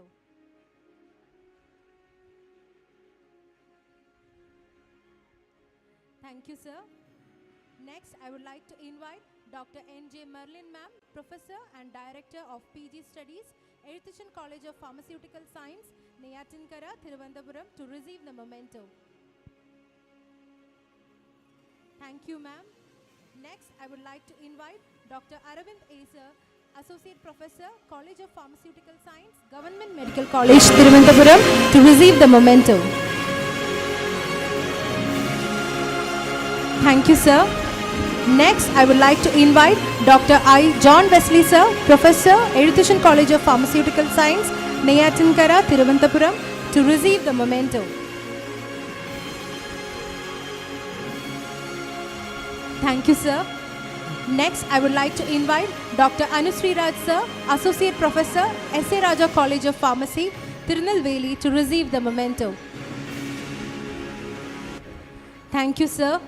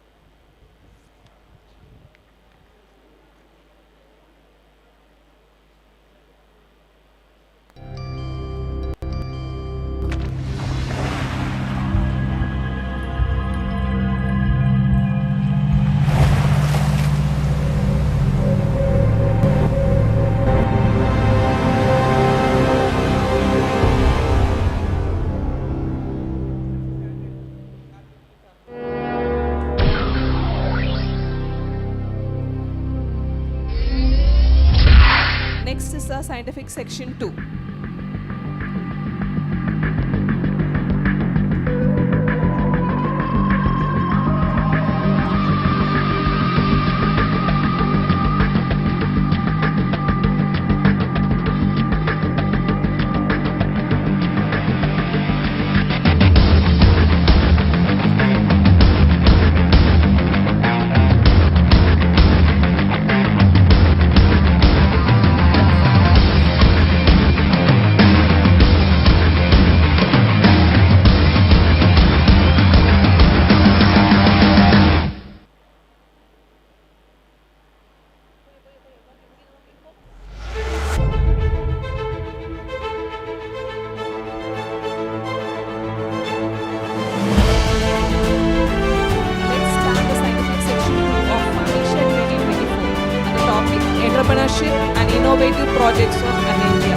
For this, I would like to invite the section chair, Dr. Anushri Raj sir, Associate Professor, S.A. Raja College of Pharmacy, Tirunelveli. He guided and is currently conducting various research activities in the field of pharmacy. He had attended various seminars and conferences, workshops, and had lot of national and international publications. We welcome you, sir, for chairing this section.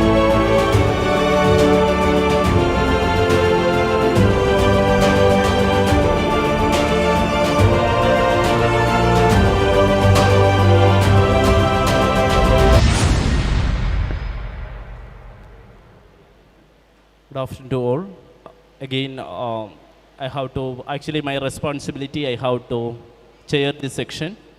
That I think those who are belongs to PharmD, already you know that that person, that's like, I can tell the name, that's Dr. Karthik Dagam. Actually, basically, he is a CEO and co-founder of Avenida Innovations and director of Caros R&D Solutions Private Limited, and the medical advisor in the various part of India and as well as in USA, and as well as the consult the clinical pharmacy department in CPOs and DSU, and the member of special interest group IPA, and that you have to understand infectious disease in the pharmacy fellowship in the different part of India and as well as the abroad. And I am just these all information you will be get if you are checking the LinkedIn regarding him. So I think I have around 5 years experience with him. I'm telling the small things regarding for him. After that, I'll invite him for deliver the valuable words. So I think without his permission, I am telling, he don't know, maybe I know regarding that. So I don't know it will be happen what. So one of he is very close, I just asked to that person why he didn't marry till now. So he answered to me, sir, I same question I asked to him also. He told to me, whenever PharmD, whenever those who are working the clinical pharmacy, they are getting their smile on their face, that day I will be do marry. So you have to understand that what is the sincerity of that particular person. So because you can understand that one life itself he is spending for the clinical pharmacy. Lot of updates is there. You can see that. So if yesterday I just go through his biodata, you can see that I'm just explaining. So he just did around more than 200 workshop and around 40 plus international conference and around 25 international conference. I just divided maybe monthly how much he is doing. Monthly around 5-6 program he is doing because he finished the PharmD, I think so, 2014. One more thing, he's a first batch student in India. So his entire life he spent for us. It's very important, valuable words he is delivered to your people. So kindly attend that particular topic and you will be get lot of information. So once again, I invite to him to deliver the valuable points and kindly give big applause to him.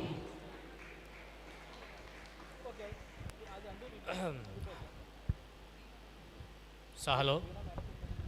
Hi. So how many PharmDs are here? Raise your hands. Okay. So I will not speak from stage. I will come there and give you mic, so you should interact. Okay. And I will give a lot of tough time to this cameraman. I will rotate around him. Okay.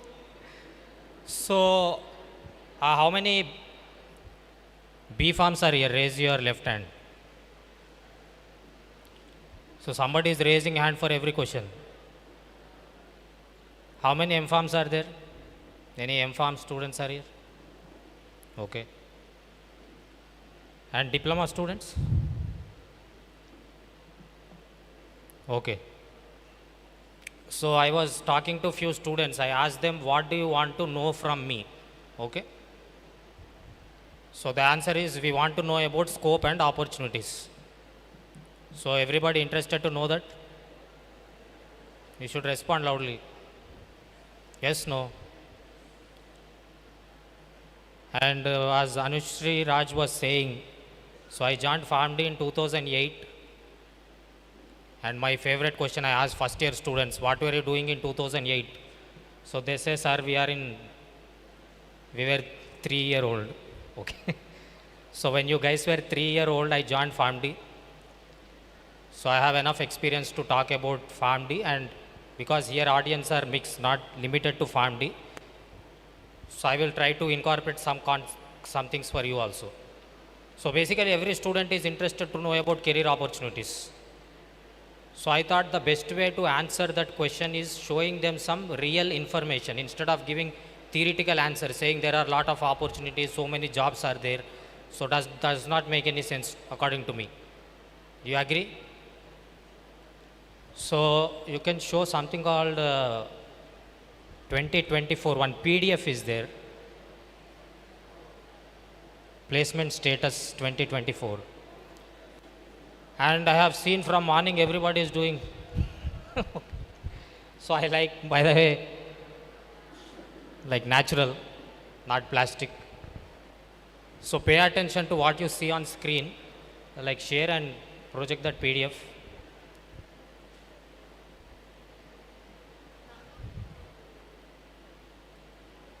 So what I did is I did a survey on WhatsApp. So I said, if you are a PharmD graduate and if you are working, so let us know what is your work, means what is your designation, what is the company you are working for, and where is that company located. Okay, and I took more information, but all that information is not relevant to you. So I will just share those 3 things. So because it is like real information, instead of picking up some from internet or saying so many opportunities are there. So what does that mean, so many opportunities? Okay. So are you interested to see that PDF? And can you guess how many responses might be there in that? So let's guess. I think this girl is little interactive, at least expression wise. So I took a survey. Tell me how many responses do you think I have in that?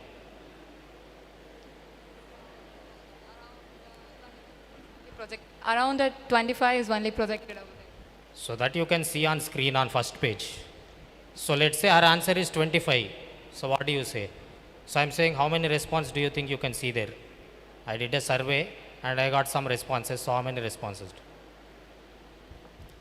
It is just a guess. It is not a question which you have to answer correct. So what's your name? Anglin Rabisha. Tell how many responses do you think? Maybe 15. You can already see 25 on the screen. How can it be 15? So what you do is like, maybe can you zoom it little?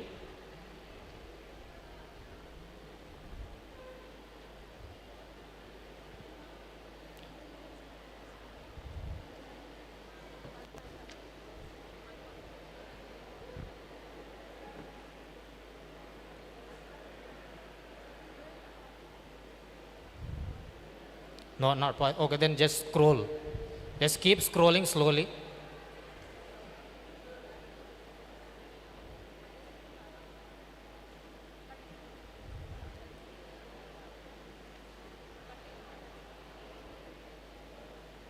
See, they're not her.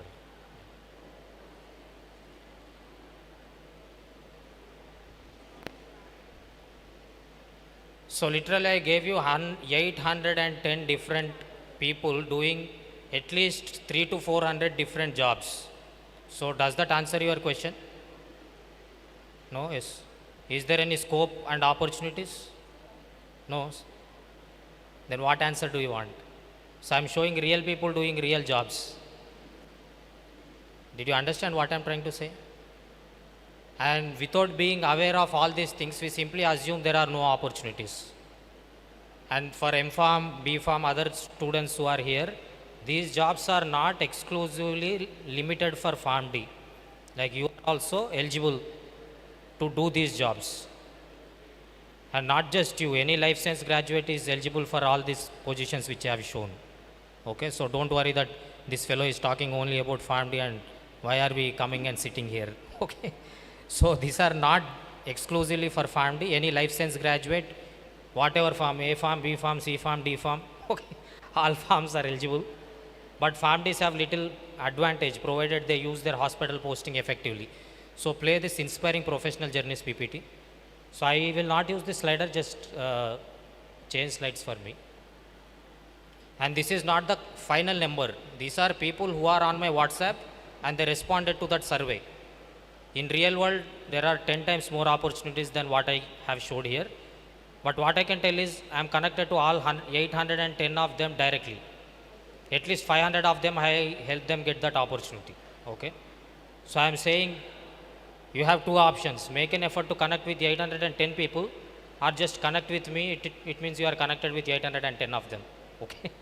And why I do all these things is just to make you, inspire you, give you some confidence that opportunities are there. And for me, as coming from first batch 2008 to 14, I had no senior or no mentor to ask for this guidance. And I say that is the best thing to have happened to me. Nobody to ask. So figure it out yourself. Okay. Otherwise, if you ask somebody, they will give some response according to their understanding. And most of the time that response is negative. Yes or no? So did you ask your seniors anytime, is there any scope and opportunity for PharmD? Did you ask or no? What did they say? No scope, nothing, get lost. Okay, so again, now I will introduce few of those people. Next slide. Next. So this guy is Saidulu. He is working as an infectious disease clinical pharmacist. Okay. So even in clinical pharmacy, there are few people who are doing extremely well. So basically, whatever he says, doctor, with respect to use of antibiotics, doctor agrees. So that is the kind of expertise he has developed. Next. So this I think you should know. Grace is from Kerala, Hisham also from Kerala, even Anita is from Kerala.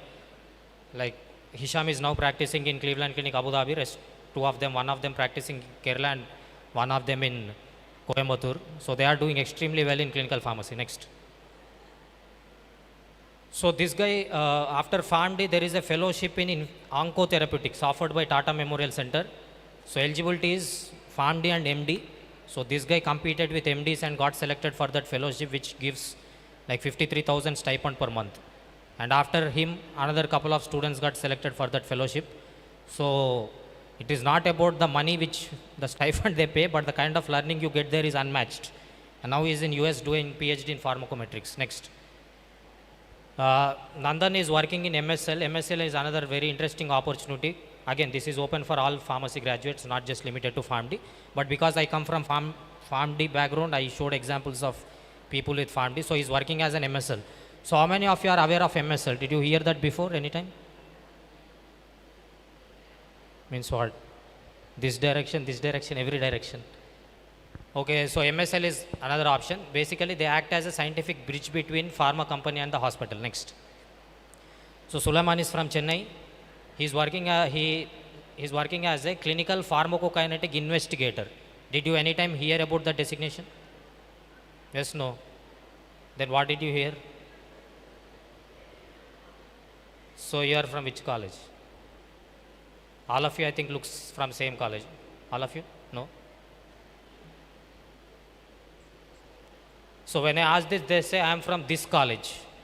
This means what? THISS Institute of Pharmaceutical Sciences.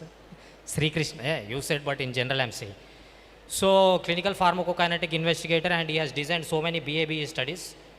Next. So this is my best friend Vardhan. You should take inspiration from him. He is an MPharm graduate working for a company called Alkan in UK. So basically he decides in which country Alkan should conduct their clinical study, in that country with which doctors they should work. So that is the level of position he is. But he started his job 7,000 rupees salary in Ahmedabad. But now he is making lakhs. Okay, so I don't ask people their salary, but he is doing like very, very well. Next. And he has trained lot of hundreds and thousands of PharmDs in clinical research. So she is my classmate Raghavi, working in pharmacovigilance. The designation is risk mitigation and safety evaluation scientist. So generally this position is given for MBBS, MD. But there are few PharmDs who have performed very well and they ventured into spaces where MDs are working. So this is pharmacovigilance. And one common question I hear is, they say, sir, tell me what is the best job to do. So you want to know that? Are you able to follow what I am saying? So many students come to me and they ask me, sir, can you tell me what is the best job to do? So can you guess my answer? If I know what is the best job, I will do it myself. Why will I tell to you? Okay. So there is nothing like best job to do. Pick up your area of interest, grow in that field. And I have given so many examples so far. People from different fields doing very well. Okay. Next. So this is like Potri works as the clinical study report writer. Did you hear about this designation previously? So I'm not going to ask this question again and again and again, but in your mind answer, did you come across all these positions previously or not? If not, it means what? Your exposure and your understanding is very limited. And with that limited understanding, you are forming negative opinions that there is no scope, no opportunities, nothing. So that I am looking to erase by showing you all these people. And he says he is able to effectively execute his work because of his exposure in hospital as a part of PharmD. Next. So Amar is working as a regulatory writer. So why I talk about him is in his company, if an MD or a PhD joins as a fresher, he mentors them. So basically there are PharmDs who are mentoring MDs and PhDs. Okay. And he is making like good money. All these people are making very good money also, apart from professional satisfaction. Next. So Akila works for Pfizer as hub submission manager. Before she joined that position, I was also not aware that there is something like hub submission manager position which like pharmacist can take. Next. So Naveen works in medical affairs. So that is again an important opportunity. Next. So Surya, this guy, so basically after my PharmD when I graduated in 2014, so many people were talking negative. So which I was not liking. I thought I should address that negativity. And I thought the best way to address that negativity is to do some workshops and show them real impact which a clinical pharmacist or a PharmD can create. So this guy attended one of those workshops when he was in second year. He was interested in everything else except PharmD. Okay. So he was developing a pollution control device. And based on that experience, he got a job in Bangalore. He made friends with CEO of that company. Both of them started their own company called Biofi. And they are working on developing like blood glucose without piercing and taking the blood.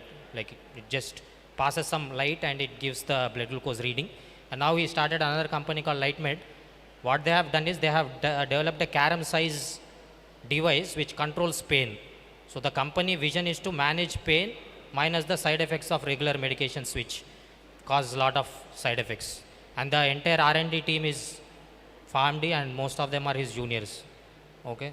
But not everybody will be lucky to have a senior like him. Okay. So next.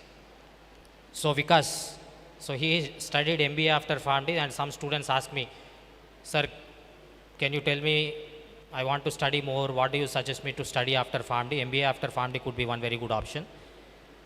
So he started his career as a area business manager for Intas, then he became product manager, then he became brand manager. So in 3 years he got 3 promotions. Now he manages entire brand of drugs at Cipla. He is working from Mumbai. So if somebody wants to study more after PharmD, I will suggest to do MBA from some good institution. And again, I will not repeat this sentence again and again, except clinical pharmacy. All the other positions are open for M.Pharm, B.Pharms also. And for B.Pharm, the suggestion I give is to at least do masters before getting into jobs. So the minimum qualification you should have is masters and then you can think of getting into a job next. So like Veena, one of my favorite students, so I work as a medical advisor for a company called Arintra. So how many of you are aware of medical coding? You heard medical coding anytime? So we are automating medical coding using AI and ML. So she joined with us as an intern, then she became full-time, then she became team lead, then she became manager. So we gave her 4 promotions in 1 year. So that is how quickly you can grow if you perform well. Instead of always complaining and saying no opportunities, no scope. If you do well, you can grow as fast as what she does. And she was not happy with that level of growth. She wanted to study more in data analytics. Now she is in Australia pursuing some masters in data analytics. That is the kind of people you should be in touch with, who will inspire you to be better and do more, but not pull you down with all that negativity and nonsense. So next. So again, so many examples of girls. If you see here, almost like most of you are girls. At least in this row, everybody is a girl except 1 or 2 guys. And if I always say, if PharmD has to really flourish, it has to be contribution from all the girls. Okay. Simply because in every section out of 30, 25 are girls, 5 are boys. Okay. And these are doing very well, all of them in CDM and few of them in medical affairs like Gayatri, Joshna, Sheetal, Sunaina, Sayali, Lekha. Next. Next. So these are few other fields. So one of my friends, Srikanth, is working in health informatics. So Guru Kiran is working in health economics and outcome research. Shushmita is an imaging research associate. Gokul is working for an outsourced, US outsourced work company called Staffingly. Satya is doing PhD in pharmacogenomics.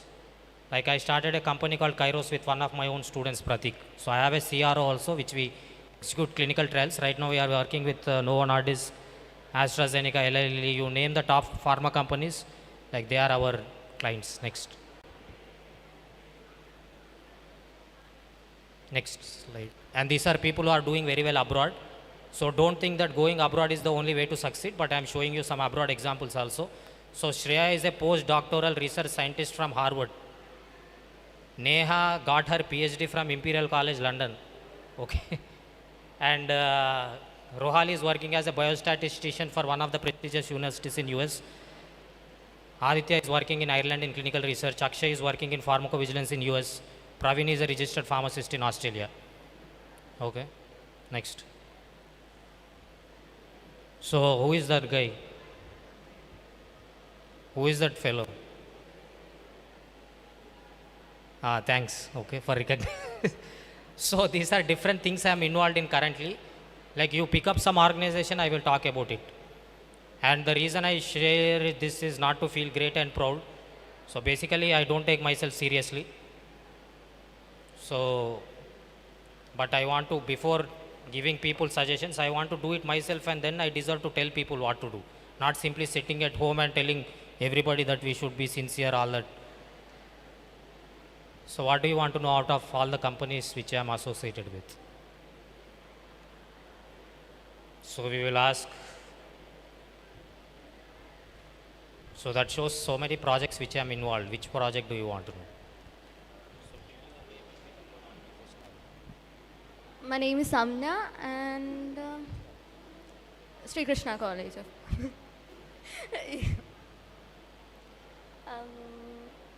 I'll choose Sipaka. Okay, so nice. So I did not ask you to select a dress by taking to a shopping mall. You took so much time to just pick one from there.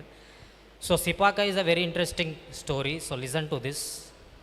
So how many of you come from a small remote village? So all of you are born in US. Then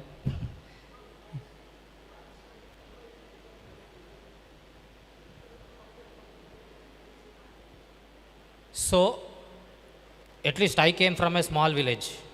So I don't know about you, but all of us has our roots in those villages. Not if not us, maybe our parents and grandparents come from small villages. So do you think people in villages can get critical illness or no? They can get, yes or no? But when they have that critical illness, because there is no proper hospital to take care of those critical illness, they are forced to go to bigger cities, maybe here Trivandrum or Kochi. But lot of lives are lost in the transition. Did you come across any such example? So I have seen many when I was doing my PharmD. So literally I used to see so many deaths in a day. Like I used to feel bad that I am helpless. Can I do something to make these patients better? So what these guys have done is, they approach a smaller hospital in that village. The smaller hospital gets critical cases, but because they don't have the capacity to handle that cases, they transfer it to a higher center. So what these guys do is, they associate with that hospital and set up an ICU as a part of that hospital. So all hospital has to do is just give them a space and a budget required to construct that ICU.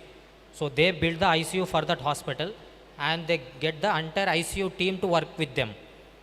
Okay, so that any critical case comes, they handle it there itself instead of referring to a city. So do you think that is a good model? And they have already started 50 such ICUs in smallest of villages, and their target is to have such an ICU in 750 districts of India. And they have already started 50.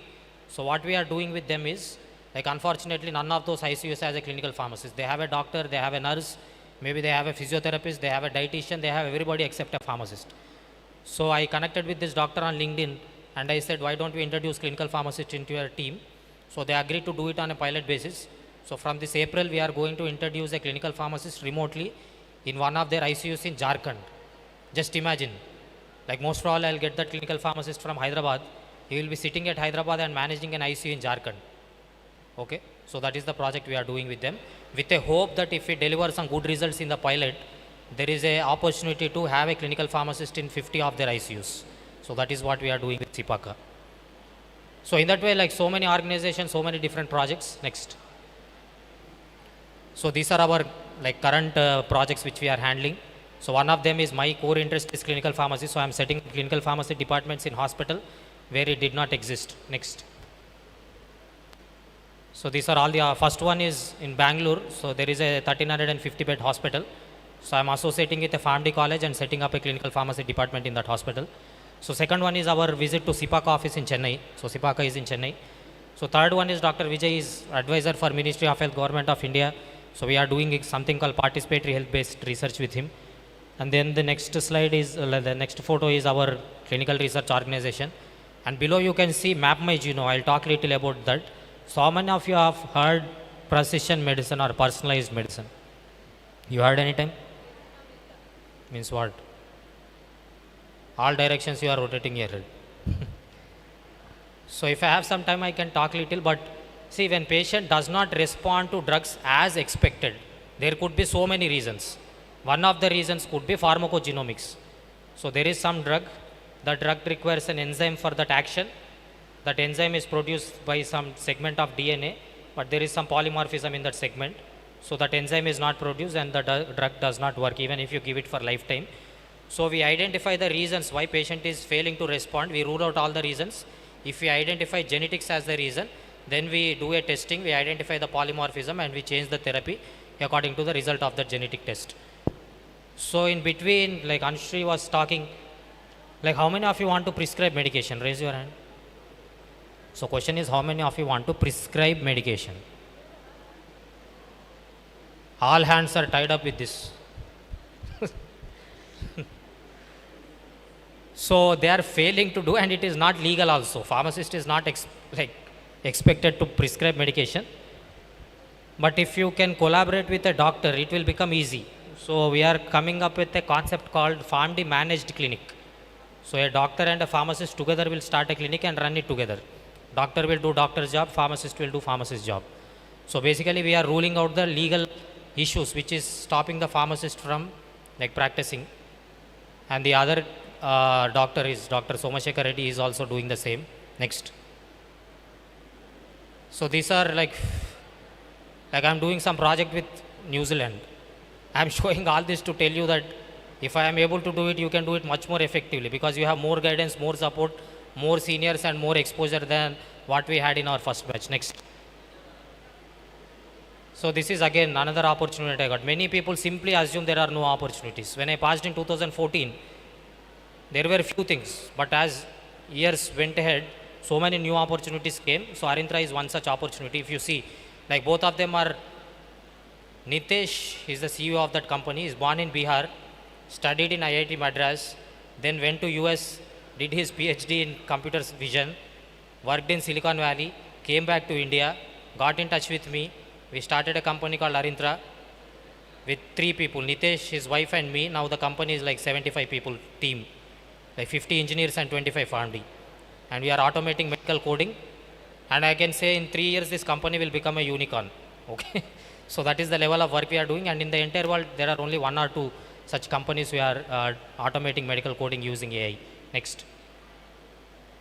So this is again one clinic which we started where a clinical pharmacist and doctor together started a clinic. Next. So these are some like feedbacks I got. Many times students simply says, our doctors don't listen to us. Like why should they listen to you? And this is an example why doctors can listen to you. So you can see the qualification of this doctor is triple American board certified doctor. Just see his qualification on the slide. Okay. And in middle, he knows that I do all these workshops. So he was asking me, hi, nice to see you doing all these workshops. Do you have a handout for TB workshop? Will help me as a reference for dosing. So a triple board certified American doctor who manages tuberculosis cases day in, day out, he is asking clinical pharmacist for a suggestion for managing his patients better by optimizing the doses. So if a doctor with that qualification, that level can seek help from a clinical pharmacist, there is no reason why other doctors should not use clinical pharmacists as a part of their team. You understand what I'm trying to say? And this doctor, I went for rounds just for 15 days when I was in 5th year in 2013. And this is 2023, I'm still connected with him. We are doing something called remote patient monitoring. So our idea is to start in India but serve the world from India. So I am sure in 6 months to 1 year, we will definitely have a project where we will be doing remote patient monitoring. Next. So these are, Geo is another startup where I am part of. Next. So this is the hospital, you can see Chandrasekhars are there. So this is a hospital where we initiated clinical pharmacy services and took feedback from the doctor. And this doctor was saying, I wish this kind of service be offered at every hospital in India. Okay, next. So morning when sir spoke, I don't know how much of you paid attention and listened. So he has a journal called Global Health Online, where you can just simply, it is not a like proper journal where you have to publish a research study. So need not have a title, methodology, objectives, discussion, conclusion, all that is not needed. A simple observation which you have noticed, you can write it as a 2-page article and submit it here. So I will, at the end, I will give my contact number and I will hope that at least few of you can start contributing to that journal. So when you start writing, you can streamline your thinking and that can lead to so many different things. And as sir was saying, he discovered that PharmD started in India only because he started writing for this journal. And that made him come to India. For 10 years he is coming and we are doing so many things together. And this we published with Gokul, who is a PharmD graduate from RVS College in Coimbatore. And the other girl also studied in Coimbatore. So these are 2 articles which we wrote. And later I contributed few other articles also. Next. So many other hospitals I wanted to go and demonstrate that there is a value for clinical pharmacists, and these are the testimonials they gave. Next. And this is one of the screenshots from sir I kept because he is here. So if you are in that direction, you will automatically connect with people who are looking in the same direction. And now together we have done so many things. Next. So the sir talked in the morning about Maddox Pharmacy. And why, another reason why I keep this is, we don't have to feel inferior that we are studying PharmD in India. So if you see the previous testimonial, one of sir's students, Shanaya, she came to India and she listened to few of my talks. And she told me, I wish we had somebody like you in USA. Okay. And Tilak sir is saying, the way I practice pharmacy in Australia, that is exactly the way you are communicating with your students. Means if you do it well, you are as good as a pharmacist trained in any other country. It could be US, Canada, whatever country. Okay, next. And so I don't want to use this platform to promote my training, but these are different organizations where we help students get placements. Next. So to conclude, if you do pharmacy well, that is enough to have a successful career. And I did not tell that theoretically, I told it in 2 ways. One, I did a survey and I showed you real jobs. And second, I also introduced you to few people who are doing extremely well in their area of interest. Okay. So don't think that, don't regret taking pharmacy. I say like it is getting married. You are married to PharmD, accept that, make the best out of it. Okay. So don't look to change your wife again and again and again. Okay. So, and many times students deny opportunities saying salary is very less. But I gave example of my friend Vardhan. He started his career for 7,000 rupees, which was not even sufficient to take care of his basic expenses. But now he is heading a company from London and he is making a lot of money. So don't measure your success, at least during initial phases of career, that salary is important. It is important, but not initially. Initially get into that work, learn, and then you will grow. I can give you so many examples of such people. And going abroad, don't think that that is the only way to succeed. Whether you go abroad or you stay back, if you are ready to put that effort, you will be successful. And I am saying the amount of effort needed to be successful in India is much lesser than the effort needed to succeed abroad. Okay. So if you are ready to put that effort, stay back and do so many things. Yesterday we are talking to a person. He said in Kerala so many aged people are there. Their children are in Middle East or in some other country. Their elderly parents are here in Kerala. So can we do something to manage their health? Yes or no? So definitely I am going to create some plan and I will give my best effort to make it happen. If it happens, great. If it not does not, I will be happy that at least I tried. And I am saying somebody who is nowhere related to Kerala is exploring an opportunity in Kerala. You are born, brought up, studied, did everything in Kerala, and you are saying nothing in Kerala. So what can I? So open your eyes, look for opportunities around you and create value for yourself. And the most important message I give is your career is ultimately your responsibility. So don't come to me and blame your faculty, your college, IPA, PCA, God. Except you, everybody is responsible for your career. So I am saying it is reverse. You alone are responsible for your career. But along with that, you get support from faculty, college, IPA, PCA, etc. It is an advantage. But I am saying don't expect it from anybody, anything. You can create by yourself. And I showed all these people. They studied in colleges like yours. Maybe their infrastructure was much worse than what you had. But still they were able to succeed. Not because of somebody's help, because it is out of their own determination. Okay. So surround yourself with people who inspire you. And scope does not depend on what course you do. Whatever course you do, if you do properly, there is scope. Next. So I think, so this is my number. You can note it down. 7569692853. So I will repeat again. 7569692853. So what will you do with that number? Delete after going out. So first send me a feedback. What did you learn by listening to me? So don't tell me, sir, it was informative. Thank you, sir. I have 10,000 thank yous in my phone. Okay. And I know it is informative. So what new thing did you learn which you were not aware earlier? Send me that. And if you are looking for some specific guidance, I will be happy to help. Okay. And don't misuse by that number by asking, sir, tell me symptoms of pneumonia. So because I give that access very easily, simply they'll say, sir, some random questions they will ask which they can figure out by themselves very easily. So I tell them, instead of sending here, put on Google, you will get an answer. No. So use me for things which Google cannot give an answer. Okay. So open this Sri Krishna CP services. Very quickly I will walk through that and I will end. So now our interest, definitely sir will agree with me. So we are not interested in coming, taking that bouquet, memento, shawl. So basically space is running out of my house. So I have at least 500 mementos in my house. Okay. So every time I go, my dad and mom looks at my bag and says, how many more did you get? So I should construct one more building just to put all of those. So our interest is not in taking all of them home. Our interest is to ideally associate college level and implement few things which we talked.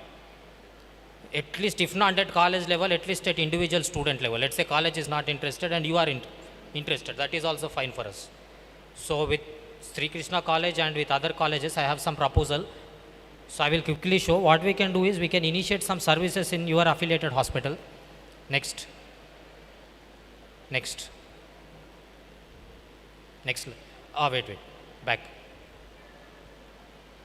Previous slide. So basically pharmacy has evolved. Earlier it was traditional pharmacy where you simply dispense the medication. Then clinical pharmacy came where along with dispensing the medication you evaluated the prescription. But now it is pharmaceutical care where just evaluating the prescription is not sufficient. You should work as a part of healthcare team. But do you think in India it is happening? We are not even doing the dispensing properly. Okay, forget about clinical pharmacy and pharmaceutical care. But I am saying it is equally our responsibility to change that situation instead of waiting for some person to fall from sky and make the difference. Okay. So next. But in India, when we talk about pharmacy, keep clicking. Again. One more time. One more time. One more time. One more time. And now wait. So is any pharmacy talking about proper service? Simply they are talking about discount. So I tell them it is discount on your health, not discount on medicine. Okay. And there is one smart person, what he did was, now click now. So he named his pharmacy discount pharmacy. Okay. Instead of putting another separate board for discount, he thought if I put my pharmacy name discount pharmacy, that is smart thing to do. But unfortunately, we are not talking about the quality of service we provide. We are simply talking about the discount which we are giving on medication. And sir also said in the morning, it is, you give us 80% discount and drug does not work 90% of the time. So what is the value of having that discount? Next. So what we can do is we can initiate clinical pharmacy services at your affiliated hospital. So I heard that like Sri Krishna College is affiliated to Cosmopolitan Hospital. We can try implementing these things here. Next. So these services can be offered in all the areas where patients are there. Next. So these are the different services which we can provide. Next. So medication history interview, I will not go in detail. Next. So these are different things. When most of the time patients say they are not taking any medication. But when you dig deep, this many medications that they are taking every day, but they don't disclose. Okay, next. Click again, click again. Next. So this is actually a presentation which I gave to doctors saying these are the things we are going to implement in your hospital. We need your support and this is how it is going to help. And most of the time they agree. We don't make an effort simply assuming they will not agree. But I am saying just make an effort. Let them disagree for that. Next. Next. Next. Next. Next. Next. So basically everywhere I kept, so this is an important slide. So I did some good animation, click once. So who prescribed the medication in India? A doctors prescribe. But so many pharmacists want to prescribe medication. I don't know how that thought came into their mind. For that you should do medicine, not pharmacy. Okay. And even now many places they say doctor will diagnose, pharmacist will prescribe. Nowhere in the world such policy is there. So it is prescriber's right to prescribe medication, not pharmacist right. Okay. So doctor prescribes it. Next, click again. So then sometimes they write it in the doctor's note, but ideally it should be written in the drug chart. So somebody transcribe that medication from doctor notes into drug chart. That is transcribing, which a nurse can do. But unfortunately in some hospital they are asking a clinical pharmacist to transcribe, which is like misuse of their knowledge and time. Next. So after transcribing, the prescription goes to the pharmacist who will indent.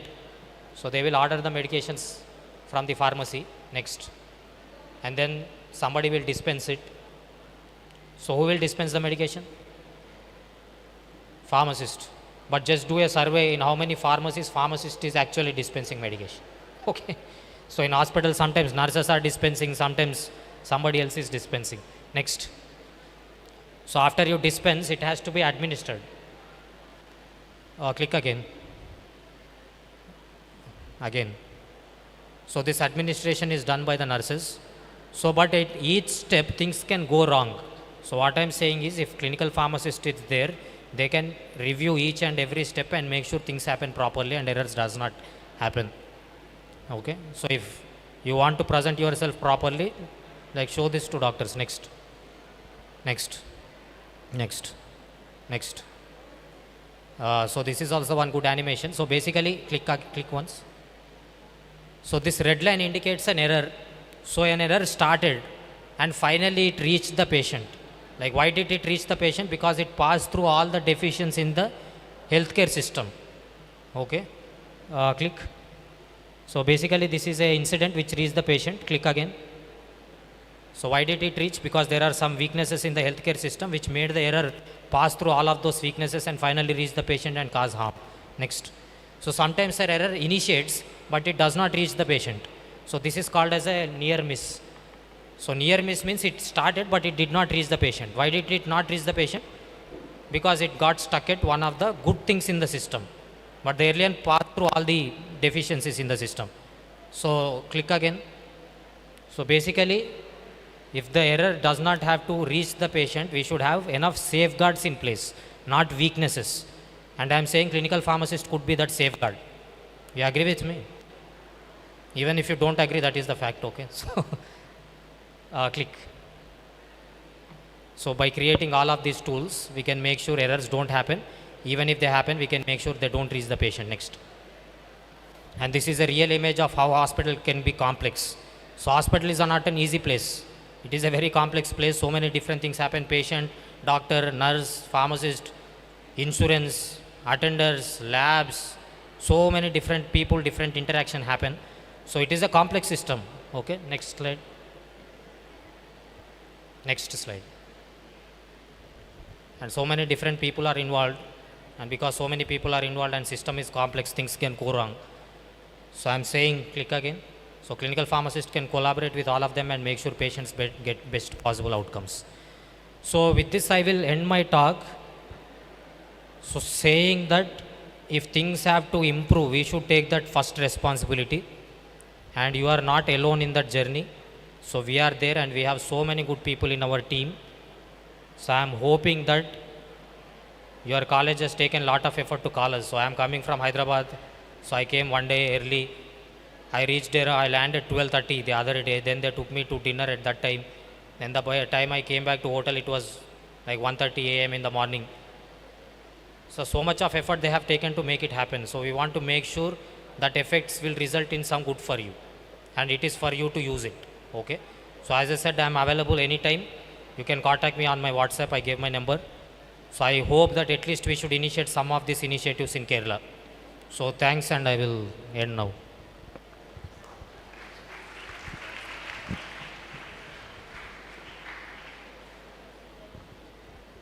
Folks, I think Karthik's presentation, if it should at least remove the clouds of doubt you have about what your opportunities are.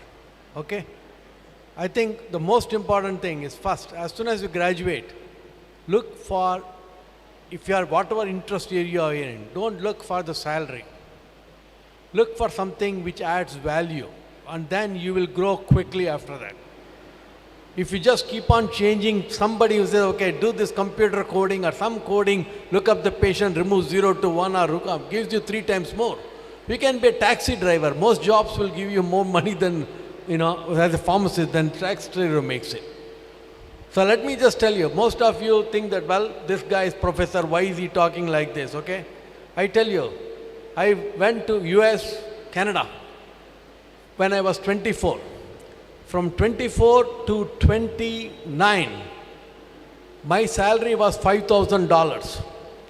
Not $5,000 per month, it was $5,000 per year. Okay?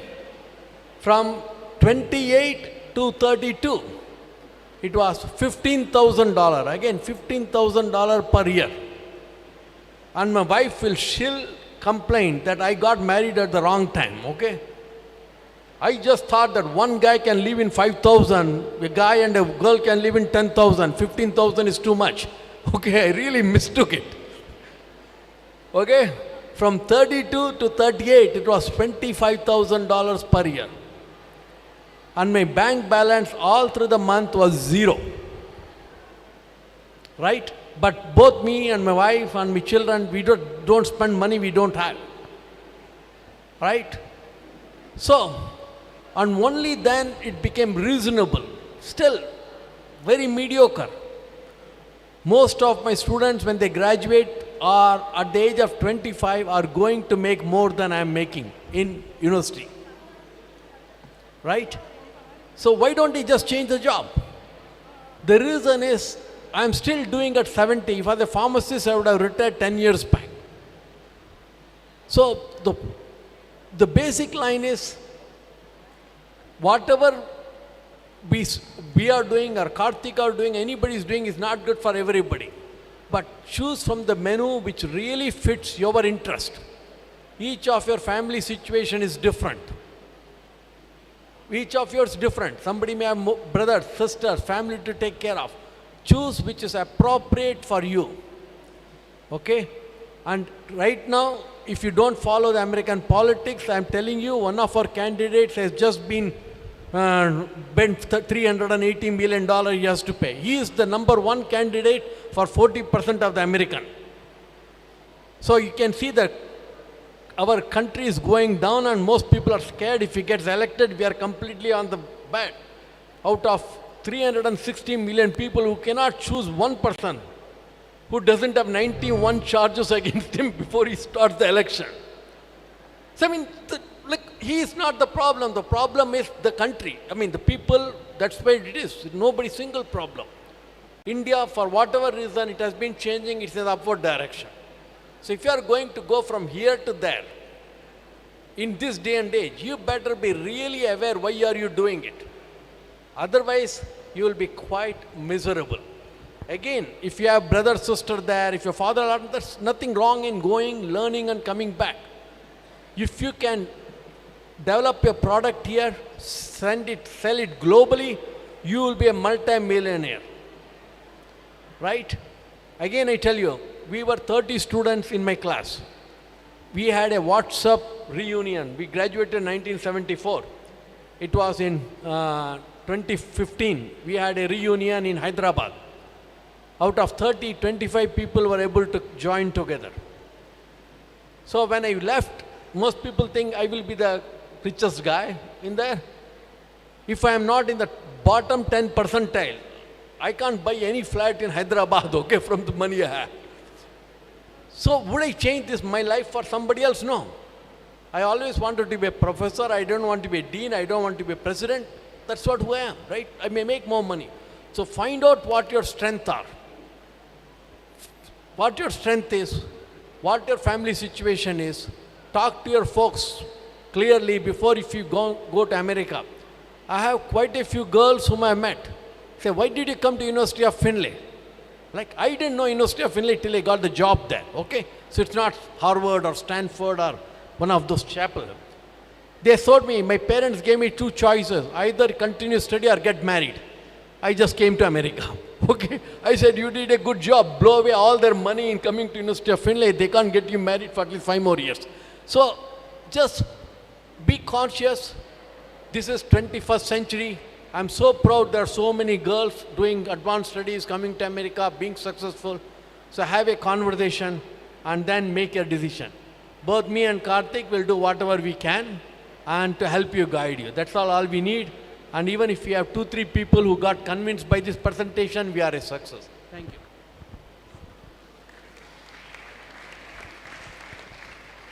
you. So any questions you have, you can ask, or we will be here maybe until 4 o'clock. So you can come and ask in person. So what next?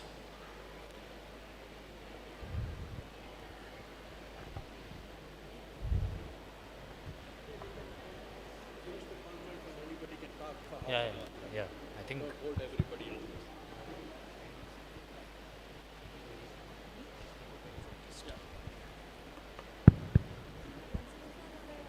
Yeah, I am telling the small feedback so regarding sir. So I think already you understand, no need to tell anything again more. Only one thing I have to tell, maybe you heard about that, you have a lot of opportunity in US and you have a lot of opportunity in India. Maybe today itself you are more happy, you will be go and you will be tell your parents, we are a family, we have a lot of opportunity and you will be take good sleep. So if it is going like that means, you can't able to achieve anywhere. So just do the hard work and study well and study completely clinically and you have to achieve your goal. We have a lot of options is there. We just given the awareness, what are the options is there. Lot of options we given, but your side how to do it properly. And I am advising those who are handling in our clinical pharmacy, teach well mostly in clinically, don't write it up to 2nd year to 6th year only soft note. So just teach them purely clinically and you can able to achieve your goal and one day you will also can able to stand here and speak. Thank you sir also for your valuable talks for both. Thank you so much. Thank you sir for chairing this session. Let's invite our respected principal Dr. Prashobji sir to present a token of love to the speaker Dr. Karthik Rakam sir. Sir, kindly receive the same.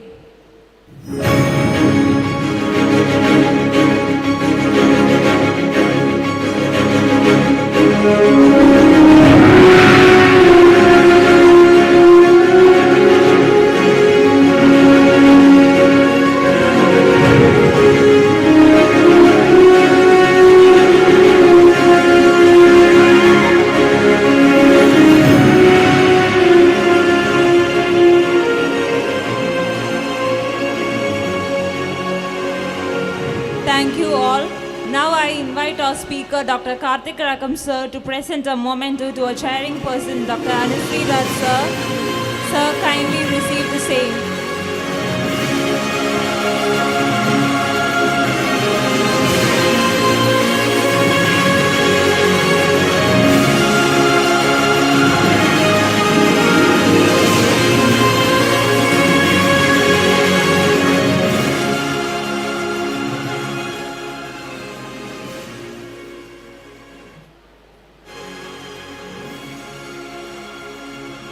Thank you all.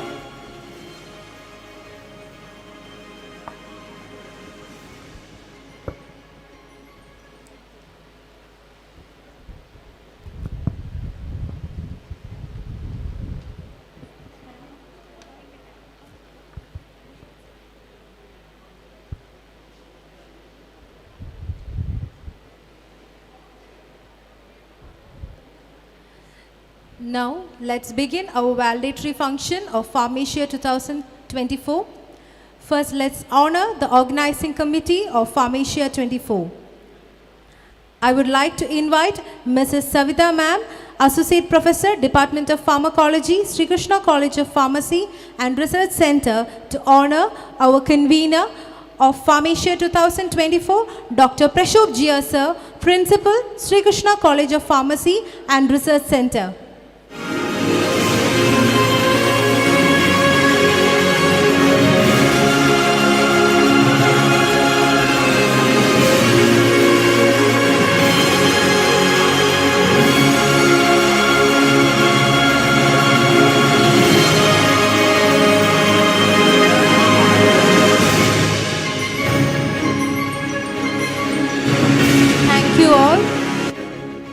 Now I invite Mrs. Soumya Ma'am, Associate Professor, Department of Pharmacy Practice, Sri Krishna College of Pharmacy and Research Center, to honor our Organizing Secretary of Pharmacia 2024, Dr. Nitin Manohar sir, Academic Coordinator, Professor and HOD, Department of Pharmacy Practice of Sri Krishna College of Pharmacy and Research Center.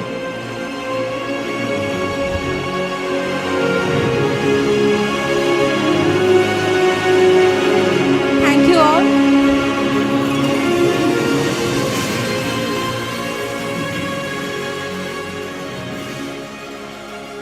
Thank you all.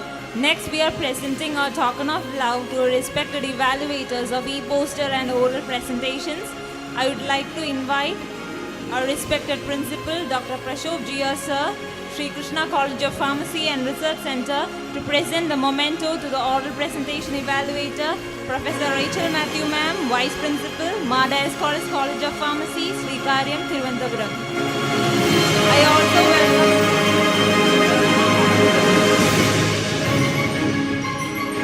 also welcome our oral presentation evaluator, Mrs. Veena Vijayan ma'am, Assistant Professor, College of Pharmaceutical Sciences, Government Medical College, Thiruvananthapuram, to receive the memento.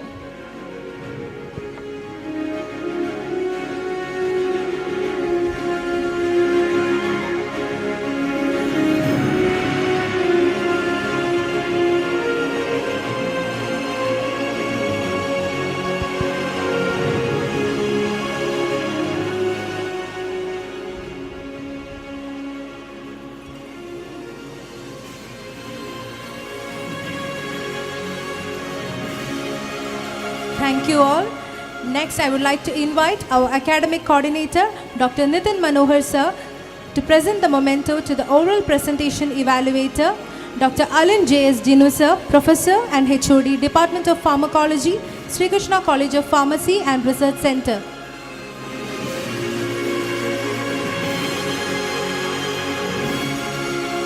I also welcome our oral presentation evaluator, Mr. J. John Wesley sir, Associate Professor, Department of Pharmacology, S.U. Raja Pharmacy College, Tamil Nadu, to receive the memento.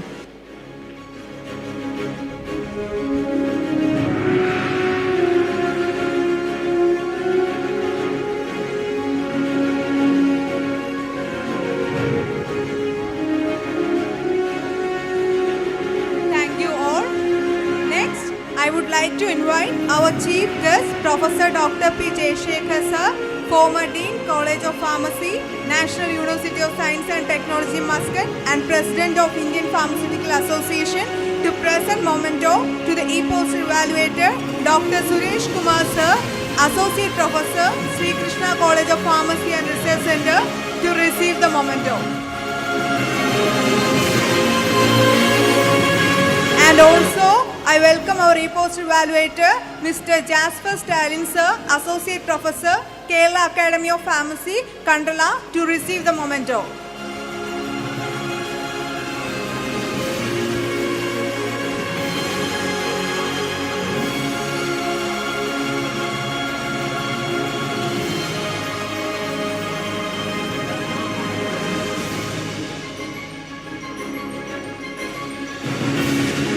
Thank you all.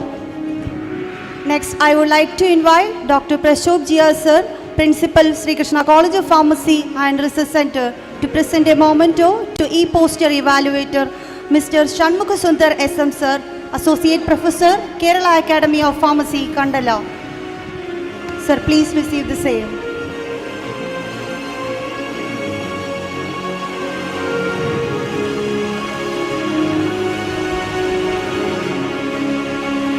Thank you, sir. I also welcome our e-poster evaluator, Mrs. Soumya SP Ma'am, Associate Professor, MGM Silver Jubilee College of Pharmacy, Kilimanur, to receive the memento.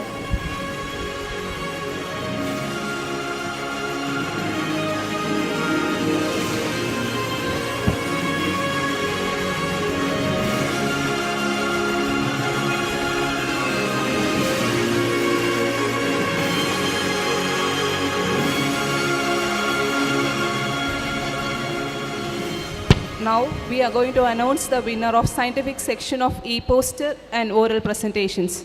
First, I would like to invite our respected speaker, Professor M. Chandrasekhar Sir, Fulbright Nehru Scholar 2023, Professor of Pharmaceutical Science, University of Inlay, USA, to present award to the winners of oral presentation. First prize of oral presentation of Pharmacia 2024 is banked by two participants. Irene Benny, M. Pharmaceutical Chemistry, College of Pharmaceutical Science, Government Medical College, Tirunelveli.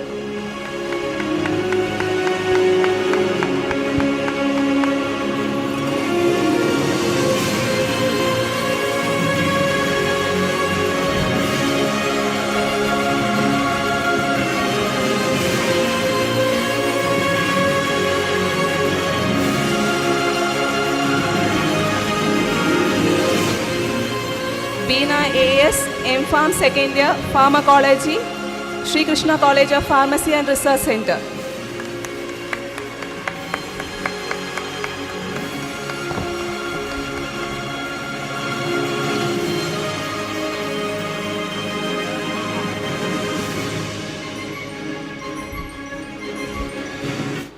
Second prize winner of oral presentation, Pharmacia 2024, is Dr. Paunami Mohan, PharmD, the alumni of Sri Krishna College of Pharmacy and Research Center.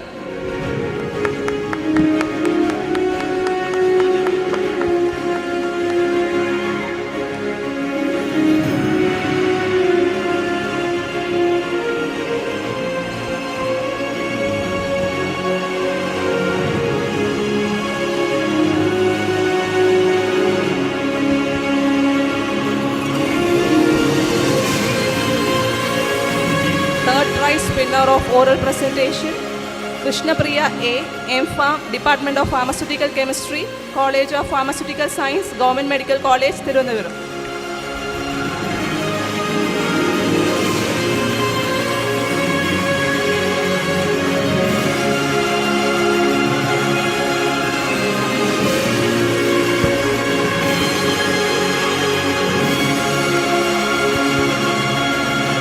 Thank you, sir. Thank you all. Next, I would like to invite our respected speaker, Dr. Karthik Ragam Sir, CEO and co-founder, Avenida Innovations LLP, to present an award to the winners of e-poster presentation. First prize winner of e-poster presentation is Ms. Glancy B. Arnold, 6th Pharm D, Erithuchan College of Pharmaceutical Sciences and Tirunelveli.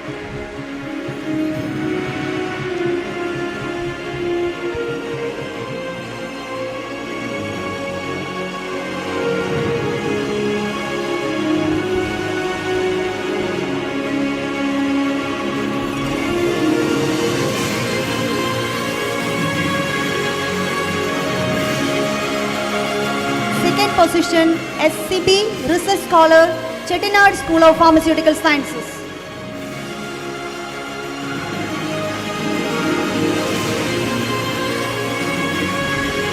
SCB from Chettinad School of Pharmaceutical Sciences.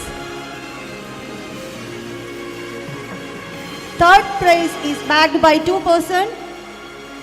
First, I would like to invite Abhirami Rajashekhar, 5th Pharm D, Eruthachan College of Pharmaceutical Sciences, Thiruvananthapuram.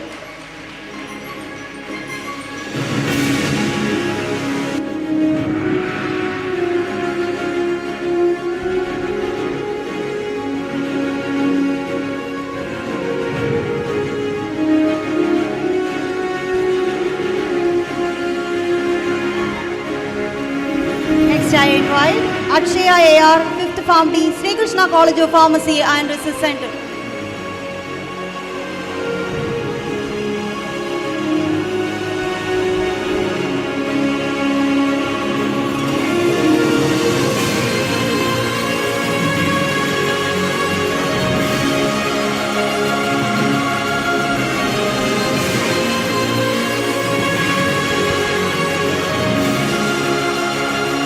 Thank you all. Next, I would like to invite respected Dr. Nitin Manohar, Sir, Academic Coordinator, Professor and HOD, Department of Pharmacy Practice, Sri Krishna College of Pharmacy and Research Center, to present an award to the winners of oral presentation for faculties. First prize goes to Dr. Khanat Lal SK, Sir, Department of Pharmacology, Amrita School of Pharmacy. Kindly come forward to receive the award.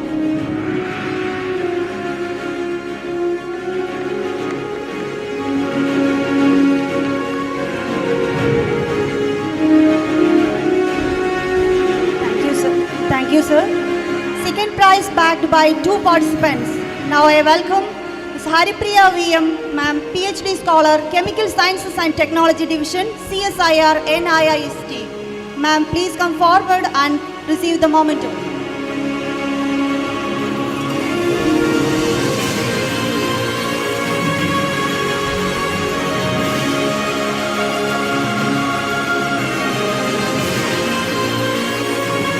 Thank you, ma'am. Next, I welcome Ms. Rani Manju, ma'am, Associate Professor, Pushpagiri College of Pharmacy. Ma'am, please come forward to receive the award. Third prize goes to Ms. Ansi PM, ma'am, Assistant Professor, Department of Pharmacology, Eruthachan College of Pharmaceutical Sciences.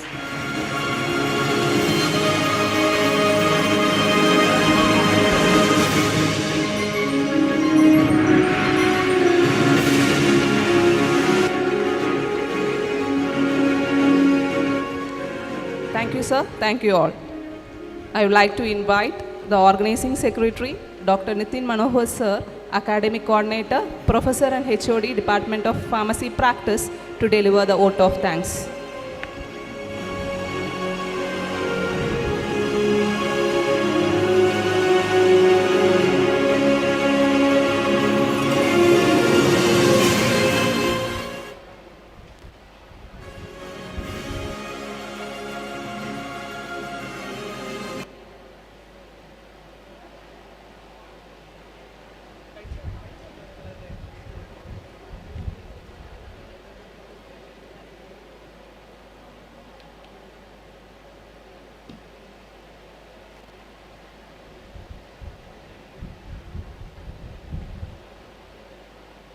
Good evening. Good evening to all. I deem it is a honor and privilege to propose the vote of thanks on this one-day international conference Pharmacia'24. Let me first of all start by giving glory to the Almighty God for making today's occasion a resounding success. First and foremost, I thank our chief guest, Professor Dr. P. Jayashekhar, President of IPA Kerala State Branch, who despite his busy schedule and found time to grace this occasion. Thank you, sir. I also express my heartfelt thanks to Srimati Geeta Maniyannan Madam, Managing Trustee of SKCPRC, for her valuable contribution and stewardship support. Thank you, Madam. We are grateful to our Chairman, Dr. Gautam Krishna M. Sir, for his words of encouragement. Thank you. I would like to thank our respected Principal, Dr. Prashov Jir Sir, for his kindness, interest, and hospitality and continued support for all the activities in our college. Thank you, sir. I express my sincere thanks to our resource persons, Professor M. Chandrasekharan sir, Professor of Pharmaceutical Sciences, University of India, USA, who took a wonderful section. Thank you, sir. I also thank Dr. Karthik Ragam, CEO and co-founder of Avenidika Innovations LLP, for your presence and innovative section. Thank you, sir. I express my sincere thanks to our panel discussion team member, Dr. Preja G. Pillai, Principal, Madascoros College of Pharmacy, Dr. Jocelyn Edward, Principal, Sun College of Pharmacy, Dr. Merlin, Professor and Director, PG Studies, Dr. Aravind, Associate Professor, College of Pharmaceutical Sciences, Trivandrum, Dr. I. John Wesley, Professor, HH College of Pharmaceuticals, Dr. Anusri Raj, Associate Professor, SC Raja College of Pharmacy, who made this conference a great success with their knowledge, dedication in the field of pharmacy. Thank you, sir. I would like to thank Saver Allappa sir for Professor and HOD, Sri Krishna College of Pharmacy, and Dr. Anusri Raj, Associate Professor, SC Raja College of Pharmacy, Tirunelveli, who had chaired the scientific section of Pharmacia'24. I would like to thank the evaluators of oral and e-poster presentation, Dr. Alin J.S., Professor of HOD, Department of Pharmacology, SKCPRC, Dr. J. John Wesley, Associate Professor, Department of Pharmacology, SC Raja College of Pharmacy, Professor Rachel Matthew, Vice Principal, Madascoros College of Pharmacy, Mrs. Veena Vijayam, Assistant Professor, College of Pharmaceutical Sciences, Trivandrum, Dr. S. Suresh, Professor and HOD, Department of Pharmacognosy, Dr. Jasper Stalin, Associate Professor, KL Academy of Pharmacy, Mr. Shanmugha Sundar, Associate Professor, KL Academy of Pharmacy, Kandala, Mrs. Saumi SP, Associate Professor, Department of Pharmacology, MGM Silver Jubilee College of Pharmacy, Kilimanu. I would like to express my sincere gratitude to moderator Professor Daniel Sayer Prasad, Professor and HOD, Department of Pharmacology, Sri Krishna College of Pharmacy. Today in our international conference, we had 84 e-posters and 62 oral participants respectively. So we sincere thanks all the participants who had cooperated with us to complete the section in a short period of time. My heartfelt thanks to our Vice Principal, Head of the various departments, faculty members of Sri Krishna College of Pharmacy for their valuable contribution, guidance, encouragement in all the effort. Thank you all. I was especially gratitude to office bearers and non-teaching staff in this occasion. I thank all the distinguished invitees present here accepting our invitation. Thank you all for your presence. I extend my gratitude to all the organizing committees such as registration, reception, hospitality, certificate committee, transportation, publicity, stage and venue, program committee, finance and supporting staff for all their cooperation and in Pharmacia'24 for making it a grand success. I would also like to thank our comparing team members who made this program a grand success. Thank you all for your cooperation. I also thank the members of media, event management and catering team for their interest behind the screen of Pharmacia'24. I express my sincere thanks to management and principals, all the participating colleges, CSIR, NIST, Amrita School of Pharmacy, Chettinad School of Pharmacy, Tamil Nadu, Delhi College of Pharmacy, Annamalai University, Pushpere College of Pharmacy, SC Raja College of Pharmacy, St. James College of Pharmacy, College of Pharmaceutical Sciences, Alappuzha, College of Pharmaceutical Sciences, Trivandrum, JJT University, Rajasthan, HH College of Pharmacy, Madascoros College of Pharmacy, KK College of Pharmacy, Chennai, Sri Krishna College of Pharmacy, Alumni, Kerala Academy of Pharmacy, SRM College of Pharmacy, Chemist College of Pharmaceutical Sciences and Research, MGM College, Kilimanu, Sun College of Pharmacy, Sri Padmavati College of Pharmacy, Nurul Islam of Dental Sciences, who attended the London International Conference with their great success. But not the least, I thank our dear students of Sri Krishna College of Pharmacy for your cooperation in making this function a resounding success. Thank you all. Thank you, sir. Once again, thank you all for your valuable presence. Now I request all of you to rise for the national anthem. Jana Gana Mana अधिनायक जय हे भारत भाग्य विधाता पंजाब सिंध गुजरात मराठा द्राविड उत्कलवङ्गा विन्ध्य हिमाचल यमुना गङ्गा उच्चल जलधितरङ्गा तव शुभ नामे जागे तव शुभ आशिष मागे गाहे तव जय गाथा जनगण मंगलदायक जय हे भारत भाग्य विधाता जय हे जय हे जय हे जय जय जय जय हे